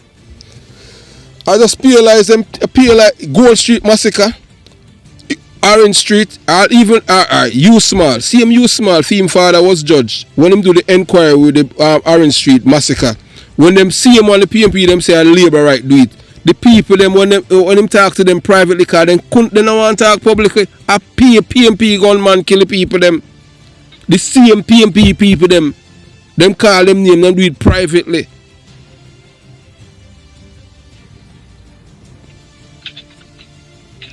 So U Small, well, you know, U Small was always PNP. U Small, then you me tell her, saying I 70s, him tell the people them a Clarendon, me a family down there, him tell them said them not to be friend with no Labour right. Or if it and the whole away are Jamaican, what kind of people them that? And I know what them are people them a put on pedestal. U Small, Trevor Monroe, Lambert Brown, all Donna Scott Matley, all she a terrorist too. It's a criminal organization. It needs to revamp. The only person that was trying to change the party was Edda Robinson and PJ Potts to get rid of her. You forget, say, you have a man named Donovan Bulby Bennett, the most wanted man in Jamaica. PJ Patterson and Dr. Peter Phillips give him a $400 million contract, give him Highway 2000. Where in the world a wanted man get government contract from a government? Tell me. Where in the world you can point to that? Was he the one had one order again? No, you know, one other Labour right, it called Klansman gang. Yes. He was the one to kill all of the people them from, cause he was told by one brother named Clinton David Jingles. And them see one kill him too, you know, Clinton David Jingles. Him never have no respect to nobody, cause him call all PJ Batman. That's why they set him up and then kill him in a out by New Haven. Is he New Haven or was it up Whitehall Avenue? No man, me attack Jingles, Clinton David Jingles. Him used to control Skateland. Okay. Me not talk about the brother what them kill. Me not talk the one other brother named Bulby. No, Bulby was killed by in a Clarendon. And because him after Bulby never in a hide. Even Aranita Adams and him was friend Harry Bongos. A policeman who used to station with me and see if you come and work one day and tell me who him see who him going to escalate go see. Him see Renita Adams and Donovan Bulby Bennett in a vehicle. When me a detective of Seaview Gardens, a policeman tell me. You understand? Him tell me he's a businessman. Renita Adams is a PNP too. Renita Adams and a PNP activist. Anytime the PNP go call election back then when PJ Potts not prime minister, him just send him down to Tivoli and him just start shoot dog, pitney, mad people, old, young, and then them say a shootout and them thing there. For days the police them there a fire shot. And then 3 weeks after that the PNP call election. That's how them strategy. That's how I'm telling you. You don't believe if we had a truth commission that something that say Jamaica could vote on to have a truth commission to finally just iron all this stuff out. Because there's a lot of misinformation out there. No, man, no, propaganda, man. You have to understand that, man. And look here, I remember say, as a people, majority of, remember say we as Jamaicans, you know, we were cultured, nurtured to be liars, you know. We as a people were nurtured, cultured, and socialized to be liars, criminal-minded people. Jamaican people in a whole, you know, are notorious liars, you know. You don't know that? I know Jamaicans are famous for a lot of things, including lying. Yeah, in a Caribbean, Jamaica, art of it, man. Criminality. Yeah. You understand? Well, now Jamaica have a whole company with Guyana. Yes, but the only thing black Jamaicans own in Jamaica are gangs. Yeah. Oh, all right. So to show say, I see him white people destroy the black people in mind. Oh, we reach a point there with them not imparting the knowledge to us to be successful entrepreneurs. Them encourage us to be murderers, to kill each other, and then they put them on pedestal and nominate them for a national award like Beanie Man and George Pang.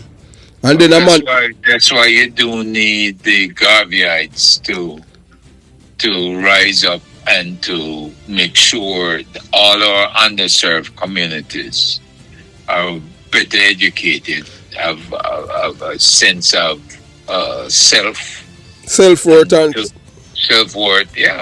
to know what there are no right things. Doing what's right, each person have to adjudicate that to themselves, right? So I understand a lot of that, and I understand a lot of what you're saying. But you see, you on one side, and you have others on the other side. And my thing is, let's have a discussion, but let's get it to where we have instead of having the Tivoli Gardens hearing that they had, I propagated for them Truth Commission. I don't want no Tivoli Gardens hearing. I know why you kill off all them people. Well, right? I look at even you have to understand everything when them do is always about politics and what benefit and them thing. None of them don't care about the people. They don't care about them. Those the poor people them as pawn. You understand? Let me ask you something. When they trained that Delta team that the police had, I knew it was all guys that trained them. Right?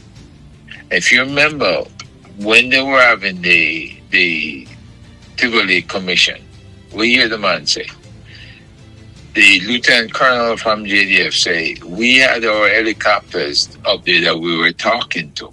So the man asked him, who was the P-3 Orion naval aircraft speaking to? Sam don't know. If you remember, before anything started, the P-3 was active, and a team went in and took out all the snipers then. All of the security people that were posted out. They didn't even know what hit them. So you know who the P-3 was talking to? No people them in a drone, man. Huh? People them in a drone. The people that operate the drone. No, I wish it were, brother. But you see, I tell a lot of people, you had 3 U.S. Navy warships in Jamaica at the time. A lot of people can't put it together. When you have 3 U.S. Navy warships in any damn place, one of them bring a team in. So that team had to be the SEALs or it was JSOC. And either way, you're going to have a bunch of dead people. And that's what you had. I'm talking about 70-something dead. Tiago said it was more like 155. That would be more sound like it. Yeah, because look, they had, when the Jamaican guys were moving, them counted at least 20 bodies piled up in Maypen Cemetery. They had already dropped bodies down in some of the graves, opened the graves and dropped the bodies in. Well, they wanted it, so you understand what I'm saying? The same people them in a Tivoli, because of them same one, say Jesus died for us, so Dudus can die for them, so you understand? So we don't say, hey, look here, we don't serve sympathy coffee and them thing for criminal. You just saw it go, them, they understand, and them say it. Them have the opportunity to leave, but them never want to leave. Them say them will die for him, so I just saw it go. So we're not the sympathy for them. They made it so, yeah. But we still need a cleansing with a damn Truth Commission. That now go up now. Look here, South Africa can do it, we can do it. No, that now go up now them thing there, Jamaica. You have to understand that. Look here. You know, look what is happening in El Salvador. You know, so Jamaican for Justice come out and tell us, if Jamaica are dreaming for that and are romanticize about it, that is not going to happen because the PNP is not going to go along with it. All Jamaican for Justice know that because they are part of the PNP criminal organization. The fist alone tell you, speak volumes to itself. But because them know the Jamaican people illiterate and ignorant, that's why them can put it right in your face and you know see it. Jamaican for Justice is not a human rights organization. It's an arm of the PNP criminal organization. National Integrity Action too is a part of the PNP criminal organization. Dr. Trevor Monroe is a all Marxist, all communist. So all him have integrity when him responsible for thousands of murder in a Jamaica. And him did set up the organization of Gwyneth Sharma and give people them how much rifle down there. So all the man come to prominence and a statement in a Jamaica when the man is supposed to be parry and shunned and shame and should be in a prison or even killed. All we reach some point where we are allowed and celebrate debt merchants in our own country when a black people in a debt. Remember saying the majority 99.8% of people that will get murdered in Jamaica are black people, you know. Mm-hmm. No white, you don't have the Chinese, we have no gang of Jamaica. You know the Indian, we have no gang of Jamaica. You know the Arabs, you know the white people, and the black people. So who is responsible for the carnage? Black people. Because who impart that culture to them? White people impart it to them. White Jamaicans. Well, I if you listen to our program, do you hear me say trafficking, the gun, human, drugs. Who did we learn it from? No, let's see behavior. It's a learn. Okay, because look here, black people are not all. When we were in Africa, we were the most peaceful people on planet Earth. I see white people, anything where white people touch, I just saw it go. I just destruction because them protect themselves, you know, but them destroy other people. You understand? If you notice, even on YouTube, if you notice all of the foolishness that pop up in your YouTube feed is nothing constructive. A pure foolishness will destroy you as a people. You understand? Well, we have more so-called bloggers putting out more and more information with a twist, and people are confused. So what you say about so okay so you know so I'm to Politics Watch. Them do a good job over there. Politics Watch get boring after a while. Why you say that? Look, you know, if you know all of this stuff, my thing is, isn't the prevention better than the cure? Yeah, it's true, but I tell you, if you know all this stuff coming up, why you don't just come out and say, hey, I have reliable information that so and so, and the police force, MOCA or CTOC or NIB should be aware of these things. But it's after. But right? Remember, say they are the same one that feed them information, so it's after the fact. I know they feed them after the fact. That's why I say I'm just facilitating a bunch of nonsense, right? So, they know all of this stuff. So it means that they tap in people's lines. They have the Israelis there, and the Israelis are masters at listening using the Pegasus program. Could be listening to us right now. Well, I don't have a problem because I have nothing for. Well, look here. As I said before, and I say again, if you know that you're saying things on the phone, because you say you used to work with the CIA, you don't know that the smartphone is a two-way radio. Even when the battery die, the microphone work. So there's nothing you can. For you have a cell phone, you cannot hide anything from the government. Most people do not know that. They do not need human intelligence anymore. You know that. Well, they from them go from number 2 to 3 to 4. Now them have level 5 communication packages. Them communication packages can also be used as a weapon system against you, and people don't know that. You know, the man can feed you a bunch of radiation and do other things to you using that them packages that they have on these telecom systems. Well, them can even use the same phone that you're using and them can. People don't even know, you know. So even the same computer you have, you know, them can send even an attachment to it, you know, to your computer and cause it to explode and kill you. Mm-hmm. Through the internet, and people don't even know that. The Americans are very good at that. Them master, them do it. They do it all in Iran, the underground nuclear facility. Yes, you understand. That's one of the reasons why, when I say we brought the system to Jamaica, we wanted Jamaica to be on par with the rest of the world, even for the first world. Well, right. The only thing I must admit still, I like your candor. You know, you're not biased in you know, because you want a truth and reconciliation, and that is very admirable of you. You understand? At least that to bring some and expose. Get tired of hearing the silly arguments. People were ready to die for the orange, or them ready to die for. No, man, I'm madness that, man, madness that. It is madness. Yeah, man, madness. But it persists. It persists. And you say, I remember one time I wear a green shirt, nice green shirt. Yes. And the man tell me, man, you get killed over what? Which year that? This is down in well, you know, where their house in Jamaica is near 100 Lane. Oh, in Red Hills Road. You come up, Red Hills Road. Come up off of man say them you know, them don't see nothing but the color, you know. Serious. I better go change that. I mindset that, man. I remember in the 80s, man, you couldn't wear in the 70s, you couldn't wear nothing red or green. You have to make sure you're neutral.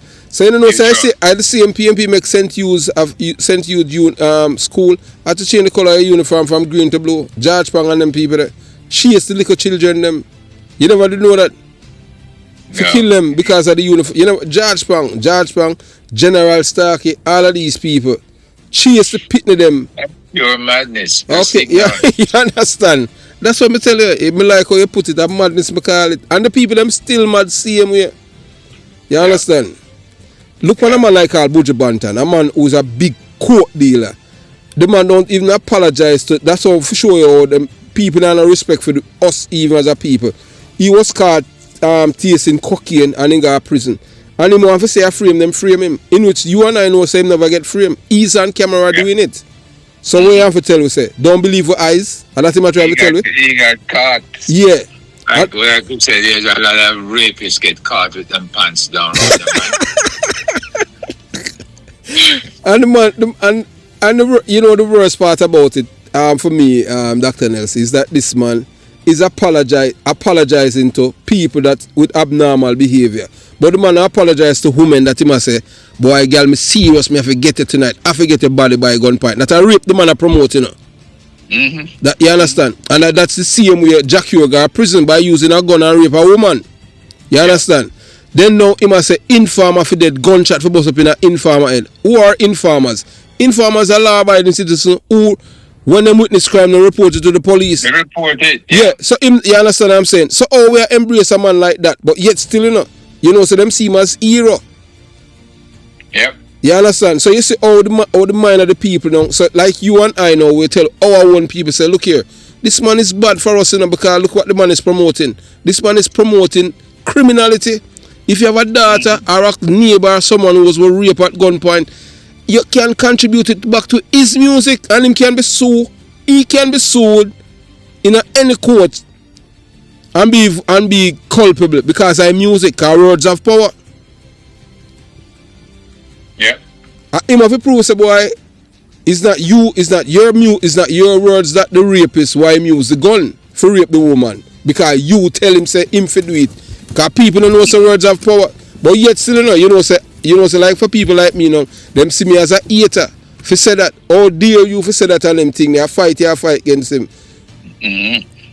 So I you understand. But yet still, who the PNP did have I'm conference? Yeah, well, all of these people you're talking about, they come with a reputation, a solid reputation. Yeah, that's why we know. So that's why these people, as society, we need to shun them And the PNP not look. When I said the Labour right, when I said the Labour Party, is clean, But you know what them do? Them keep for them criminal, them at distance. You can't see them with them. Yeah. But the PNP, they're in your face. That for sure say them not no respect for we, because them know say boy we are dumb. Mm-hmm. You understand? So them want we forget desensitize and embrace criminality. And that's what we need to fight. That's what me want to stop. One of the things I believe in, if you can impact the judicial system, you can clean up one judge and point to the fact that his corruption has touched others and point a pattern. Yeah, man, we can start getting the judicial system to turn the corner. Then I believe we can start see a new day ahead. See a new day ahead, yeah. It's a light at the end of the tunnel. Well, we never start like the El Salvador thing. Cause you know what El Salvador did do? So then dismantle everything though. And start few. All the corrupt judges and all them people there, But guess what? Jamaican for justice say if we don't get romanticized with that thing because the PNP is not going to go along with it. So the thing is that with El Salvador, the people them in El Salvador, both political party then, them never see themselves as this one to that side. Them see themselves as all of them as El Salvadorans. So they are patriots. Them don't care about no say them in a power. Them just care about the security of their country. Yeah, I like that president and I like his attitude. Yes, but guess what? Because these people had enough. They had like 4,000 getting killed every year and all kinds of shit. I know, but no, that's you hear the people them tell. Even the same president tell us say, over 4 years, over 1 million of them people dead because of some argument over water that nothing to do with them. And cause the internal affair and cause 1 million people displaced and them send them to America. America turn them in a criminal and then send them back over there, deport them, and then that's how your problem start. And them say for how much? For what? Almost 40 years them all listen to white people, when I understand them culture and all of them things, and I tell them how to run them country. And them say, well, who elect George Soros in El Salvador? If you tell you say, boy, up is down and down is up. You understand? And I saw them get back them country because all the political parties say no, this is a national thing. The PNP now gonna do that because them is all about power. Them not see themselves as Jamaicans. That's how Rattigan was able to get the people them for them. The reason why it flopped last week, because him rob the people them the money, Him not give them $300 and 100 him give them, Mm-hmm. You understand? And I saw now the people and say, oh, so weird. And then now, Jamaican them now when they realize, don't say, boy, so you say all life funny, that's where you say, propaganda work. Him see him and give people them the money, But yet, him put out, say, boy, him give them $300. And then I say, no, $100 me get. So better him just shut him out, don't it? Yep. The way you call it, truth come up to bump.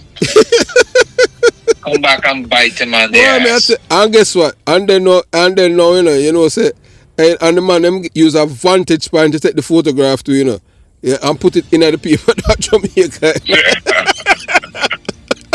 Hey, the people are easy. I wasn't. Let me tell you, somebody called me up because I wasn't gonna bother him. Look, I'm saying no, Herb, you need to log in and look. And I log in and look, and we could see clearly from one end of the sidewalk to the next. And what the hell is this? No, but you can't. You get money for give people them. You get your portion already, and then you go snipe. You siphon off for them one. And the worst thing, and I like say, all right, you get $300 for give each people them. So you go account for your money, And can I remember saying give all the name of people them, At least, man, give them $200, give them 100. And you take 66 and a third. That's a week, 66 and 2/3 of the money, and give them a third. You understand? So I tell them people are easy, man. Them just say, oh, man, them dangerous. I tell them, man, hey, remember our cousins, we're going and him eat. What they got them say, what thief? Man say, oh, man say 100. But guess what? I remember say them now out there like for the entire day still though. You understand? But man, I said no, man. Yeah, well, it's supposed to be 9 to 3. That's supposed to be 6 hours. Yeah, you understand? You know, working hours that is too. Yeah, I understand what I'm saying. And they expected people, hard-working people who gave money last time to show up and give it again. Them not do it this time. No. Too much cost, too much headaches. Yeah, but look here, but what's the meaning of that? Because it not significant. If you want to demonstrate, go down to the government ministry them and demonstrate. You understand? As what you said, as just like what we talk, the corruption with the judges them and them thing there. You understand? All them let go Vibes Cartel them. Cause we can see. Remember, the Vibes Cartel murder, you know, is I first murder that were televised. Where him televised it on social media when him a kill him man. Yeah. And then now you gonna say boy him innocent. After him put a spokes.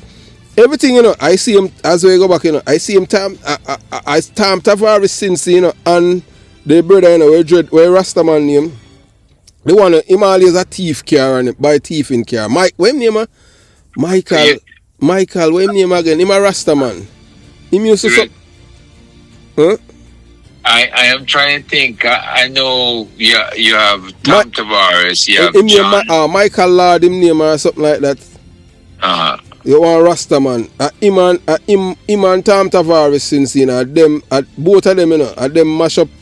They are the one that set the foundation, you know, for Vibes Cartel get way, you know. Tom Tavares Vincent knew about the rule, you know, so with that, you know, with the interference with the juror, he would have beat the case. You know, so the first somebody him call when him come out of prison at Tom Tavares since the door, you know though? Yeah. Okay. You understand? So when it come on to criminality, politics now nothing to do with it, that's money. I think that whole thing was a setup. Yeah man, a big thing man, you understand? It was a setup, and that setup was designed to get him out. And the fact is, when it slowed down, they were slowing it down for the very reason that they had to come up with 500,000. That was the final payoff. You know, the man said 3 months before. Alright, the man said 3 months before the case, him buy a X6 car, him know say him come out. Just listen him argument, him line of arguments, you know. So you show you say him was that confident. Which man in a film, if him never have access to certain information, him wanna know that. So him did know say him come out. That's why him buy all him BMW. But people, you know, say like, you know, say people are intelligent not understand his him line of conversation, you know. You understand? He might tell you say they already set. But them would feel like say, oh, that's some divine thing. You understand? We know say divine thing work in a reality, in a real life. The only time divine thing work a miracle. And the thing that I probably need to understand is, why do people have sound mind and the ability to judge? Why do they celebrate over a man who killed somebody? You have to understand, say, that's how it is in a Jamaica, you know. In a Jamaica and them thing. Remember, right now we reach up in Jamaica. To them now, him add for them hero, you know, Vibes Cartel, you know. Because him beat the system. Remember say criminal, you know, it's all about how to beat the system, you know. You do your crime and you get where, you know. You never, very rare, you as I say, you catch a man with him pants down and him say, boy, him pants down. He might tell us, he might tell us, don't believe your eyes, believe what him say. Yeah. That's a criminal operator and them thing. The saying goes, don't believe your lying eyes. Yeah, cause I lie your eyes, I tell them thing there. Yeah. You understand? Yeah. So that's the thing now with Vibes Cartel. So to him now, them see him as a hero because him beat the case. And them they said the system was against him. Even although the evidence, you know, was there, you know. Them don't want to believe that, you know. Them want to believe what they want to believe. You understand? The other thing is the lines are so blurred nowadays. Right? You see on TV in front of your very eyes, them do a raid in St. Catherine. And put the brother to kneel down. And then you hear the weapon going off. You attack the one where and look, and even that was distorted because that raid that you saw, that's when him kneel down. That wasn't that day that he was that wasn't the day that he was killed. Oh, that wasn't it? No, at the start, if you notice, you don't hear anything about it because a two separate video. The only thing what them do, them continue with the video and the shot, but it wasn't a total different thing. So I saw criminal operate. Them know for use optics. You understand? But Jamaican people not buying it no anymore, you know, because we in a Jamaica, as Jamaicans, we know so the only people that the Jamaican people them defend are criminals. Them not different. There's nobody out there for the victims. You know, see nobody go outside here and not defend the people them will get killed at Church Alien and demonstrate for them. So everything that's come to the fore now. Technology, you know, and time, you know, expose people, you know. You can't fool the people sometimes, but you can't fool them all the time. You understand? Boy, as I say, we just need a reset, and we just need to cut out this political partisanship. Stop promote propaganda and like. But may I tell you still doing it? For a man, for you used to work with the FBI, may I tell you say, hey, Rattigan, him can't tell me nothing I believe him, man, them thing, man. The man too him wicked in a man. So remember, you know, yeah, so we have come to the end of this conversation that we have with Mr. Herbert Francis. And you know his son Junior is involved in this thing too. And it's all politics. But they think that everybody's, you know, they think most Jamaicans are dummies, are idiots, are fools. You know, we are not idiots or fools. That's why they don't like people like us. So they tell the Jamaican people that the man was named Rupert Francis, Dr. Rupert Francis, he's the demonstration leader, head of the Diaspora Task Force and Crime Intervention and Prevention, an attorney, Wilford Rattigan, a former special agent with the FBI, Federal Bureau of Investigation, said their aim is to pressure the government to do more to better the lives of Jamaicans. So this is what I'm saying. What we are seeking are better governance and better country and future for our children. We in the diaspora do not consider ourselves better than our people in the country. They said reiterating an earlier call to the government to work with the diaspora so that together we can build a better country. All of them things, you know, I lie them I tell you. So as you hear what if you have been, hey, that's what we're telling you. Over here, the goldfish them gone a long time. So if you have listened, you know what this man has told us, you know, the aim of Rattigan was to destabilize the Jamaican government for personal and political gain. So what he's trying to do, chase, as we said that already in the opening, for chase with investors and all of these things, so that the country standing would diminish in the international community. But so him told us that, you know, that's Dr. Herbert Nelson's insight will bring a light to calculate the nature of Rattigan's actions by pushing a narrative of unrest. Rattigan's hope to weaken the current Jamaican administration and leave a vacuum of power that he and his political allies can exploit. It's a strategy as old as time. Destabilize, divide, then seize control. That was it. But this kind of manipulation has no place in Jamaica diaspora, and it's time for the people to see through the facade. So this is one dangerous man, you know. Yes, this man is one dangerous man. The man I use them kind of methods for destroy Jamaica, and them claims that them love Jamaica. The man tell us that them a traitor a long time. They are not patriots. We love Jamaica. We are Jamaican, born and growing at the ghetto. But we'd never do anything like that. So the revelation about Wilfred's Rattigan's tactics show a disturbing agenda aimed at destabilizing the Jamaican government and exploiting the diaspora for personal and political gain. These protests are not about genuine change or improving the lives of Jamaicans. They are carefully orchestrated campaign designed to weaken Jamaican leadership, manipulate its people, and sow division. So it causes chaos. So as Herbert Nelson highlighted, it's time for the Jamaican diaspora to see through this facade and reject the manipulation.